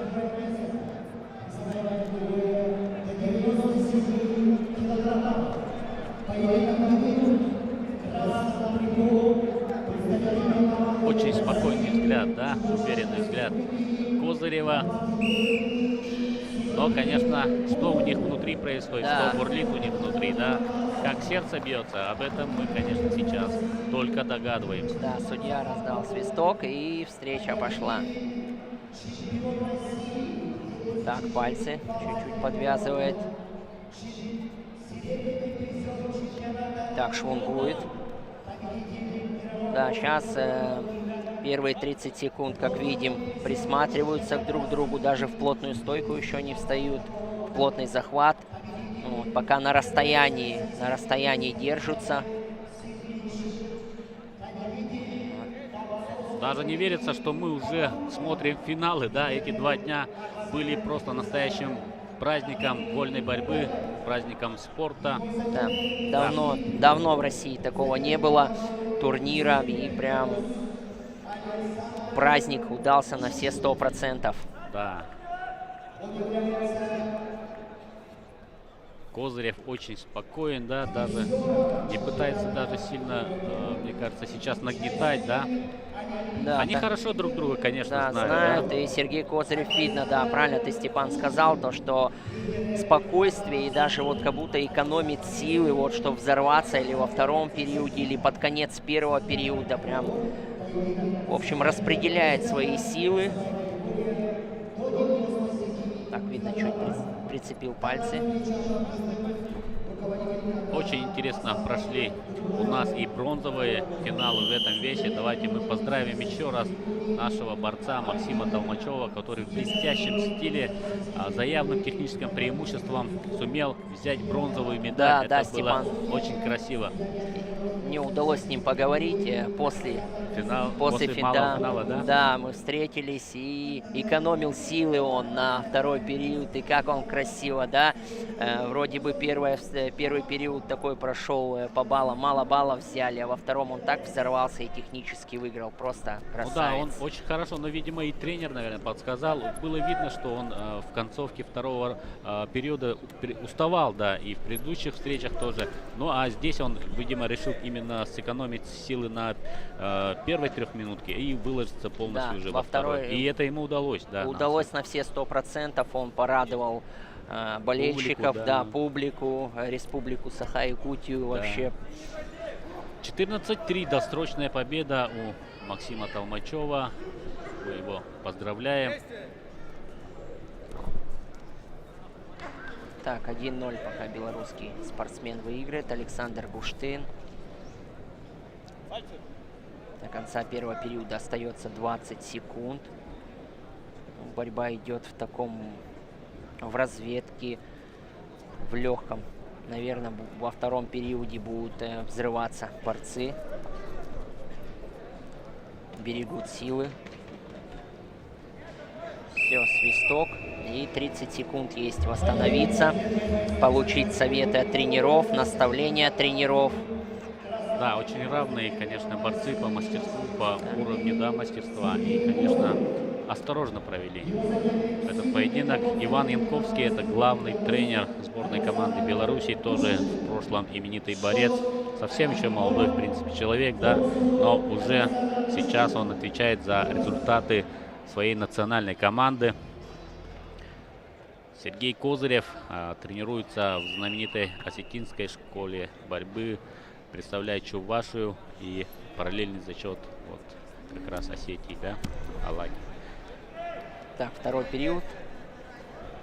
Начинают с разведки, но вот у них за пальцы они прихватывают.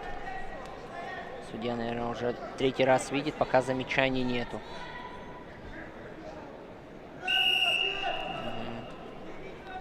Да, Гуштына, да, опять?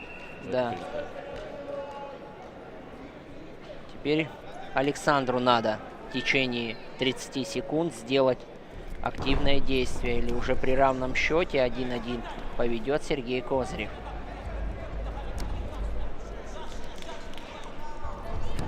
Да, хорошо продернул, подгрузил. Защищается Сергей Козырев. Кисть держал. Балл Козыреву. Да, 1-1. И впереди уже наш борец российский. Минута 50 бороться. Ждем активных действий от Александра Гуштына.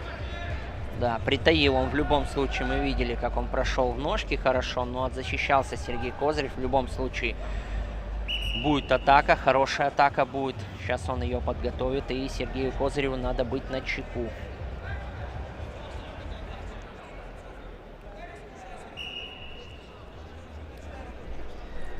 Нечаянно попал в глаз. Сергей Козырев сразу же извинился. В борьбе такое бывает, швунгуешь, попадаешь пальцем в глаз. Ну, сразу же извинился, пожал руку, и все, свисток. Борьба продолжается.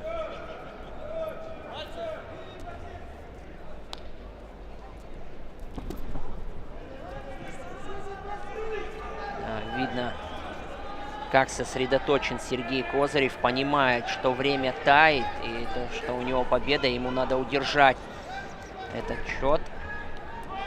Что Александр готовит какую-то атаку, прям очень сконцентрирован. Да, напряжение растет, последняя минута сейчас тает. Козырев выигрышно сейчас в позиции. Надо обязательно атаковать сейчас Гуштыну, рисковать, обострять ситуацию.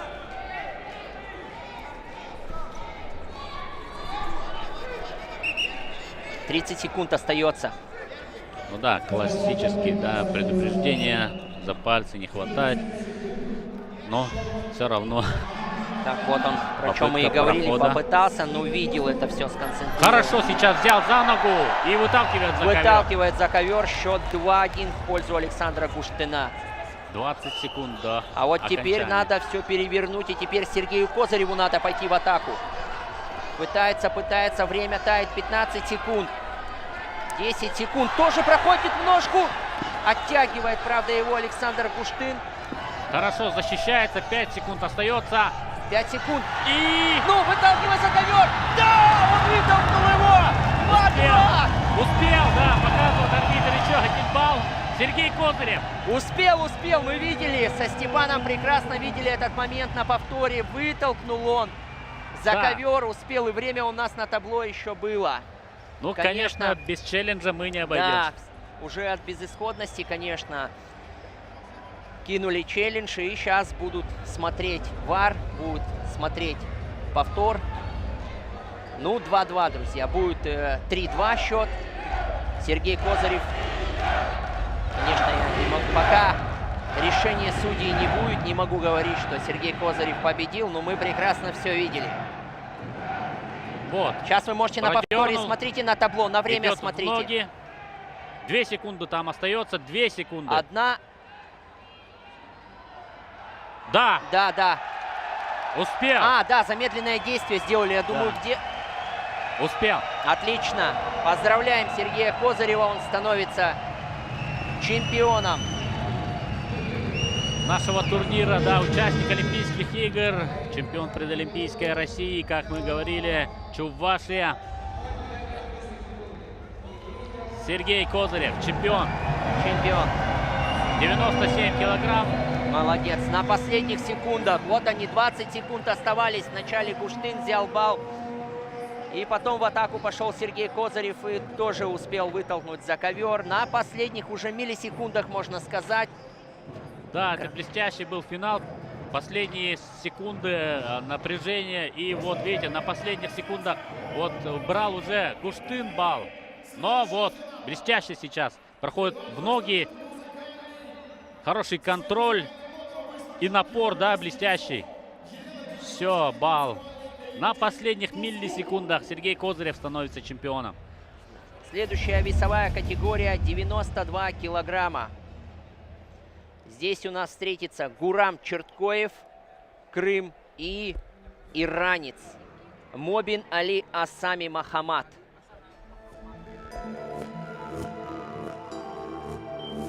Ну и сейчас небольшой музыкальный номер. Между финалами будут у нас такие представления. Это настоящее шоу.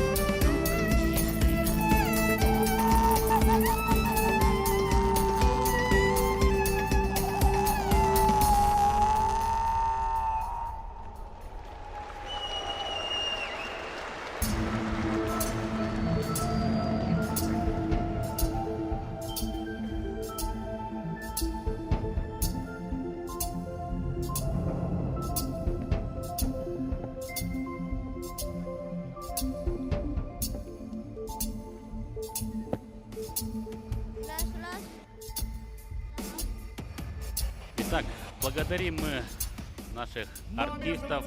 Музыкальный номер в исполнении Георгия Слепцова, Елены Березовской и танцевального коллектива «Тускул».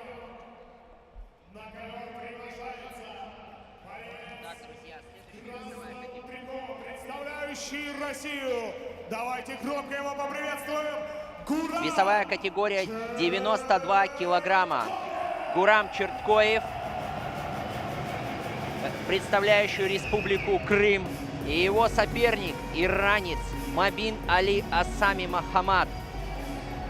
А вот перед вами Гурам Черткоев, Да. такой, да, очень, но хороший настрой видим, да. Брутальный парень. С бородой, все как полагается. В полуфинале, к сожалению, ему уступил наш Нюргун. И получается Да. у нас международная схватка, опять третья схватка, 125 килограмм, 97 и 92 килограмма. Все схватки у нас, друзья, международные.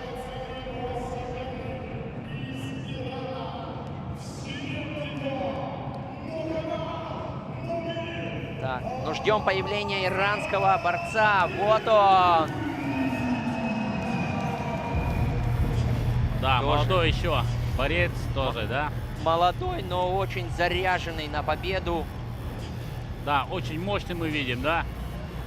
Думаю, что сейчас будет действительно жарко на ковре. Гурам Черткоев у нас брал золотую медаль в 2019 году. Выиграл в финале тогда у Анзора Уришева, тоже известного борца. Но и здесь весовая категория 92 килограмма. Опять же напомним, что в составе сборной Республики Саха-Якутия здесь медаль завоевал наш Нюргун Сергин, капитан нашей команды. Выиграл у Каныбека Абдулхаирова из Кыргызстана и стал медалистом соревнований. Ну, схватка у нас началась. Очень активно, да, Да. как и полагалось. Сразу видно с первых, Заряженные, да, вышли ребята. с первых секунд сразу задали большой темп. Так, иранец забегает, забегание, защищается хорошо. Черткоев. Да, 30 секунд, но уже столько действий. Так, дают пассив сразу. Да, Гураму Черткоеву.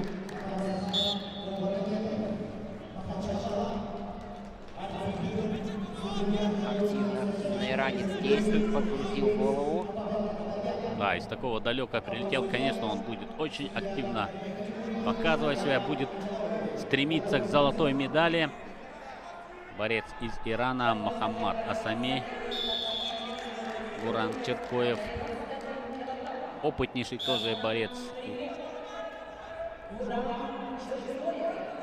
Обладатель многих медалей и чемпионатов России.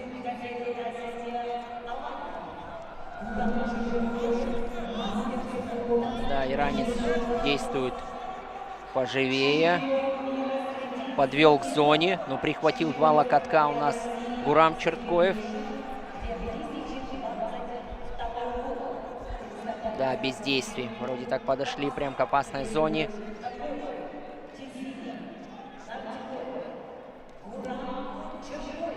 Вяжутся, жестко вяжутся, прям видно, силы прям выкладывают. Ой, попытался иранский спортсмен прихватить пяточку, но не удалось. Так, балл зарабатывает. 1 балл есть, вытолкнул за ковер. Уже 2 балла. 1 балл получил за пассив и 1 балл вытолкнул за ковер.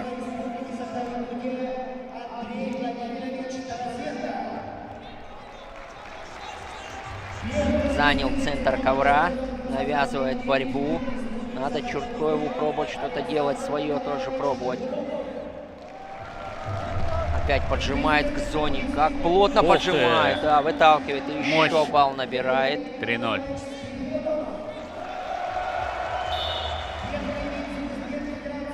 Опасно, опасно в первом периоде раздавать баллы.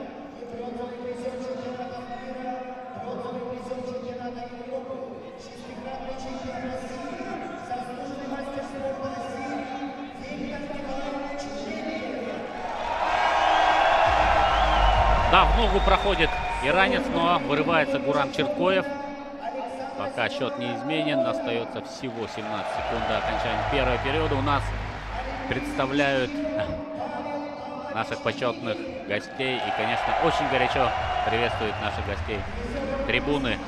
Пытался сейчас атаковать Гурам, но ножку прихватил. Контратака от иранца тоже ничем не завершается. И время 30 секунд на отдых спортсменам.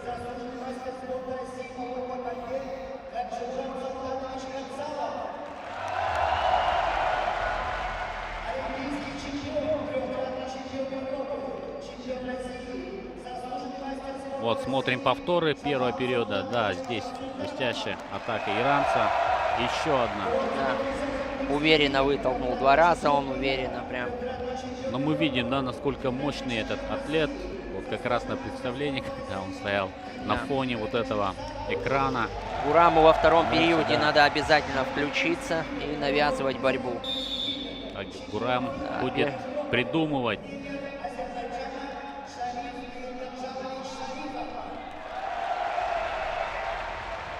Первый период активнее действовал иранский спортсмен. И второй период тоже начинает хорошо действовать, прихватывать, забегание делать. Да, и в центре ковра он находится в атакующей позиции всегда. Очень мощный, да, вот такой как пружина.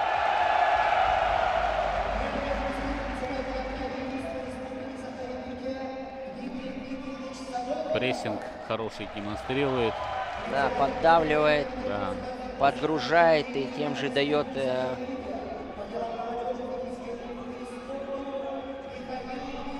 Ой, прихватил, как, да, 2 балла. 5-0 Опасный ведет. такой момент был, можно даже было и 4. Ну хорошо, Гурам Черткоев ушел. Еще катит на 2 балла, это 7-0. Неужели будет еще катить? Нет, не получится, да. 7-0, это уже солидный отрыв. Да, серьезная заявочка на золотую медаль от Мохаммада Асами.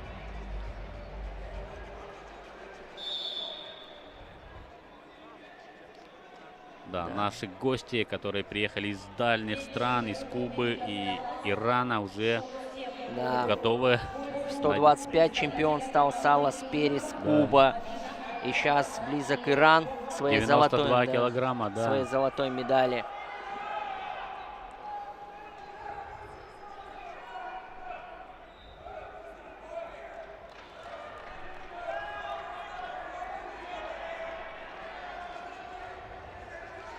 Да. Великолепную готовность, да, все иранские борцы демонстрируют здесь. Продолжает, ведет в счете и продолжает атаковать, продолжает держать центр ковра, подгружает. Ни тени сомнений, что называется, да, абсолютно уверен в своих силах, даже не пытается уйти там в защиту глухую. Ну, смотрит, конечно, сейчас время, последняя минута, понимает он, что близка медаль, не будет он расслабляться сейчас. Ну и Гурам Черткоев, конечно, тоже. Он пытался все 6 минут, да, которые у него были. Конечно, он атаковал, но больше, конечно, шансов из этих атак выгрызал иранец.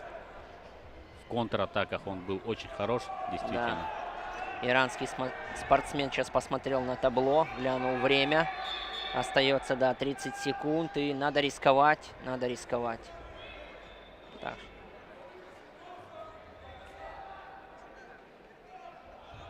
Да, все нормально, все, продолжается схватка, 30 секунд, полминутки остается.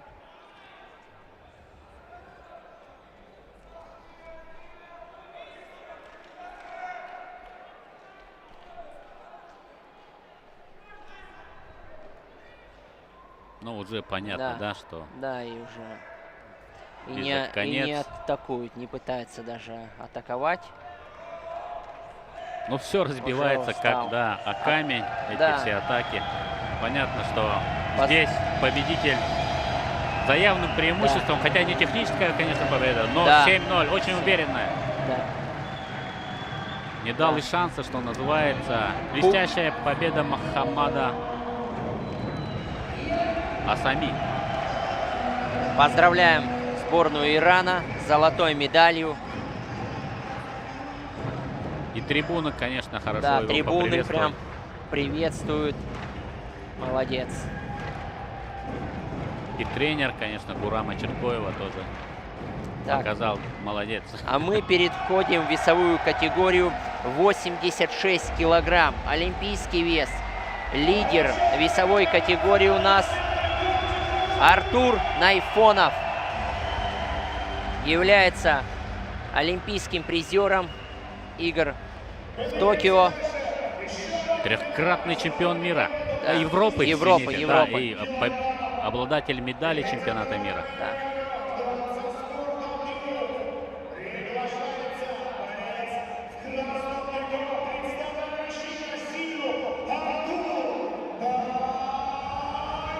Да, вот объявили Артура Найфонова, и он выходит. Да, фаер-шоу такое встречает Артура Найфонова. Очень спокойный, да, Артур. Да. Такой,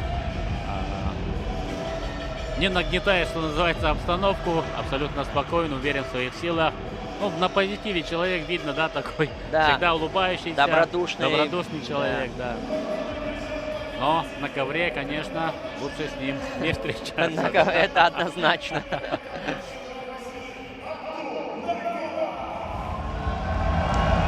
Так, выступает Артур Найфонов за Ханты-Мансийский автономный округ, и параллельный зачет, конечно же, это Северная Осетия, Алания. Родной республики. Да, соперник его Владислав Валиев, Северная Осетия, Алания. Можно сказать так, два одноклубника. Да, Владислав Валиев, чемпион Европы 2019 года, Да. призер чемпионата мира, тоже блестящий атлет, блестящий борец. Повторяется у нас финал Лиги Поддубного. Лига Поддубного 2, финал в этой весовой категории был. Такой же был Артур Найфонов и Владислав Валиев. Посмотрим. Думаю, будет интересная схватка. Все.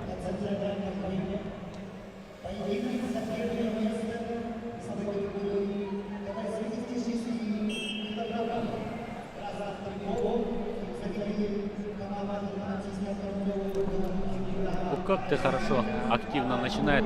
Ох, тянет, Валиев, тянет. ох Ух ты. ну не Без было там, действий, да. Ну, Захват очень напористо, интересный. напористо ножку взял, поднял. Что будет делать? Посадку или вытолкнет за ковер? Защищается Артур Найфонов. Ух ты! Ну, красиво. Ух ты! Берет балл у Артура Найфонова. Красавец. 1-0. Да, заряженный вышел. Заряженный на все 100%. Попытался и прием сделать, и уже 1 балл. Да, что нас ждет? Да, что за схватка будет сейчас. Артур Найфонов должен проснуться сейчас, конечно, да. Показать все, на что он способен, да, и Да, выталкивать за выталкивает. ковер. 1-1 уже. Отыгрывается Артур Найфонов, и счет 1-1. Ну, разозлился, наверное, да, Артур после такого натиска. Но мы знаем, что Артур Найфонов может бороться до последней секунды. Все 6 минут он функционально готов. И набирать будет даже во втором периоде в конце.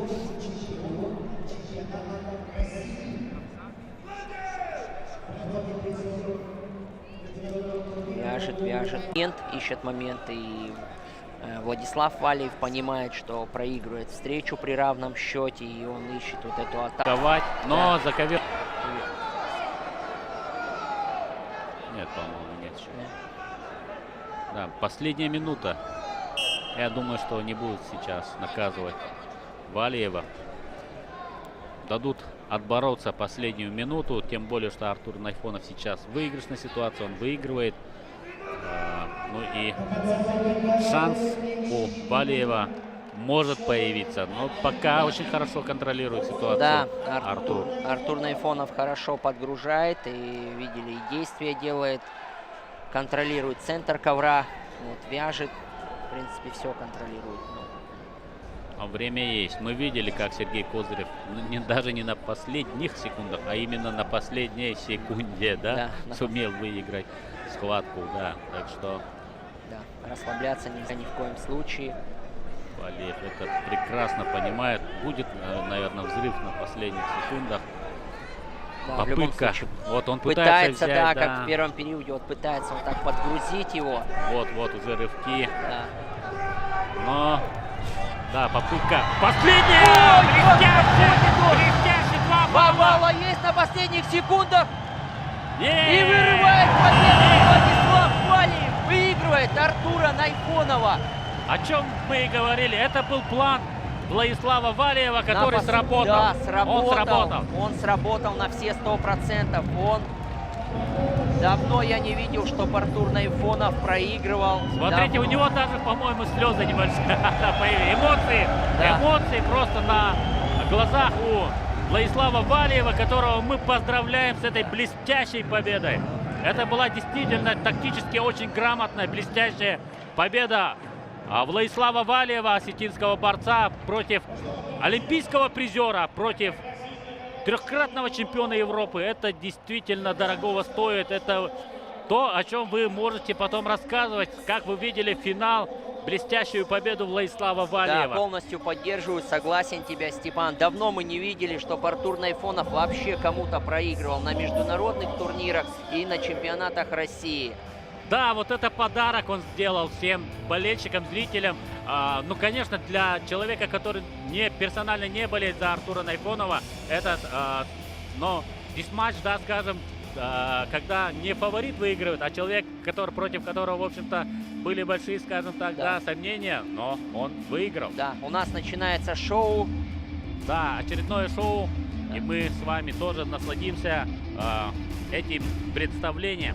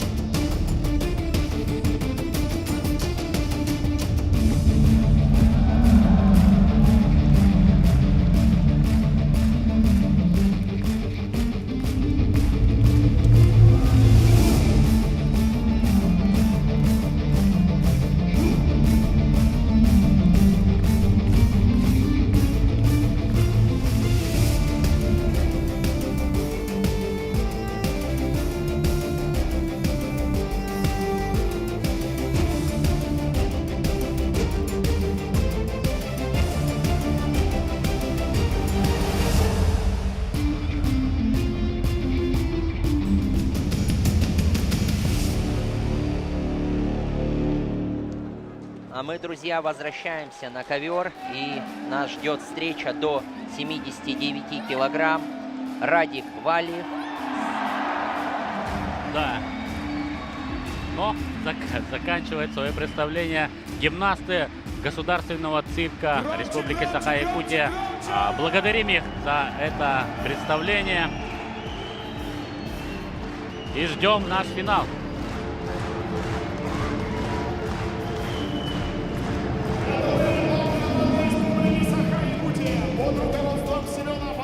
Следующий финал весовой категории до 79 килограммов нас ждет.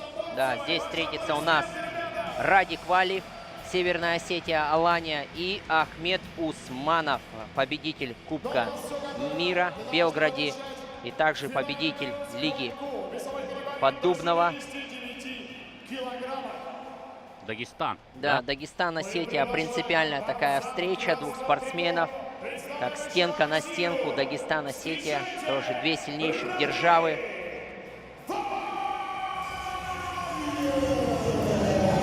Вот он выходит, Радик Валиев, заряжен на все 100%. Очень поскромничал, конечно, Радик Валиев.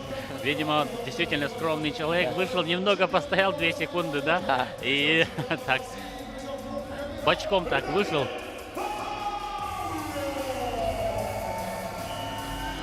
А сейчас перед вами его соперник Ахмед Усманов. Да, Ахмед Усманов.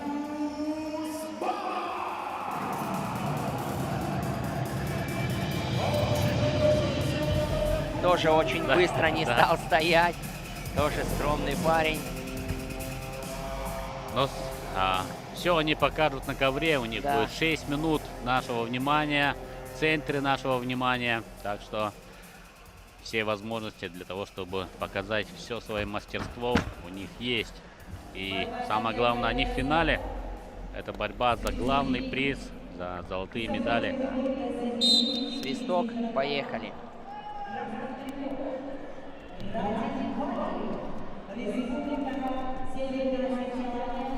Ох, проходит в ноги, сразу летит.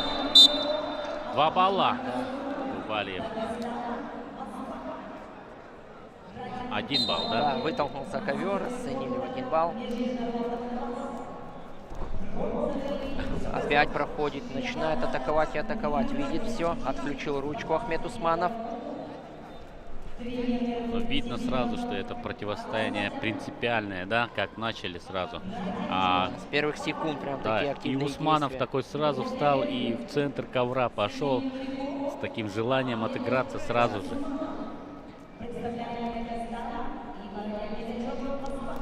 Ух ты! Да, тоже атакует и выталкивает за ковер. Балл. Вот это да. 1-1. Делают красивые такие действия, да, но оцениваются в балл, просто выталкивают за ковер.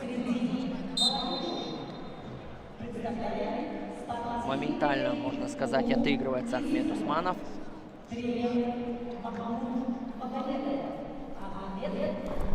Радик Валиев, призер чемпионата мира 2021 года. 79 килограмм, тоже очень конкурентный вес у нас, несмотря на то, что это не олимпийский вес, но, как мы видим, да, какие здесь мастера тоже в финале.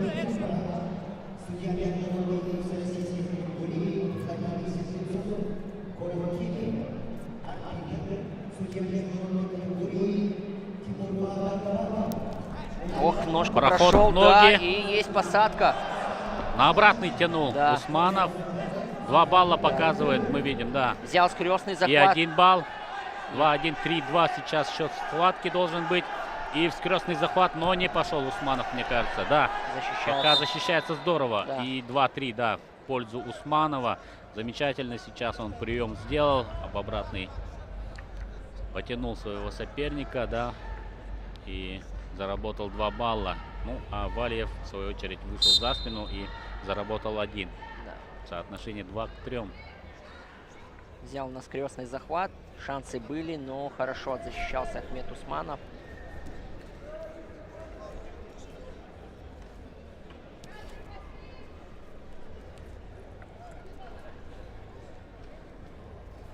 Эффектно очень прям борьба идет. Навязывают, атакуют, действуют красиво очень. Вот всегда в атаке. Радик Валиев, да, приподнялся и 1 балл все еще. Да, вот это. 2 балла. Вот 2 балла, да. Посадил.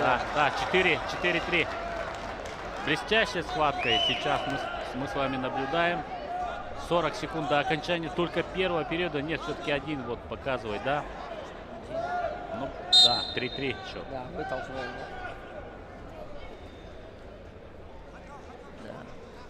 Постепенно набирает баллы.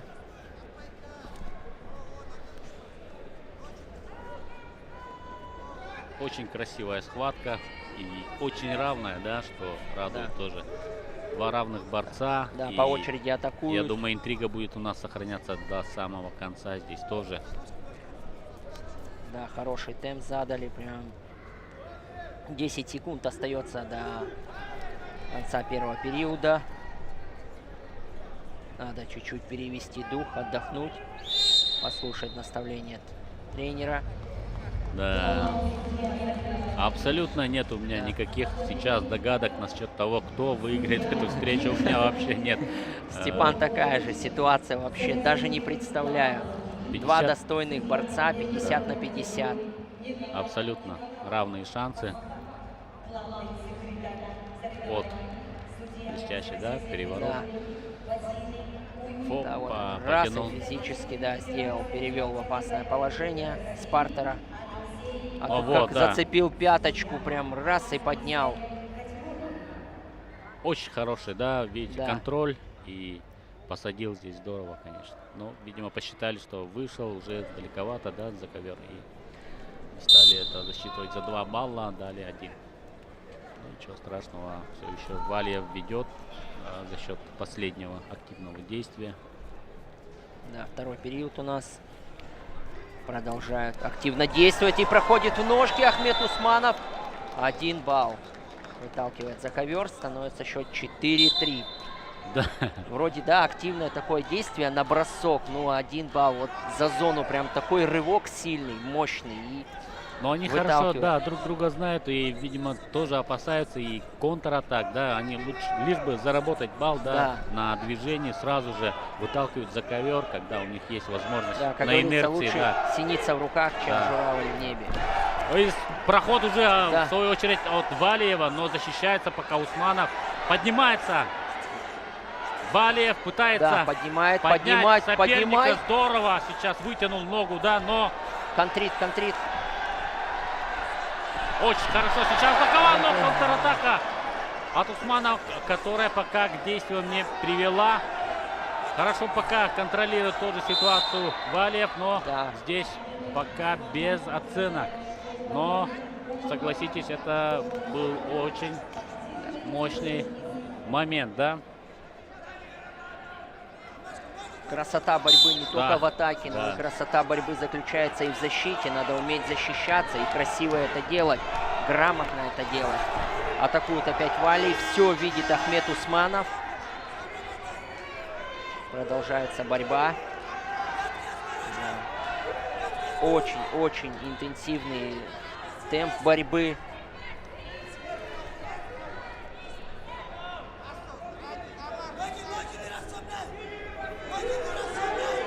Да, и 1,5 минуты еще бороться в таком темпе. Да, мы видим, как и нравится, видимо, эта борьба. И сам прошел ножку. Усманов проходит ногу. Защищается Валиев. Да. Пытается за ковер. И получается. Получается у него. 5-3. Валиев первый заступил.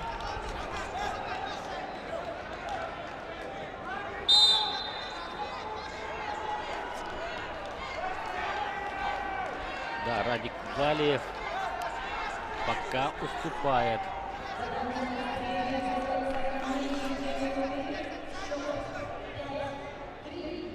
Минута остается. Надо включиться Радику Валиеву. Ну, мы видим, он отлично, в принципе, проходит в ножки. Ногу в одну, но атакует. Усманов атакует. Да.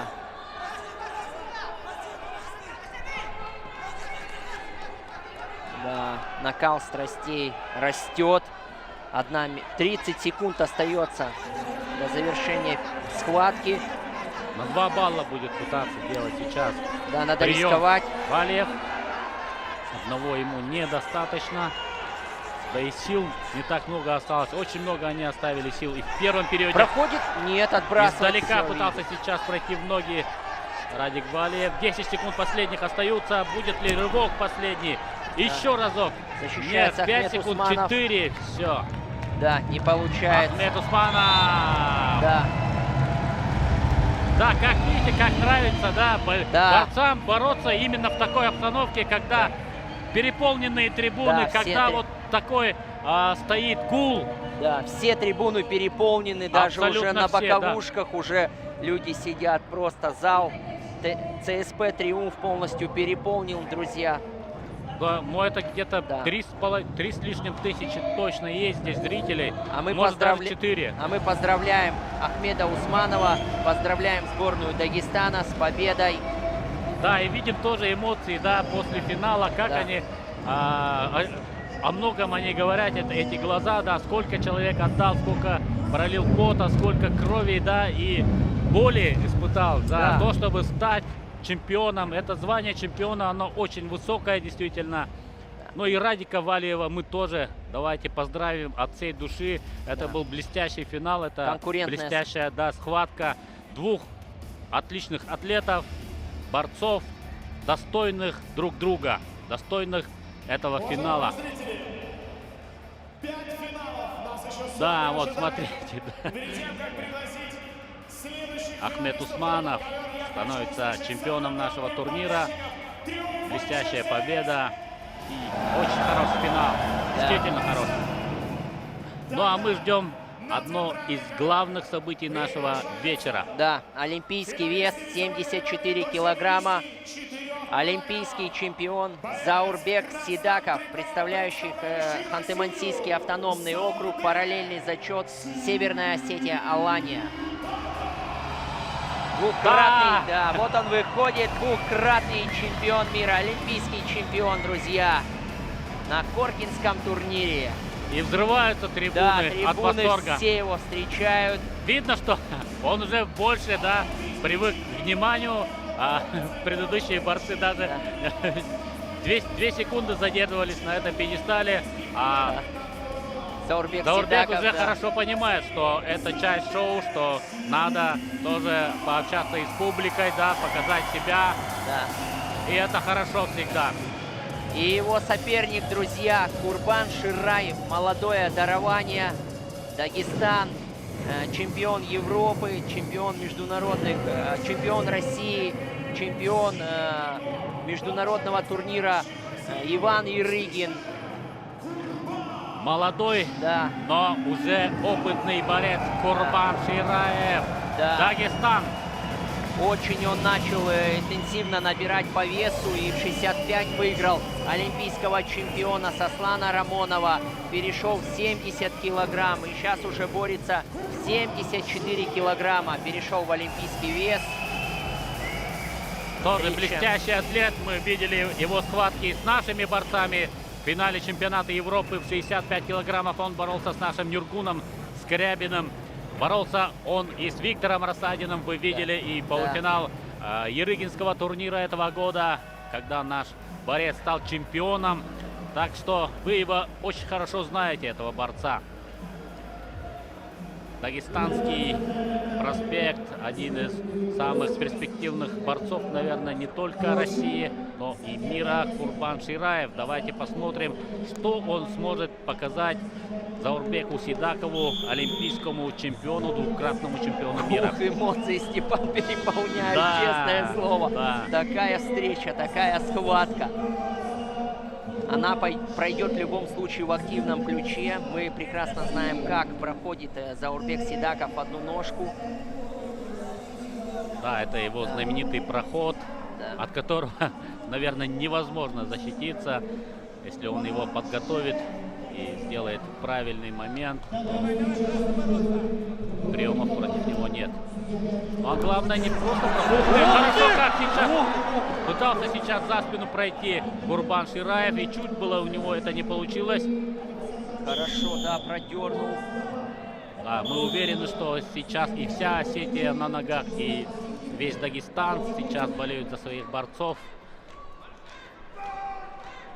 Напоминаем, что можете наблюдать. Ух ты, не дадут нам договорить. И Сидаков первые 2 балла зарабатывает. Да, забирает 2 балла.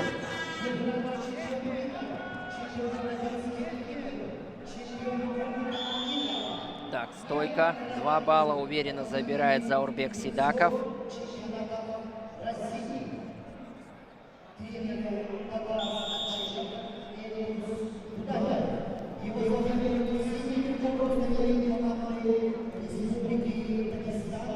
Да, Курбан Шираеву удавалось уже выиграть олимпийского чемпиона.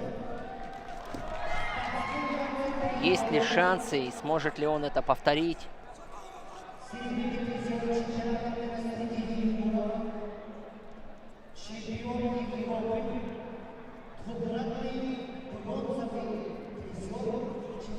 Да, хороший темп. Вяжутся.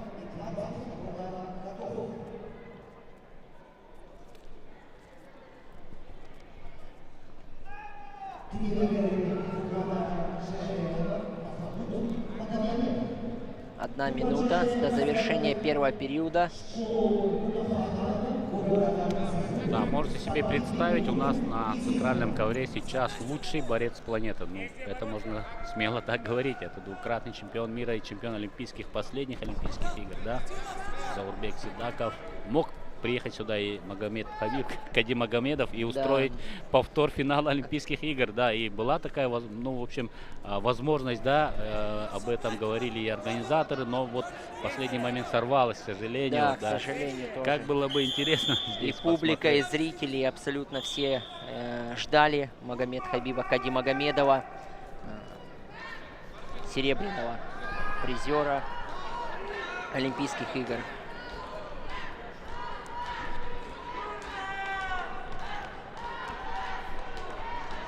Я думаю, что действительно за этой схваткой следит весь борцовский мир.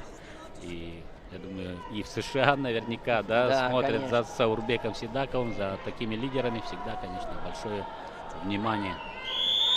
Да, Заурбек Сидаков выигрывал таких лидеров, как и Дейк, и Бароуз, да? Да, Бароуза выигрывал, и Чамиза, итальянца.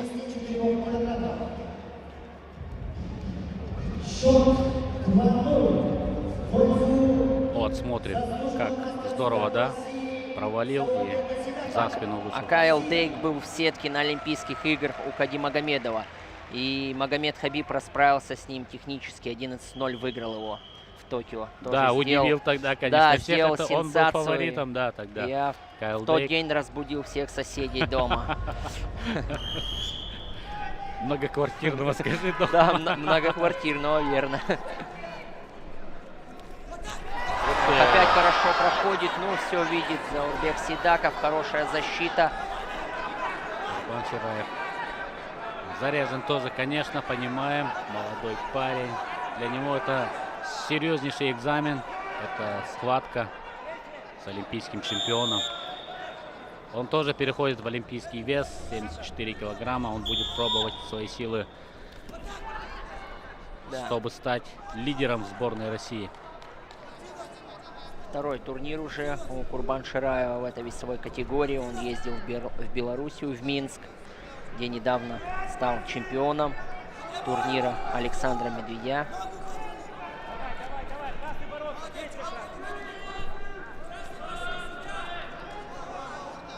Да, вяжутся. Накал страстей растет. Время тает, а накал страстей растет. Счет не такой большой. И мы видели, что на последних секундах, какие бывают камбэки. И Владислав Валиев нам это показал.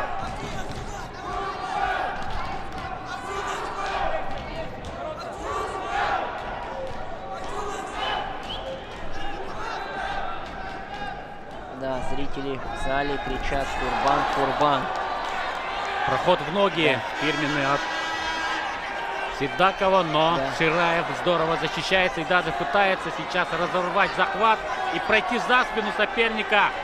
2 балла он хочет сейчас заработать, но свисток сейчас, наверное, поможет Заурбеку Сидакову. Да, не дает Заурбек Сидаков, но очень плотно. И уже сам в атаку пытается, да, пройти. Да. Заурбек. Пока нет баллов. Защищается пока Курбан Шираев, но сейчас... Да, 2 балла. 2 балла. Сидака. 4-0. В очень опасном положении был Заурбек Сидаков.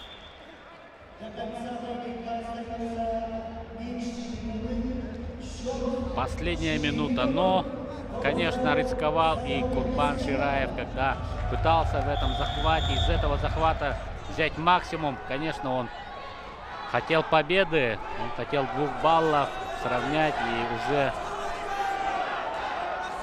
были бы у него шансы выиграть тогда. Но Заурбек Сидаков очень большой мастер. Даже из такой ситуации сумел сам выйти победителем, да? 4-0 уже ведет. 30 секунд. Да, Курбан Шираеву надо рисковать. Бросок на 4 балла только его может спасти. 20 секунд. Мы видели, как Валиев выиграл на последних секундах. Сможет ли повторить такой подвиг Курбан Шираев? И Сергей Козырев у нас тоже Да, сегодня на последней секунде, да. Поэтому борьба будет идти. Попытка сейчас. Но защищается. Как здорово защищается. Да. Свисток. Чудо не произошло. И олимпийский чемпион подтверждает свое звание и становится чемпионом турнира, международного юбилейного турнира в память Коркина Дмитрия Петровича. И восторгом встречают эту победу зрители Центра спортивной подготовки «Триумф». Вот показывают камеры, зрители, просто весь «Триумф» переполнен, друзья.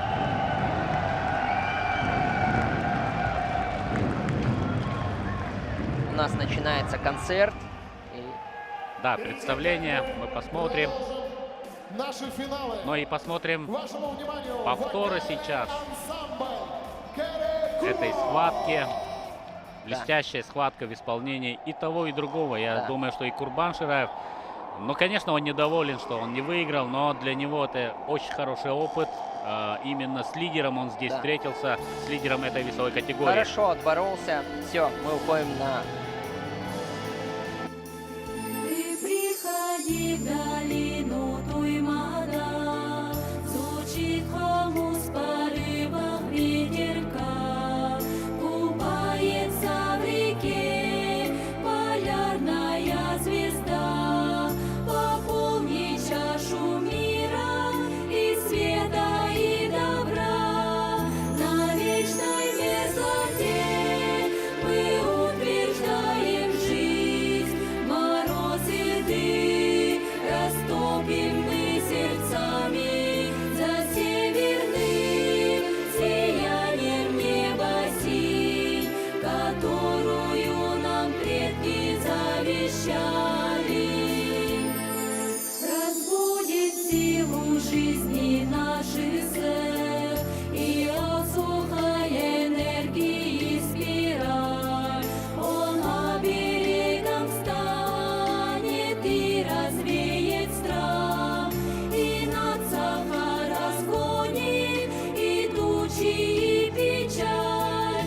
На вечной мерзлоте мы утверждаем жизнь, мороз и дым растопим мы сердцами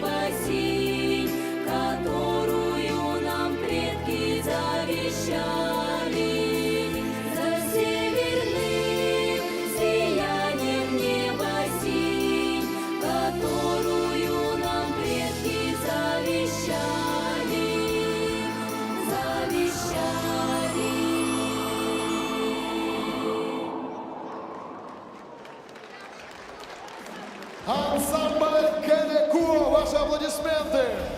Да, наши также благодарность ансамблю Кереко за замечательный музыкальный номер. Ну и ждем мы следующий финал, который, как любит говорить мой тезка Степан, бомбический будет. Бомбический финал, друзья. Мы возвращаемся на ковер. Схватка до 70 килограмм.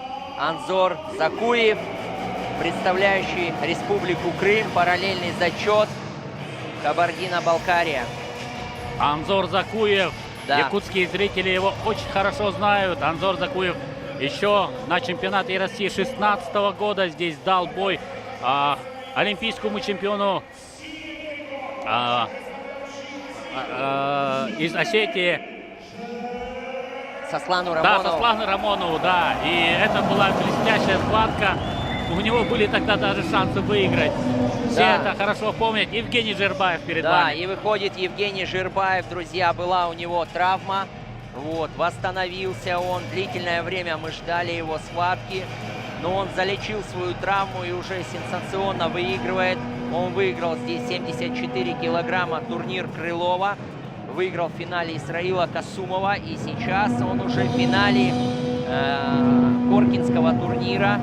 И соперник его Анзор Закуев. Вот интересно, там в секундантах у него Виктор Рассадин, пятикратный чемпион Коркинского турнира. Ну а Женя, мы знаем, он является четырехкратным да, чемпионом. Ему не хватает одного золота, и чтобы сравняется, догнать. да, сравняется он со своим другом Витей.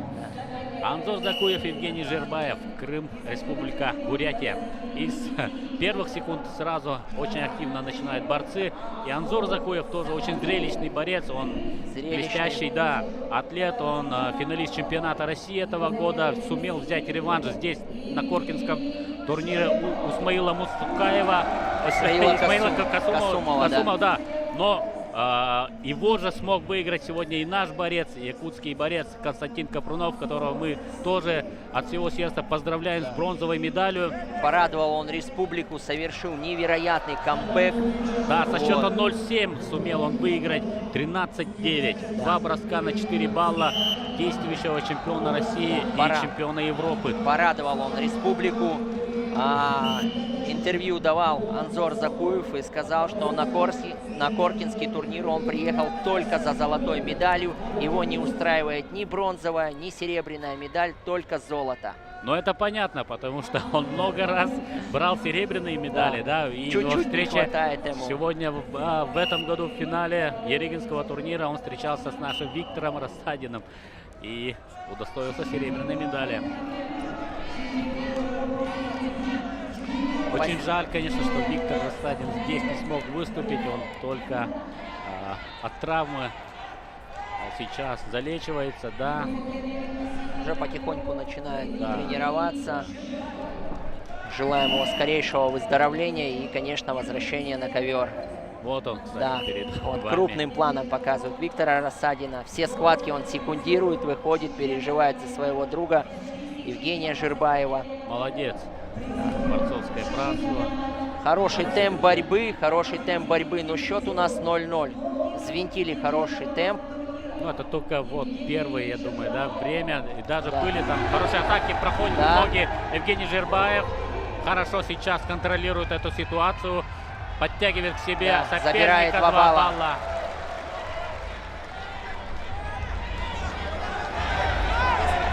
Крестный захват пытается взять. Нет. Да, нет, берет скрестный захват. Очень опасно. Взял. И катит. Пытается Анзор Закуев. 5-0. 7-0. Нет, это очень тяжело выйти. 9 сейчас. 9-0. И 11. Нет. 11-0. Да, Пятикратный чемпион Коркинского турнира. Как его здесь аплодируют, друзья. 2 минуты всего понадобилось Евгению Жирбаеву. 2 минуты он становится и догоняет Виктора Рассадина по медалям Коркинского турнира. Становится 5-кратным обладателем. Мне кажется, это хороший претендент на то, чтобы получить серебряную борцовку. Да. Все схватки он выиграл досрочно. И все финалы и Крылова, и Коркинского турнира после возвращения Нет, он выиграл технически с разрывом в 10 баллов. Его здесь, конечно, очень любят. Это любимец якутской публики. Он здесь много раз выступал. И, конечно, он очень рад, что получил 5-ю золотую медаль турнира Коркина. Смотрите, как приветствует борца. Да, это супер схватка. Да, очень тяжело выбраться с крестного захвата. Попался Анзор Закуев, плотно взял.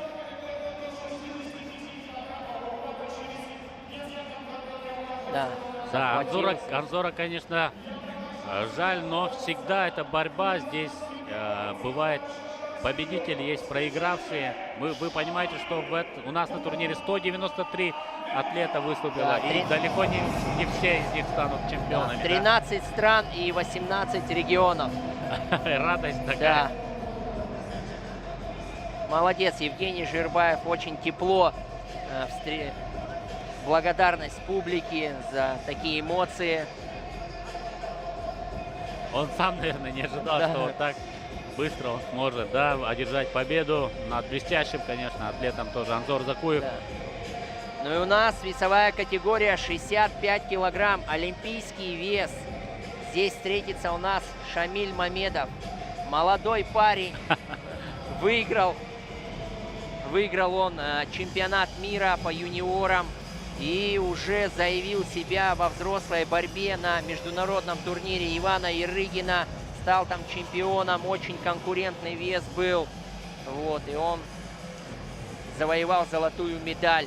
Да, Шамиль Мамедов. Да, следом он поехал в Турцию на международный турнир Яшар Дагу и там завоевал золото. В финале он выиграл Загира Шакиева. Провел очень интересный такой прием. Наверное, все любители борьбы видели эту схватку и помнят, что за прием он там сотворил.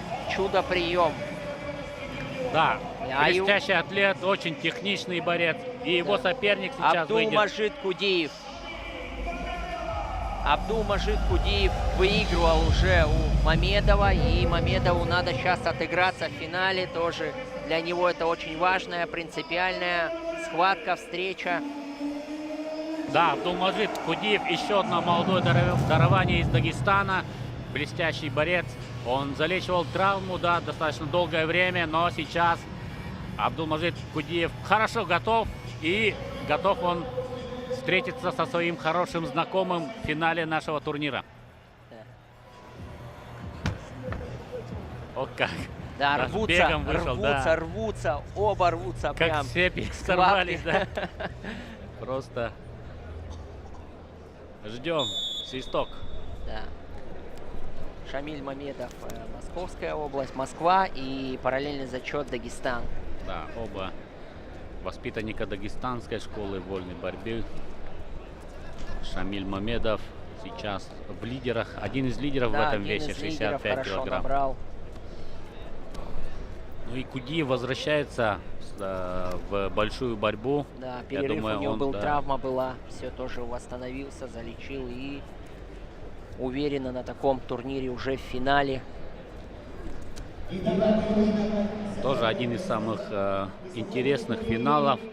Два равных, в принципе, борца. Мы говорили о том, что они, да, и в совсем еще молодом возрасте наверняка много раз встречались. И я вот знаю, что и Кудиев выигрывал у Мамедова. Так что и реваншистские кое-какие настроения тоже должны быть, да?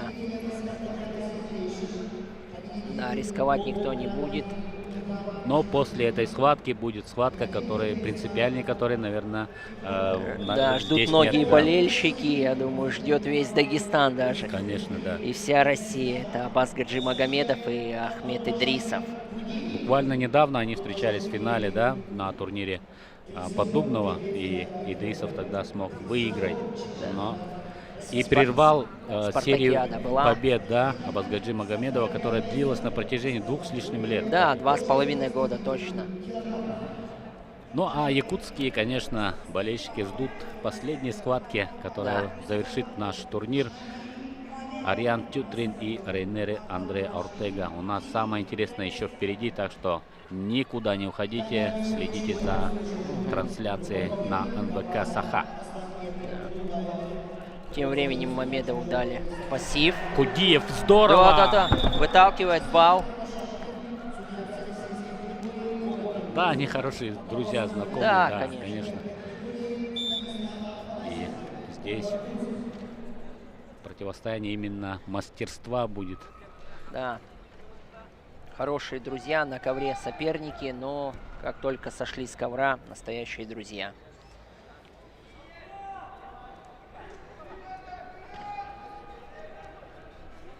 Один-один. Кудиев выигрывает. Да, 2 минуты уже пролетело схватки. Хорошо проделал. Ну, Мамедов хорошо защитился. Ух ты! Что за защита и с одной, и со второй стороны. Как прочувствовал и рабочую зону, да, сумел уйти. Кудиев, не нарушив вот зеленый круг, желтый круг. Да, мы волнуемся тоже, конечно, да. Да, это... схватки, конечно, эмоциональные, и нас тоже переполняют эмоции, друзья.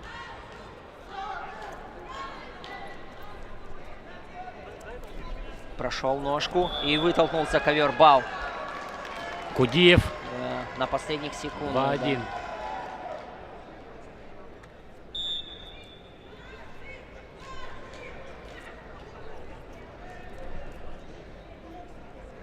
Да, смотрит на табло и дает руку. Руки пожали. Перерыв 30 секунд. Не расслабляться. Не расслабляться. Дагестанский состав вышел. 3 минуты.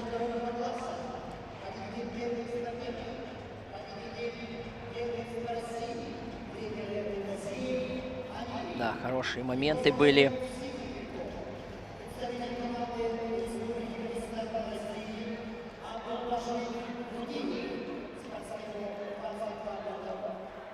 Ну, второй период начинается у нас.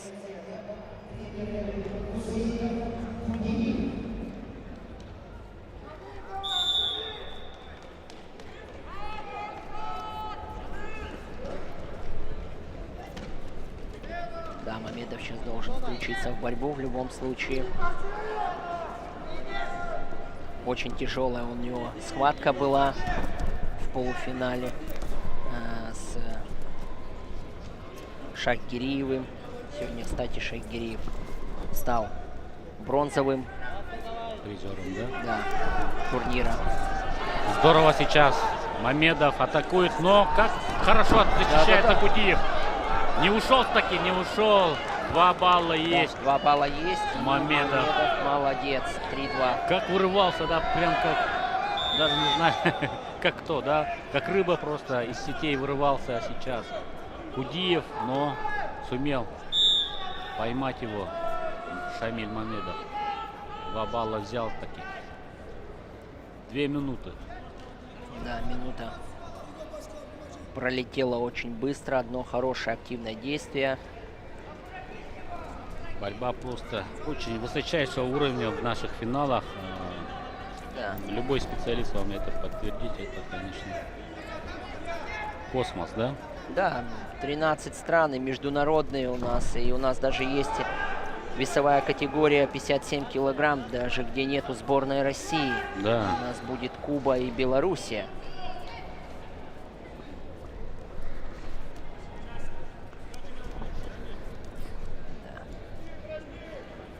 Теперь Кудиеву надо что-то предпринимать, искать момент для атаки. 1,5 минуты бороться, минута 20.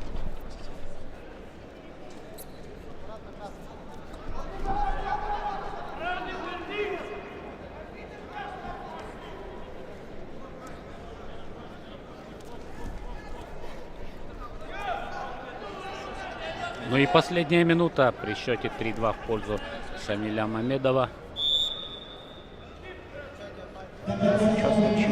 И 1 балл не спасает Кудиева от поражения. Ему надо брать 2 за счет качества.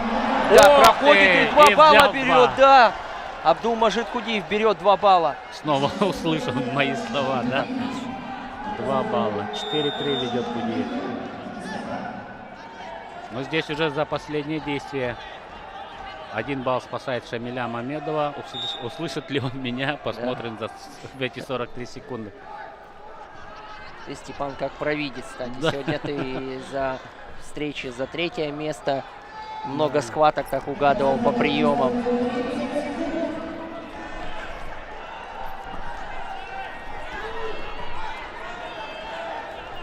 «20 секунд». Как сейчас, да? Да, Пытался защищается, ну, провалить продернул. соперника, да. Но хорошо, как Кудиев контролирует. Все, схват... Ух ты! И делает переворот, но накрывает Кудиев. Что за схватка? Да. Нет, Да. здесь будут вопросы. Да, Если здесь будет вопрос. Шамиль Мамедов взял 2 балла, а его соперник 1, то выигрывает Шамиль Мамедов. Да. За счет качества его действия. У него 2 двухбальных будет приема, а у Кудиева будет 1-1-2. Ну, то есть, да, на последних этих. Здесь будет непросто, мне кажется. Да, сейчас судейский штаб должен решить. Я этот вот момент. смотри, да, сейчас он сделает 5 баллов. Да. Это 2 полновесных балла у Шамиля Мамедова. Красиво, очень красиво сделал. Да. 2 балла. Это последние 10 секунд. Да, и сейчас. накрывается. И накрывает его сейчас Кудиев, но за это действие дают 1 балл. А мы знаем, что сейчас по правилам борьбы главное это качество, да, при Качество равенстве. оценки, да, 2-2 и 1 А потом балл. уже за последнее действие. Но Кудиев думал, что он выиграл. Да. 2-2 показывает. Шамиль. Нет, 2-2 было, и Кудиев выигрывает. 2-2, да, Да, все-таки? 2-2. 6-5, да, 2-2 счет был, и с одной стороны опасное положение, и со второй судьи дали 2-2. Хорошо, тогда Кудиев, Да. поздравляем. Да. Это была блестящая схватка, очень хорошая. Кудиев возвращается в большую игру, в большой спорт, на Да. большой ковер, да. Здесь очень конкурентный вес. Здесь есть Ибрагим Ибрагимов, действующий чемпион России, да. Здесь есть Фирзалиев, Рамазан Фирзалиев. Здесь есть у нас Гаджимурат Рашидов, Гаджимурат Амаров. Олимпийский, да, призер. Да. Вот это да. Ну, Кудиев, все уже запомните это имя, это будет грозная сила на всех чемпионатах России, на других международных турнирах. И он начинает свое восхождение именно с нашего турнира, возвращается на большой ковер и становится золотым призером, медалистом, да. Как он тепло, да, своего Ну, друга друзья, прям, да, поддерживает. прям друзья. Ну и интервью чемпиона. Да. А у нас по сценарию тоже, я так понимаю, сейчас Да, уходим небольшое на... шоу. Да, сейчас шоу, уходим на небольшую паузу, друзья. Kalın kaçaka kaytar bakka, kütmekün ödüler köyter bakka, çoran karak küçük gede, kiem dolu anarırın dukarı, hep biçimin, bıyık kağıt çarın dukarı, tımırıstım kan çiğlerin dukarı, dokta bakka, tallı bakka, bastı bakka, tabukta bakka, tulurdaktı, çulurdaktı, indi biçekka, indi biçekka.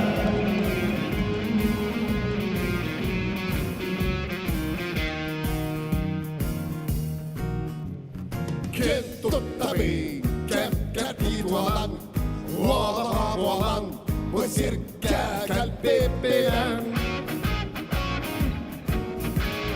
Kim tuttabi, kyllä tuttan yöden, hopsanani syöden, voi sirkkää syltsäpidän. Kim tuttabi, parjonum alkıha, örjytyn pakiha, mihinnin puolarina. Örrejemi sanamı kadar, artigar erkayar, kakacam bağlarıta. Algı solundudan, asımlı boydan, inni teki. O sırtık saqa, uyar Irak'a, inni kotu. Külünü göreyen, meli şükreyen, inni teki.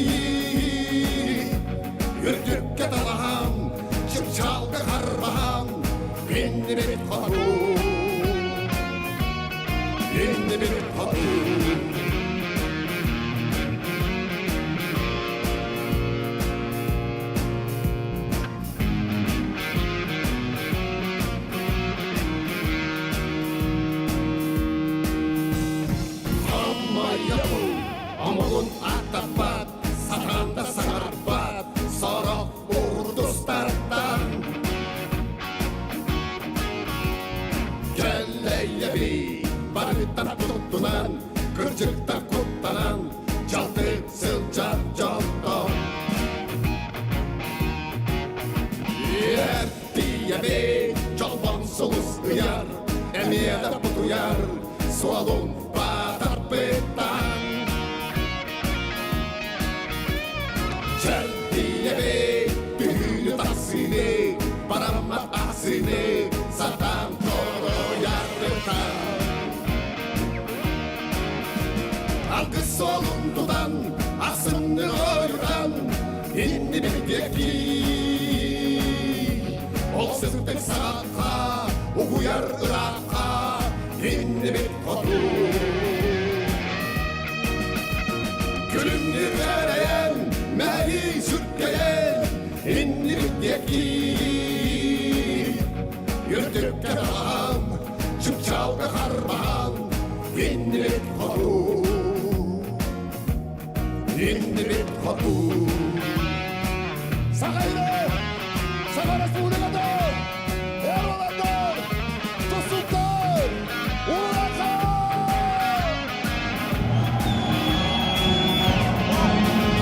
Аты соғыл суан, асымны бойдан, иннелік беки.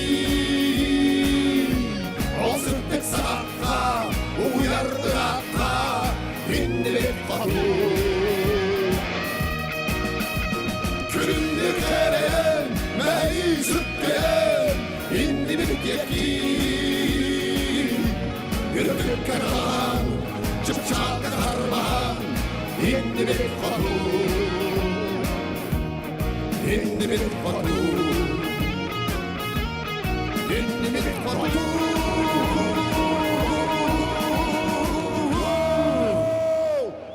Инді біл қоту.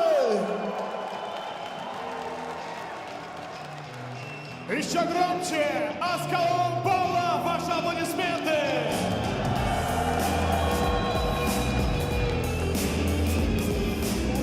Так, друзья, мы возвращаемся на ковер, и нас ждет встреча 61 килограмм.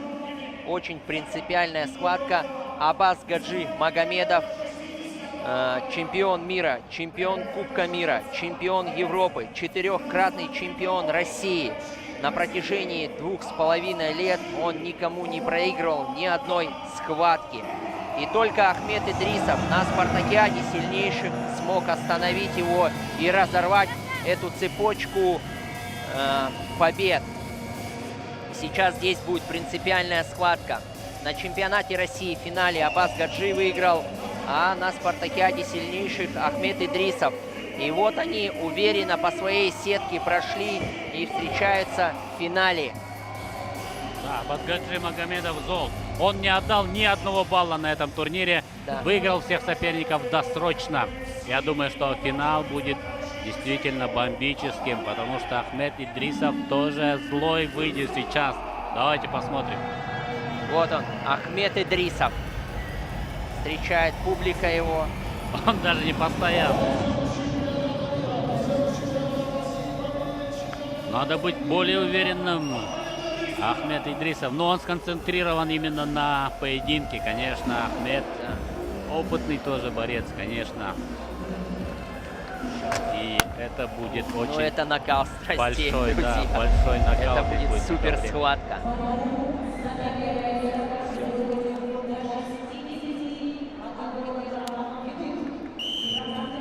Магомедов, Идрисов. Пошла схватка. Сможет ли Магомедов взять реванш за поражение на турнире? Хорошо, что он будет. Два борца знают друг друга.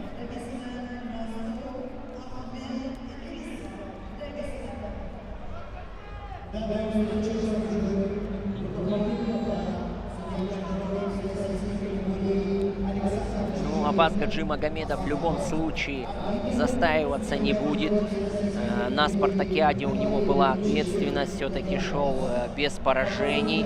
И здесь он понимает, что ему надо атаковать и атаковать. Надо навязывать свою борьбу, чтобы выиграть Ахмеда и Идрисова.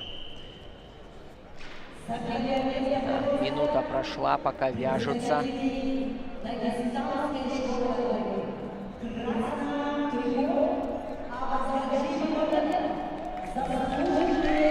Да, недавно получил он заслуженный. Аббас Гаджи Магомедов недавно получил самое высшее звание в спорте, в вольной борьбе, заслуженный мастер спорта. На турнире у нас 3 мастера, 3 заслуженных мастера спорта, 3 ЗМСа. Андрей Владимирович Тарасенко, глава Кабинета министров, да, премьер-министр республики, председатель правительства, если угодно, да.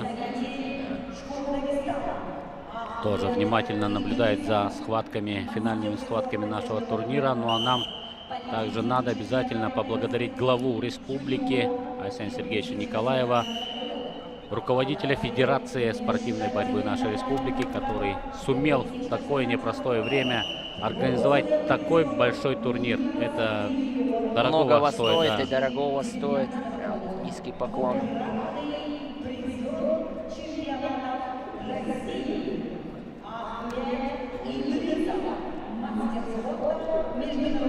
Да, 2 минуты прошло, а счет у нас на табло 0-0. Видим конкурентный, причем по хороших спортсменов они выигрывали, и всех выигрывали технически, как Аббас Гаджи свой переводик делал, так легко набирал баллы, а здесь заканчивается первый период и на табло 0-0.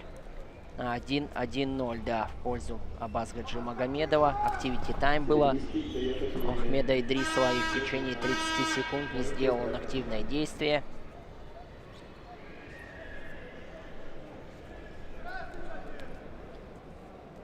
Да, второй период будет жарким. Так, 20 секунд остается, расслабляться нельзя.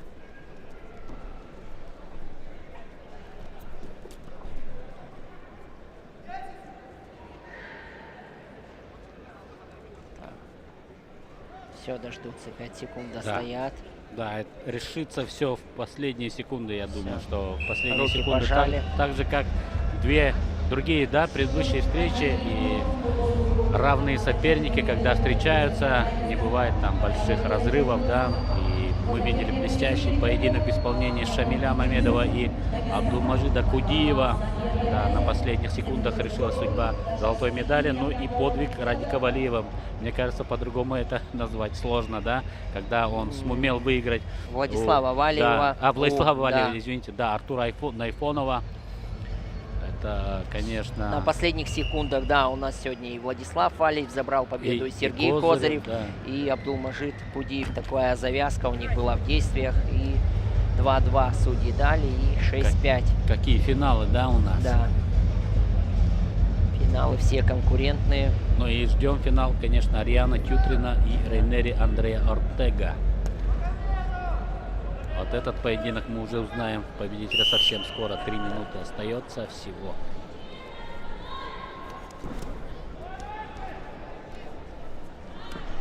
Три минуты бороться, полный период. Аббас Гаджи за Activity Time заработал 1 балл. Если Ахмед Идрисов сейчас навязывает борьбу. Как хорошо, да, он защищается от этих переводов, да, которые просто смертельные. Как да, он один из немногих, да, кто может защищаться от таких переводов, да. От Аббас Гаджи. Хорошо, молниеносно, как пантера, откинул прям ножки Аббас Гаджи.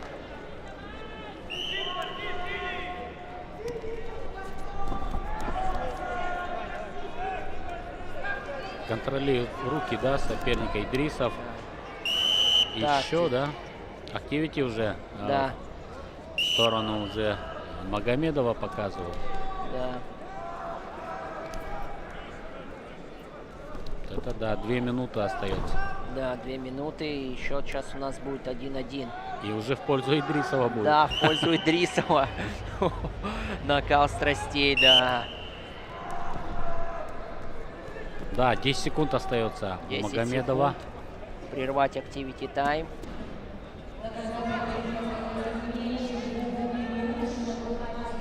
Вот это, да, схватка принципиальнейшая, равных борцов. 1-1 счет. 1-1. И по последнему действию выигрывает Ахмед Идрисов. Аббас Гаджи надо искать. Ох, хорошо, сейчас свой перевод он снова ищет. Контролирует руку, переводит, пытается перевести за спину. держит, все видит. Ногу взял. Что сейчас будет, хочет, может, за ковер может попробует вытолкнуть, да? Да, вот, но 2 балла, 2 балла. Да, 2 балла берет Аббас Гаджи. Вот эта завязка сейчас была, но не смог защититься Идрисов. И 3-1 ведет Магомедов.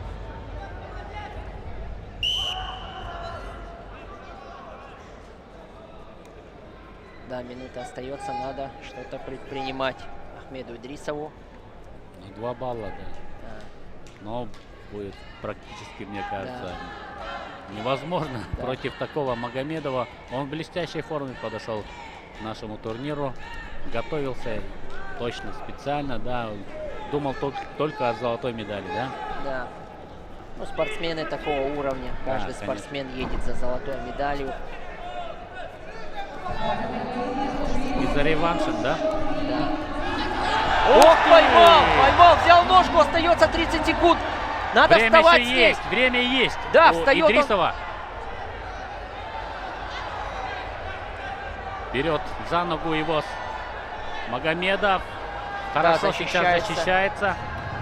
Ну, завязка такая, я думаю, что арбитр вряд ли сейчас будет свистеть. Да, 10 секунд, 5, 6.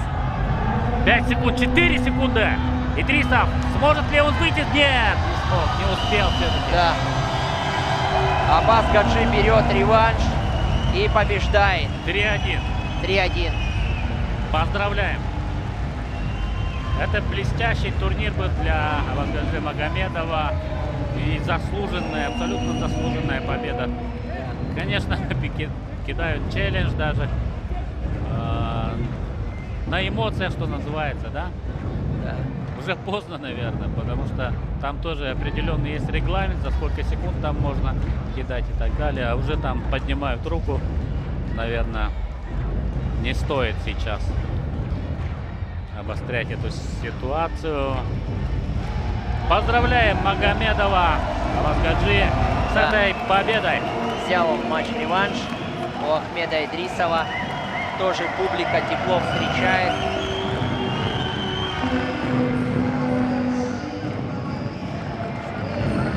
Ну и традиционное интервью чемпиона. Мы ждем нашего борца Арьяна Тютрина.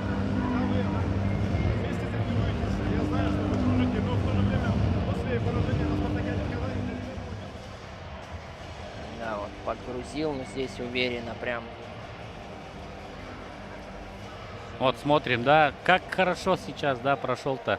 И Да, чуть было не посадил, да, как видел, Да. да, левую ногу, как сейчас успел убрать Магомедов. Да. А мог же там сейчас и Да, конечно, другого уровня борец, защитился. наверное, бы уже оказался там на спине практически. 100%.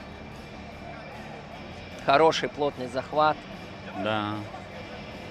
Был шанс у Идрисова, но, конечно, Магомедов просто в блестящей форме. Ну, конечно, один из лучших борцов мира. Ну, 61, наверное, лучший, наверное, можно сказать, да, сейчас. Чемпион мира, чемпион Европы. Так, но у нас чемпион заключительная России. схватка.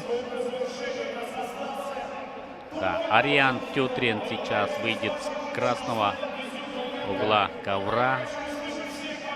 Да, легионер России является Призер чемпионата мира, Европы.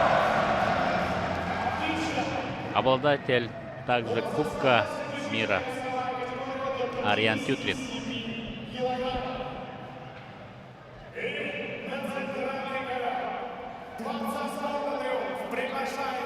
Гивит Полквадзе, шоумен, ведет наши финалы.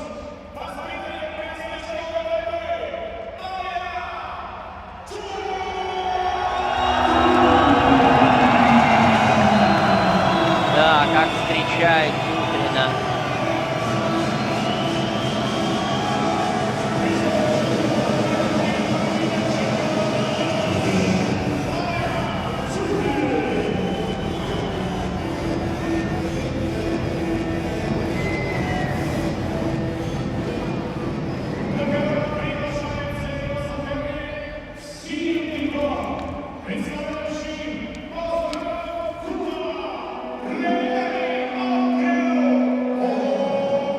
Да, Артега очень молодой. Рейнери Андре Артега. Да, очень именитый, уже 2 чемпионата мира выиграл до 23 лет.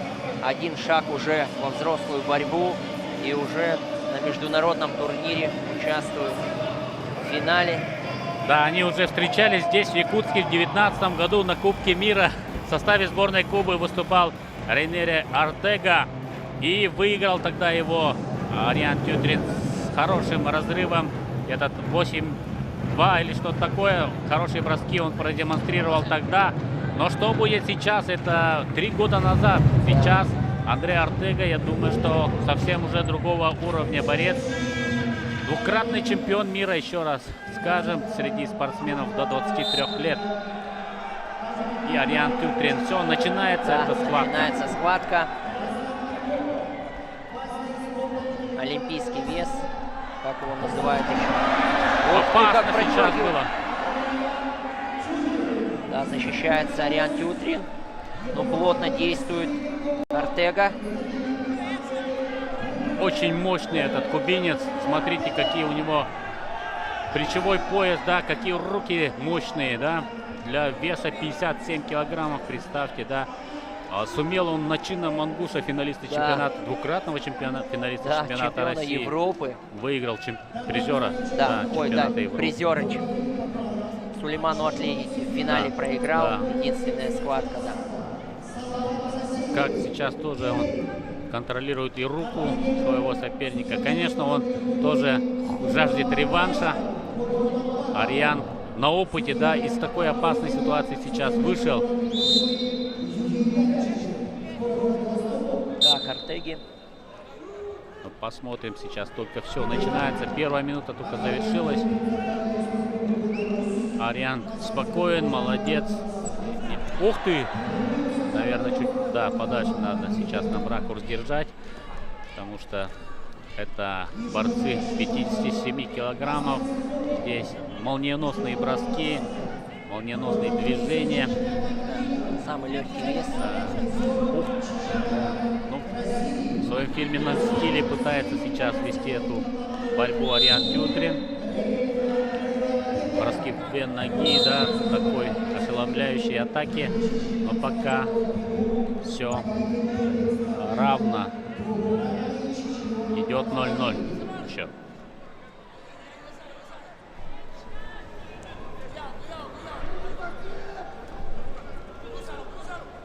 Очень мощный, да, Артега. Физически очень сильный атлет, видно сразу. И скорость тоже у него. Балл 1 пока, балл да. Ариану. В течение Да, 30 activity, секунд, да. да, не сделал активное действие. И Ариан пока лидирует.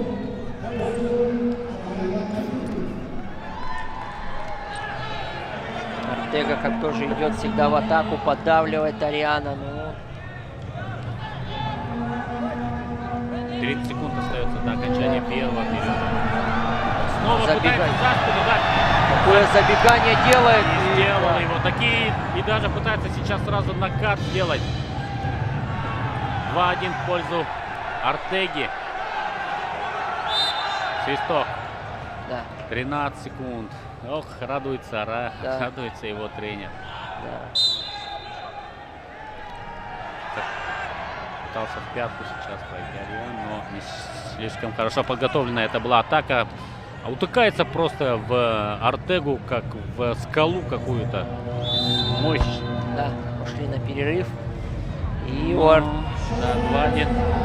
у Кубы появляется шанс На вторую золотую Да, медаль. вторая золотая медаль уже у нас Рейнери Салас Перес завоевал в 125 золотую медаль. И Андре Артега близится к этому. Ну, Ариан Тютрин в любом случае сейчас даст хороший бой, хорошую схватку. Вот это, да, вот это напор. Сложно, очень сложный финал. Непростой. Трибуна взрывается сейчас, поддерживает Ариана Тютрина.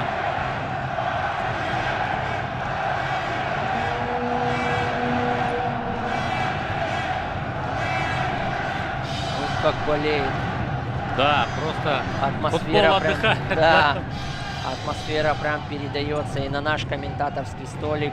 Да, вроде мы стоим далеко, да, от трибун, но Да. такая волна мощная идет, да. И При у том, нас что еще, мы еще в наушниках. да, в еще. защитных наушниках у нас звук приглушенный.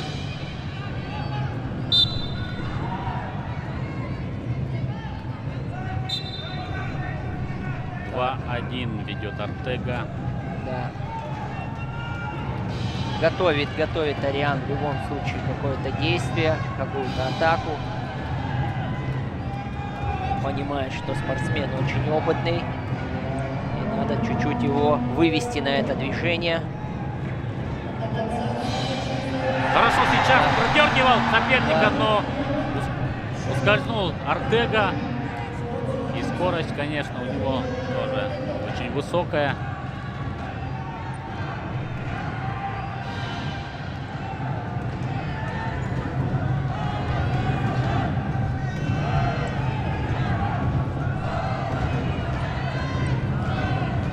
Виктор Николаевич Лебедев, да, встал. Да, конечно, все сейчас Так, волнуются, переживают.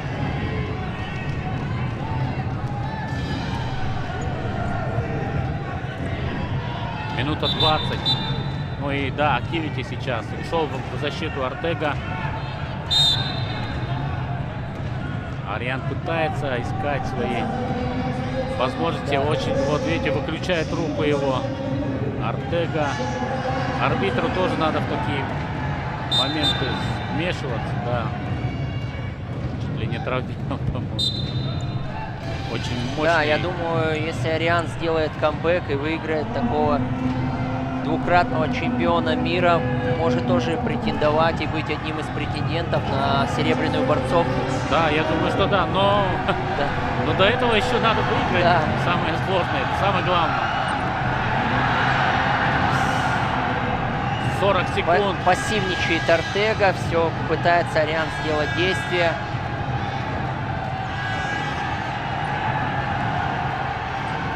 Хорошо сейчас, ну, пытается из высоких, и хорошо проходит Вот ноги. проходит! И второй ногу Вперед, вперед! два балла есть! 3-2! 19-18 секунд остается. Да. Нет, скрестный захват не получается взять, да? Получается? Нет. Время идет. 9 секунд остается, работает в партере. Ариан Тютрин пытается перевернуть соперника, не получается, но время завершается. И 3-2. 3-2. Вырывает победу, можно сказать, тоже на последних секундах. И становится чемпионом Коркинского турнира. Порадовал он республику. Ариан Тютрин, чемпион международного турнира в весовой категории до 57 килограммов. Турнира Дмитрия Петровича Коркина. Благодарит и публику, конечно. Есть у нас золотой медалист. И Белоруссия вся радуется. Да, конечно, у них тоже достаточно много медалей, да. Мы потом еще посчитаем. Ариан Тютрин, поздравляем с золотой медалью. И Евгений Григорьев, и Михаил Дмитриевич Пахомов, глава города Якутска и директор Республиканского центра спортивной подготовки сборных команд республики, которая и организовывала это шоу, это мероприятие, да, этот турнир замечательный.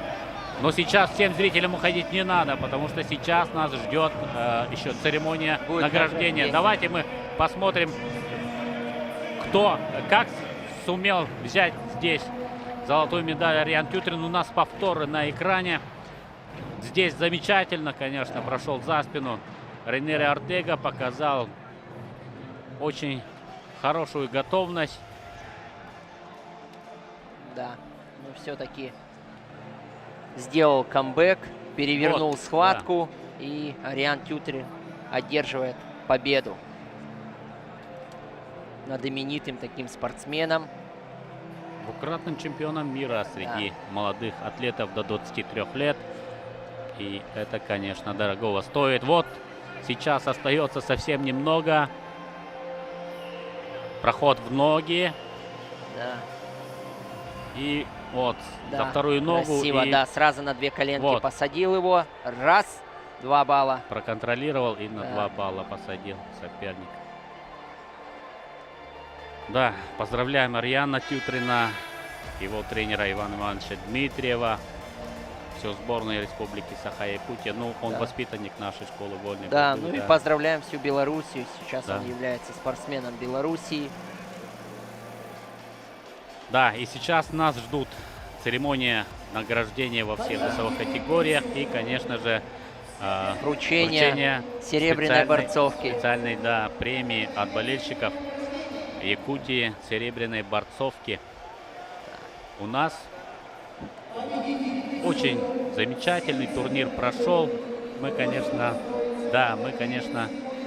очень рады, что такое соревнование у нас завершилось. Конечно, немного есть, да, что-то, немного от Есть грусти, такая да? грусть, чуть-чуть как пустоты, можно Да, такое да, сказать. да. Вот Как будто что-то очень большое сейчас завершилось. И очень хорошее закончилось очень быстро. Мы будем, конечно, вспоминать об этом турнире.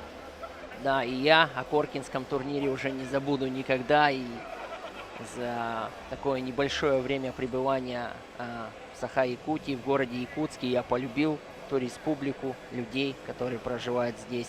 И с радостью приеду еще.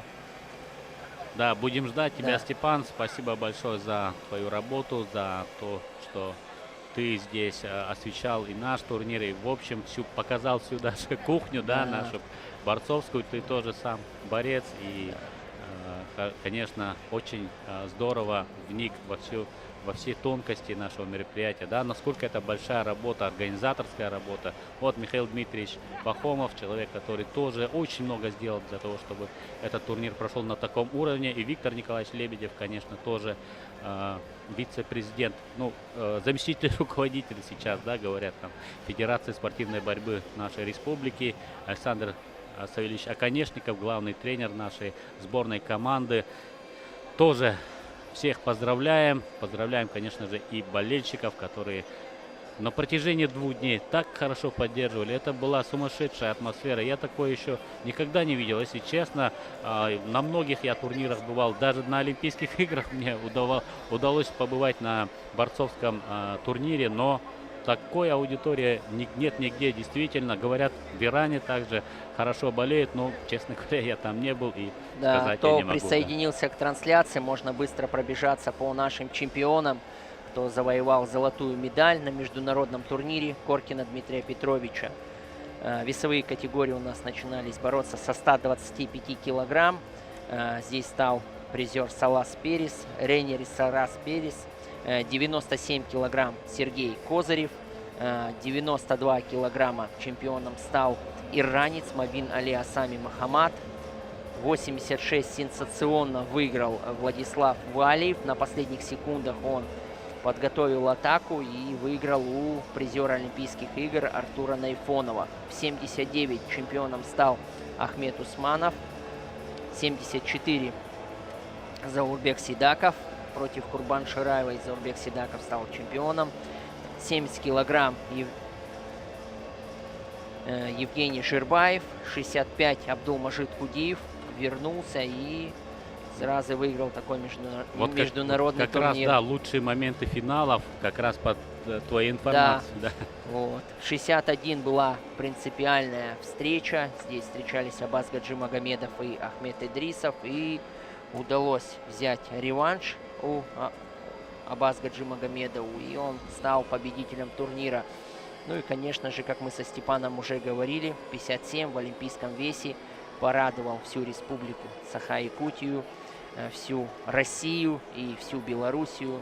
Вот, наш легионер Ариан Тютрин. Да, поздравляем всех чемпионов, всех призеров. Давайте я еще скажу, что у сборной Республики Саха-Якутия еще есть россыпь и бронзовых медалей, которые тоже очень важны, конечно. И Андрея Бекренева мы поздравляем. Он также представляет сборную команду Беларуси. Он стал бронзовым призером весовой категории до 61 килограмма. Также у нас есть призер в весе до 70 килограммов. Это Константин Капрынов. Блестящая победа над Исраилом Касумовым, чемпионом России. Ну, конечно, Да, это была камбэк был, это прям. от 0,7.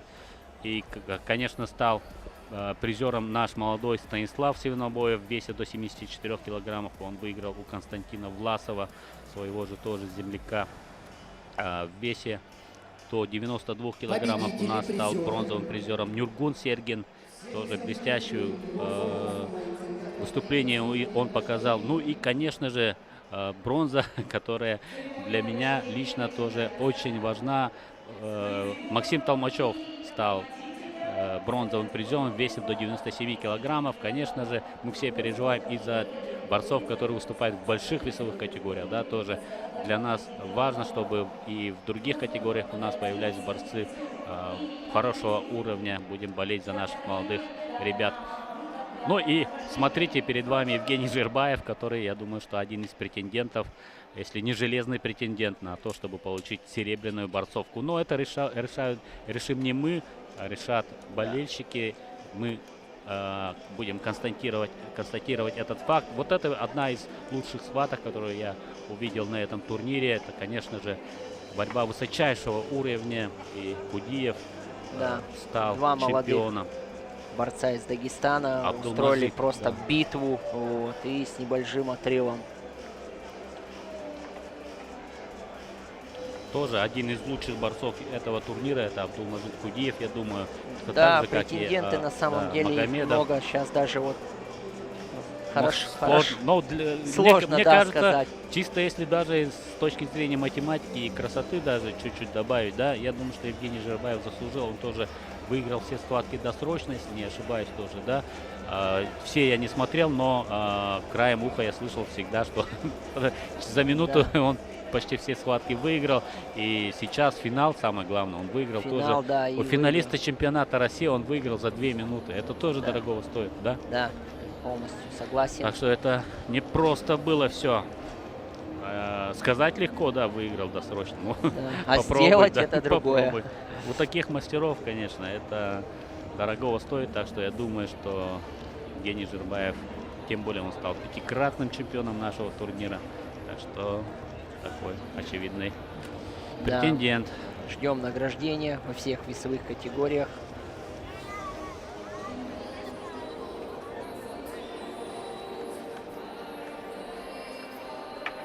Да, Степан, первый день мы с тобой провели, конечно, марафон. Да, это было 10 часов. Мы практически побили мой стрим. 9 часов, это такой рекорд, можно тоже сказать. И у тебя, наверное, это тоже впервые такой 9 часов. Ну, у нас, да, бывали, конечно, такие длинные репортажи. Я помню, ну, бывало, да, с других соревнований, правда, не в вольной борьбе, но у нас бывали. У нас, в общем-то, такая уже, можно сказать, тоже традиция небольшая, освещать спортивные состязания в таком полном объеме. Это национальная вещательная компания «Сахат» старается показать все значимые спортивные состязания в таком большом формате, с таким большим количеством, как вы видели, да, камер, с блестящей режиссурой. Да, ну, в общем... Я следил очень пристально, как возводится вот, помостье, ковры собираются, как наряжается весь зал. Да, конечно, это очень большая работа. Это, конечно, финалы, это вот одна сторона, да, медали. А когда ты на протяжении нескольких лет ты здесь жил, да, в ЦСКА Триумф, ты видел всю эту работу, когда ночами люди работают и да. все это большая готовят для работа, людей. Очень большая, щепетильная, кропотливая, проделана. Да. Такие герои за кадром. Поблагодарим всех организаторов, и мы уйдем на небольшую рекламную паузу.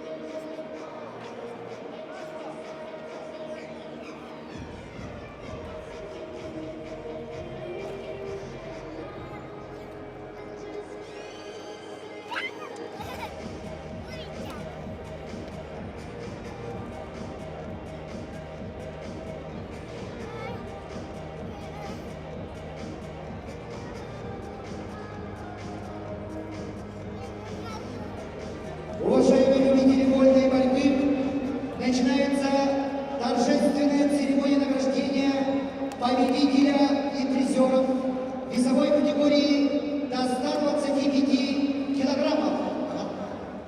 Dear ladies and gentlemen, we are starting the awarding ceremony in the weight category of 125 kilos. Для проведения церемонии награждения на сцену приглашается председатель правительства Республики Саха-Якутия Андрей Владимирович Тарасенко. For the awarding ceremony is invited Mr. Andrei Tarasenko. За третье место бронзовой медалью, дипломом и денежным сертификатом награждаются Остап Пасенок, Кемеровская область, Сослан Хинчагов, Республика Крым, Республика Северная Осетия, Алания.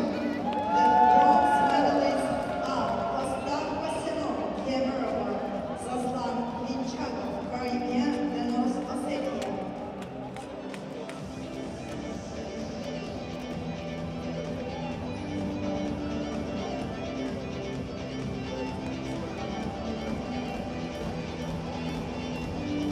За второе место с серебряной медалью, дипломом и денежным сертификатом награждается Эрик Джилоев, Красноярский край. Да, мы в прямом эфире, дорогие телезрители, и сейчас у нас начинается церемония награждения. И первыми на пьедестал выходят борцы весовой категории до 125 килограммов. Два борца с бронзовыми медалями. Это Остап Пасенок, Кемерово, и Денис Атак, и Сослан Хинчагов, Крым. Серебряная медаль у Эрика Джиоева, Красноярск. И золотая медаль у Рейнериса Саласа Переса, Куба. Олимпийский призер вручает награды председатель правительства Республики Саха-Якутия Андрей Владимирович Тарасенко. Вот богатыри, которые стали лучшими на нашем турнире. И, конечно же, золотая медаль, звание чемпиона у призера Олимпийских игр и 2 чемпионатов мира Рейнериса Саласа Переса. Следующая весовая категория до 97 килограммов. Здесь мы увидим нашего воспитанника Якутской школы вольной борьбы Максима Толмачева, который стал обладателем бронзовой медали. Здесь схватки проходили в круговой системе, поэтому здесь только один бронзовый медалист. Тем цена эта медаль. Ну и серебро у Александра Гуштына из Белоруссии, призера чемпионатов Европы и мира. А золото у участника Олимпийских игр, чемпиона России Сергея Козырева из Чувашии. Ну, пока они еще не вышли на пьедестал. Всего 10 весовых категорий у нас будет.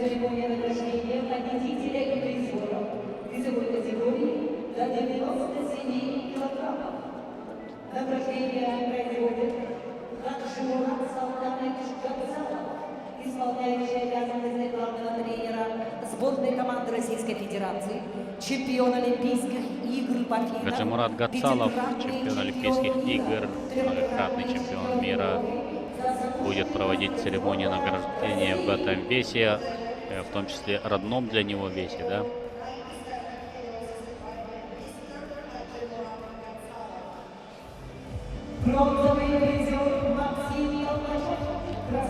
Красноярск, Республика Саха-Якутия, Максим Толмачев.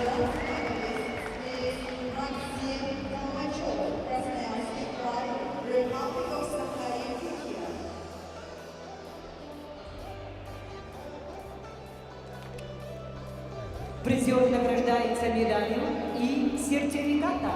Третье место занял Максим Толмачев. Поздравляем Максима, поздравляем всю армию болельщиков Якутии с этой медалью в весе до 97 килограммов. Второе место занял Александр Гуштын, мастер спорта сертификат на международного 50 класса. тысяч рублей для бронзового призера.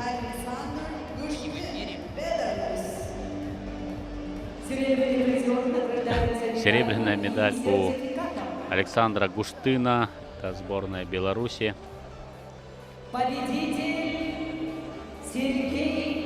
Ну и Сергей Козырев на высшей ступени пьедестала почета в этом весе. Да, схватку на последних секундах забрал, на последней секунде забрал балл и завоевал золото Коркинского турнира. Поздравляем и Сергея, и Чувашию, и Северную Осетию, Аланию с этой блестящей победой.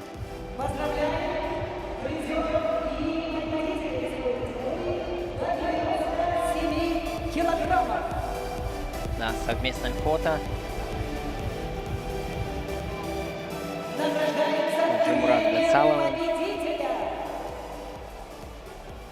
Денежным сертификатом. Очень добродушный, да, Сергей Да. Козырев такой, довольный. Гуштын немного, конечно, он видно, что у него печать грусти у него есть, потому что на последних секундах проигрывать, конечно, финал, Да, конечно, финал. это всегда такой. Да, он даже снял медаль, но ему, конечно, очень обидно. И это понятно. Это человек, который максималист, да, где-то спортсмен, они все хотят золотой медали, конечно.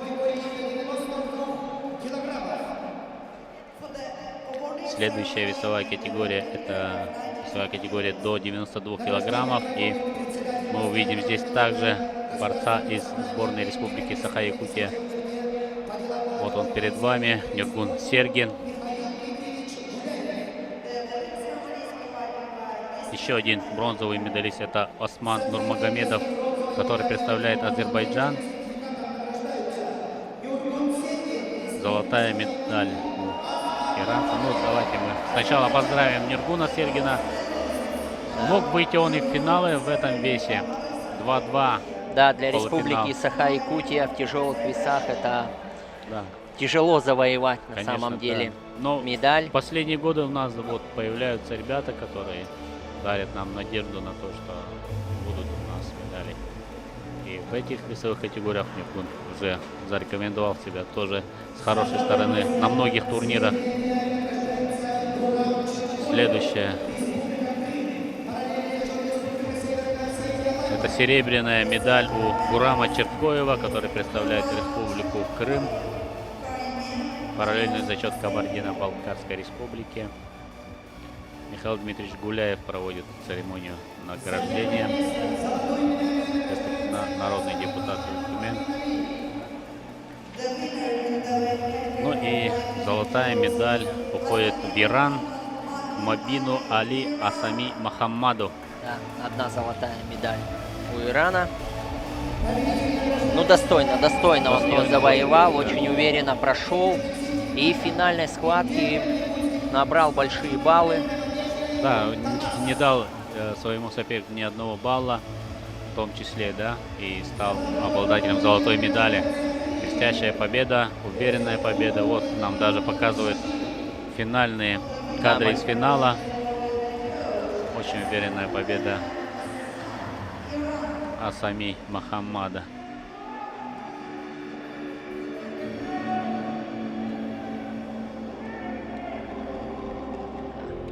Первый еще более-менее 3-0 первый период закончился, а во втором, да, начал уверен.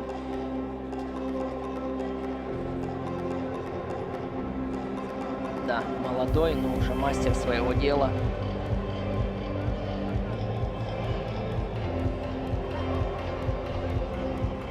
Знают тоже борцы, где надо набарываться, где надо получать опыт сильнейшей державы у сборной России.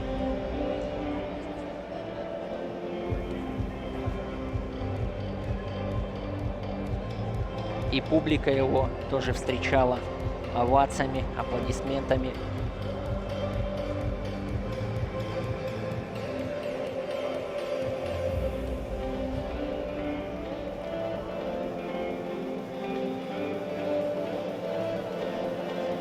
Следующая весовая категория — это категория до 86 килограммов, где прошла, наверное, одна из самых сенсационных финальных схваток. Да?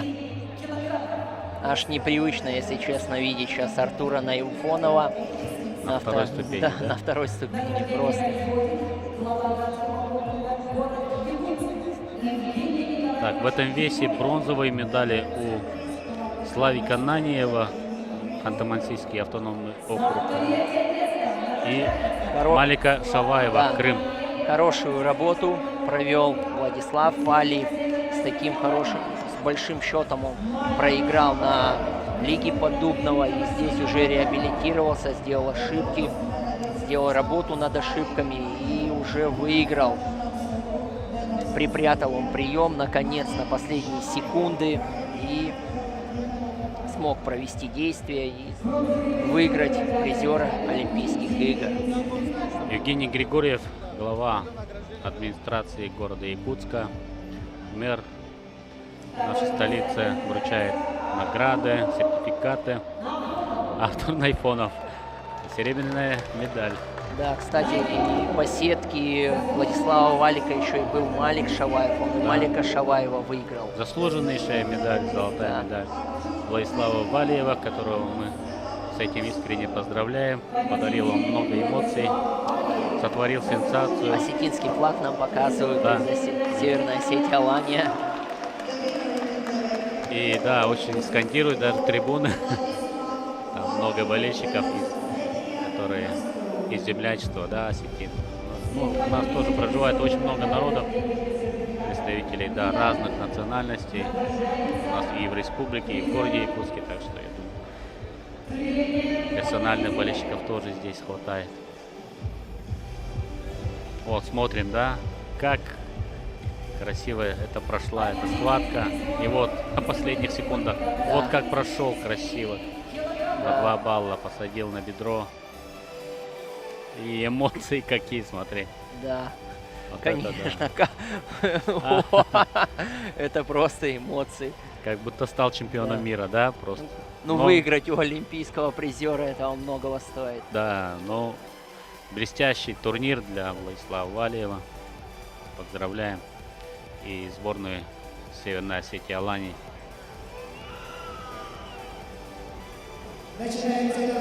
Да, награждение у нас следующей весовой категории, это 79 килограмм. Здесь чемпионом стал Ахмед Усманов. Серебряную медаль взял Радик Валиев. И Да, бронзовые медали у Азрета Улимбашева Красноярск и Никиты Сучкова, также представителя Красноярска. 2 представителя Красноярска на 3-й ступени пьедестала почета. Ну и, как сказал Степан, Ахмед Усманов чемпион и Радик Валиев серебряный призер. Вот Никита Сучков, тоже частый гость на наших турнирах. Его друг сокомандник рядом с ним Азрет Улимбашев. Выиграл он в схватке за бронзу Андрея Корпача, Беларусь. Никита Сучков должен был встретиться с Андрианом Ленским, Республика Саха-Якутия, но ввиду травмы он не смог выйти на схватку. К сожалению, пожелаем ему здоровья. Да, вот это тоже была блестящая схватка. Принципиальных двух соперников. Часто они встречаются. Вот. Очень красивая, равная схватка. И очень красивая медаль. Да, смотрите, да, конечно. Но это еще... Перевернута да, она была. Сейчас. Ахмед Усманов. Вот она, медаль во всей красе. Там портрет Дмитрия Петровича Коркина. И на фоне... 3 воспитанников, да? 3 воспитанника Дмитрий, олимпийца. Пенигин и Иванов. Да. Роман Михайлович, Дмитрий Павлович Пенигин и Александр Николаевич Иванов. Вот смотрите, да, фрагменты финального поединка, хайлайт, как еще называют, да, лучшие, самые яркие моменты финала. Можете Да. еще раз насладиться. Радик Валиев тоже недоволен медалью, сразу снял ее. Да, конечно. ехал за золотом, и обидно, чуть-чуть не хватило. Да, и был близок именно к золотой медали тоже.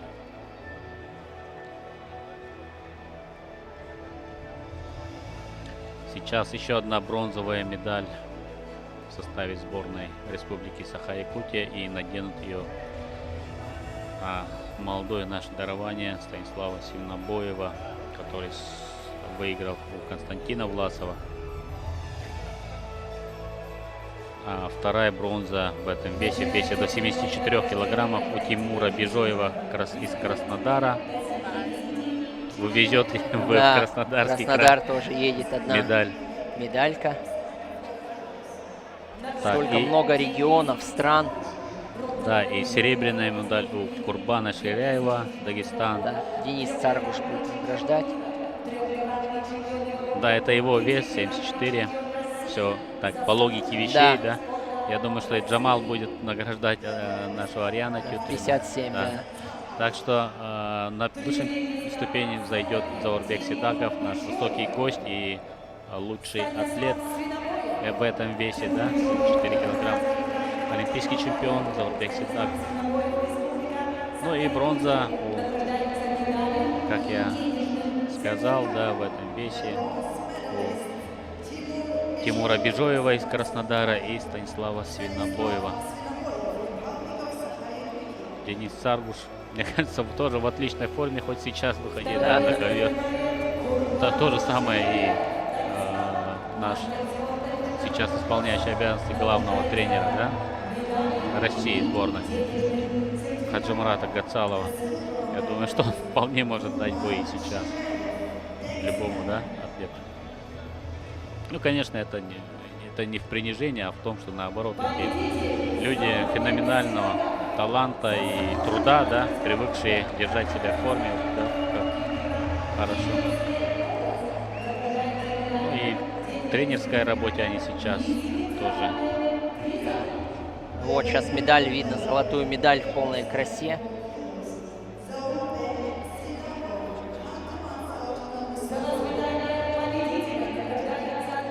Заурбек Сидаков, скромный молодой человек, который выиграл все возможные медали в вольной борьбе, и олимпийскую медаль, мир, и Европу. Два раза чемпионат мира, Европу. И смотрим мы повторы схваток.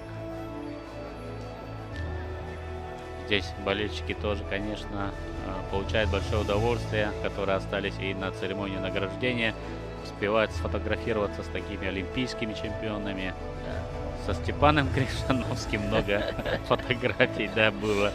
Ну да, я сам удивлен, если честно.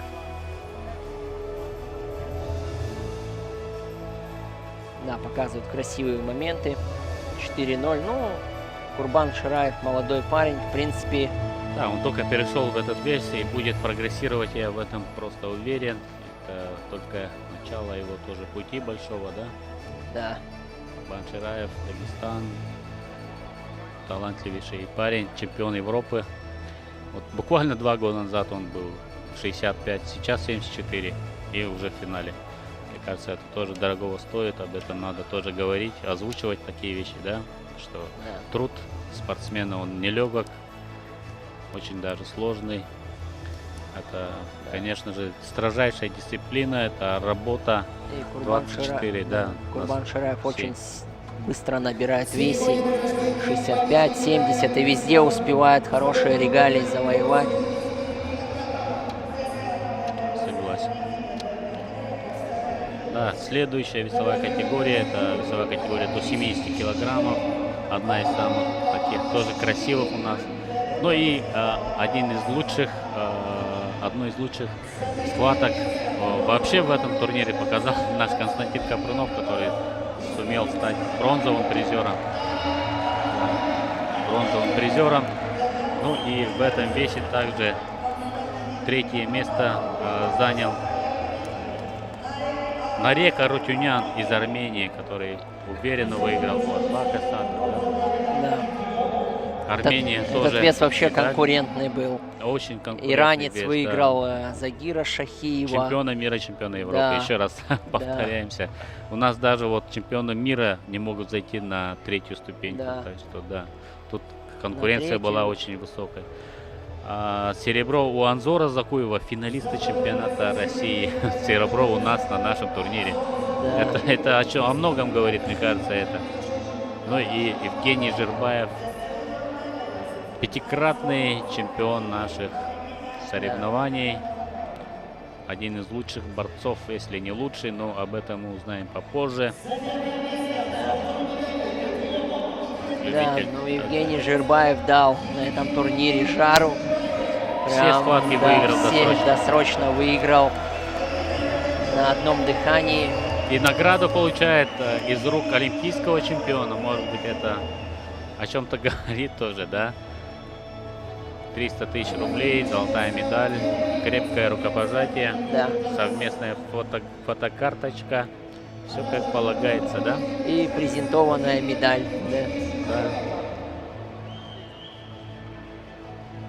И еще есть большой шанс получить серебряную борцовку. Да, и Цыбику Максарову, тренеру, 50 тысяч сертификат.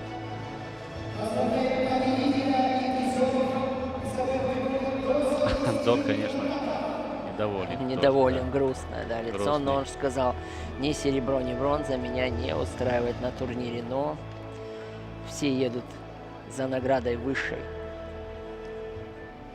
пробы. Вот, смотрим финал, фрагмент финала, как красиво здесь все сделал. Вот, да, прошел в ногу. Да. Кажется, что все так легко, да, на самом деле же это мастерство просто. Вот, и наката, да, здесь сколько его, 4, по-моему, да? Да. Ровно столько, сколько надо, да?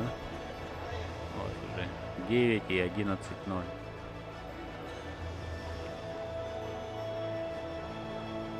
Очень коварный, конечно, этот прием. Попадешь и, конечно, вырваться очень сложно. И эмоции Евгения Жирбаева. Да. После таких эмоций, конечно, немного мы тоже опустошены.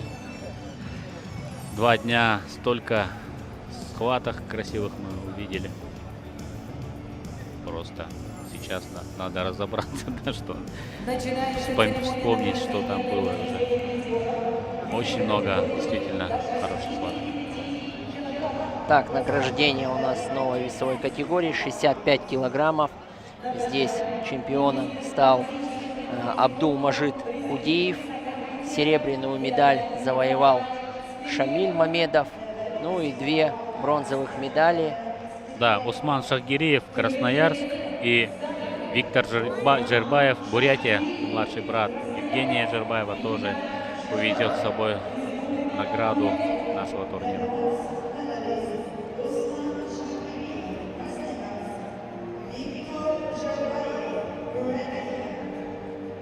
Вот он, Виктор Жирбаев перед вами.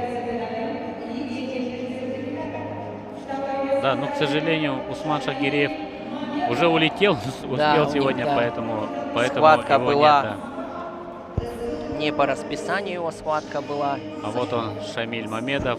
Это чемпион нынешнего турнира Ерыгина. Вот здесь он только серебряный. Да, здесь только серебряный. Да, вот тут у нас вообще много таких действительно знаковых вещей-то было, да, очень. Абдул-Мажид, ну не может он скрыть свою радость, ну и не надо, конечно, да. Эта победа для него, конечно, очень много значит. Он вернулся, опять же скажем, после тяжелой травмы, долго лечился и вот набрал такую форму. И на таком большом представительном турнире стал чемпионом. И своего друга подзывает на высшую ступеньку тоже встать, обнимает по-братски. И да, Шамиль Мамедов чуть недоволен. Ну, вторые места мы можем конечно, понять, да. Это один шаг все-таки. Но всегда же говорят, бронзовую медаль ты выигрываешь, а серебро ты уступаешь, да, когда проигрываешь, ты тебе ее вручают. Ну и тренеру тоже 50 тысяч, награда вручается. Вот она, схватка. Тоже одна из лучших схваток вообще всего турнира, наверное, можно так назвать. Справедливо, я думаю, так будет. Ну как в кино просто этот финал был, да. как по сценарию. грусть, Степан, появляется все равно у меня. Такой Надо красочный прощаться, турнир, да, и надо прощаться. Да, 61 килограмм. Награждение у нас чемпионом весовой категории 61 стал Аббас Гаджи Магомедов. Взял он реванш у Ахмеда Идрисова. Да, бронзовая медаль. Одна из них у нашего воспитанника в блестящей форме пришел к этому турниру. Наш парень, вот он перед вами. Андрей Бекренева. Поздравляем. Весь Среднеколымский улус. Это была очень хорошие схватки показал Андрей. Ну а рядом с ним Кежик Монгуш ТВ. Тоже поздравляем. Василий Николаевич Гоголев, победитель и чемпионата Европы, да, и игр доброй воли. Тоже одна из легенд якутской борьбы. Вручает награды. Да, Ахмед Идрисов был рядом к победе. Под конец тоже прошел в ножку, но профессионально, как мастер, защитился от прохода Аббас Гаджи. И вот он, чемпион. Да, чемпион мира, чемпион Европы. И сейчас гордо может называться чемпионом турнира Дмитрия Петровича Коркина. Да. Аббас Гаджи Магомедов. Только в финале он ощутил такое серьезное сопротивление, а все остальные схватки выиграл тоже за явным преимуществом. Блестящую готовность показал и очень красивые схватки. Поздравляем.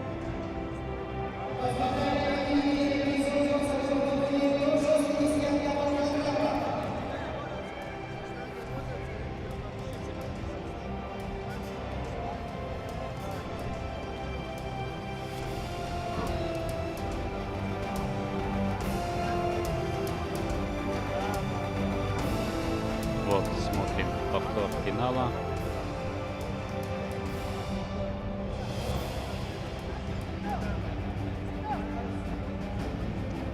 Тоже непростой был финал, но сумел выиграть Аббас Гаджи Магомедов.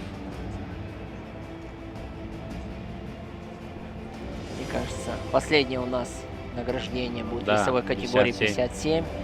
И все борцы, наверное, ждут момента, да, кто станет лучшим борцом турнира. Да, сразу после награждения, конечно, уже мы услышим, кто же станет лучшим борцом нашего турнира. Будет объявлен.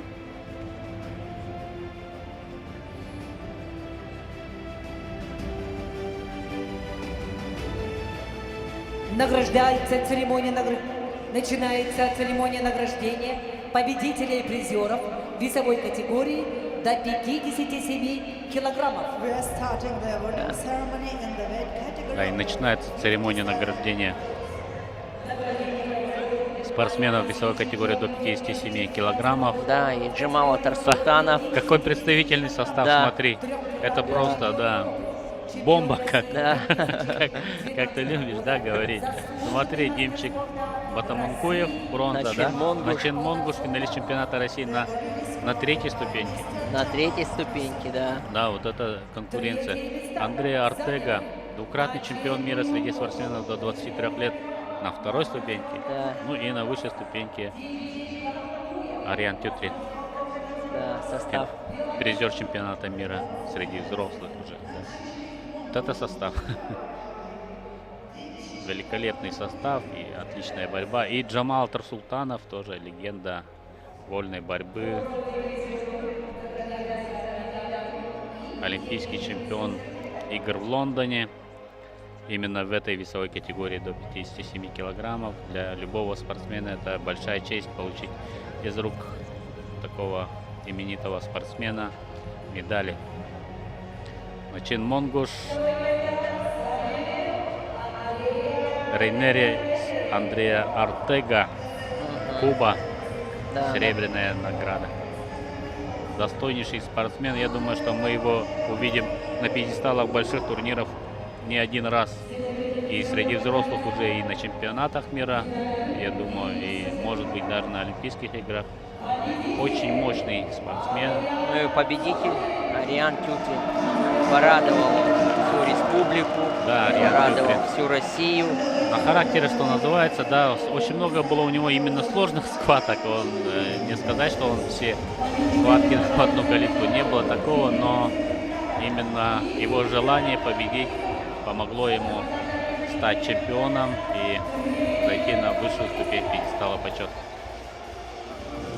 Поздравляем Ариана, всех болельщиков, уроженец Усть-Алданского. Я думаю, что все сейчас там тоже празднуют, отмечают эту победу. Единственный из нашей сборной Республики Саха-Якутия, да, из воспитанников Якутской школы борьбы, который сумел стать чемпионом.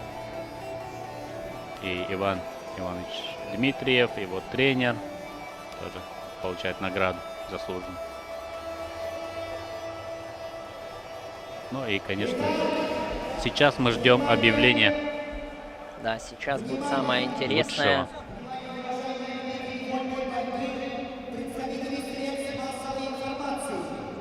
От имени болельщиков Республики Саха-Якутия было вылито из чистого. Да, сейчас судьба серебряной борцовки будет объявлена.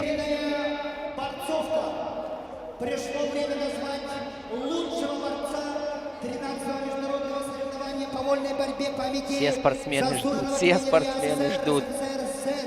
Дмитрия Петровича Коркина, обладателем специального приза от имени болельщиков Республики Саха-Якутия, становится Заурбек Сидаков. Заурбек Сидаков. Заурбек Сидаков, да. Ну да, уважили и олимпийского чемпиона, конечно, и вручает ему серебряную борцовку.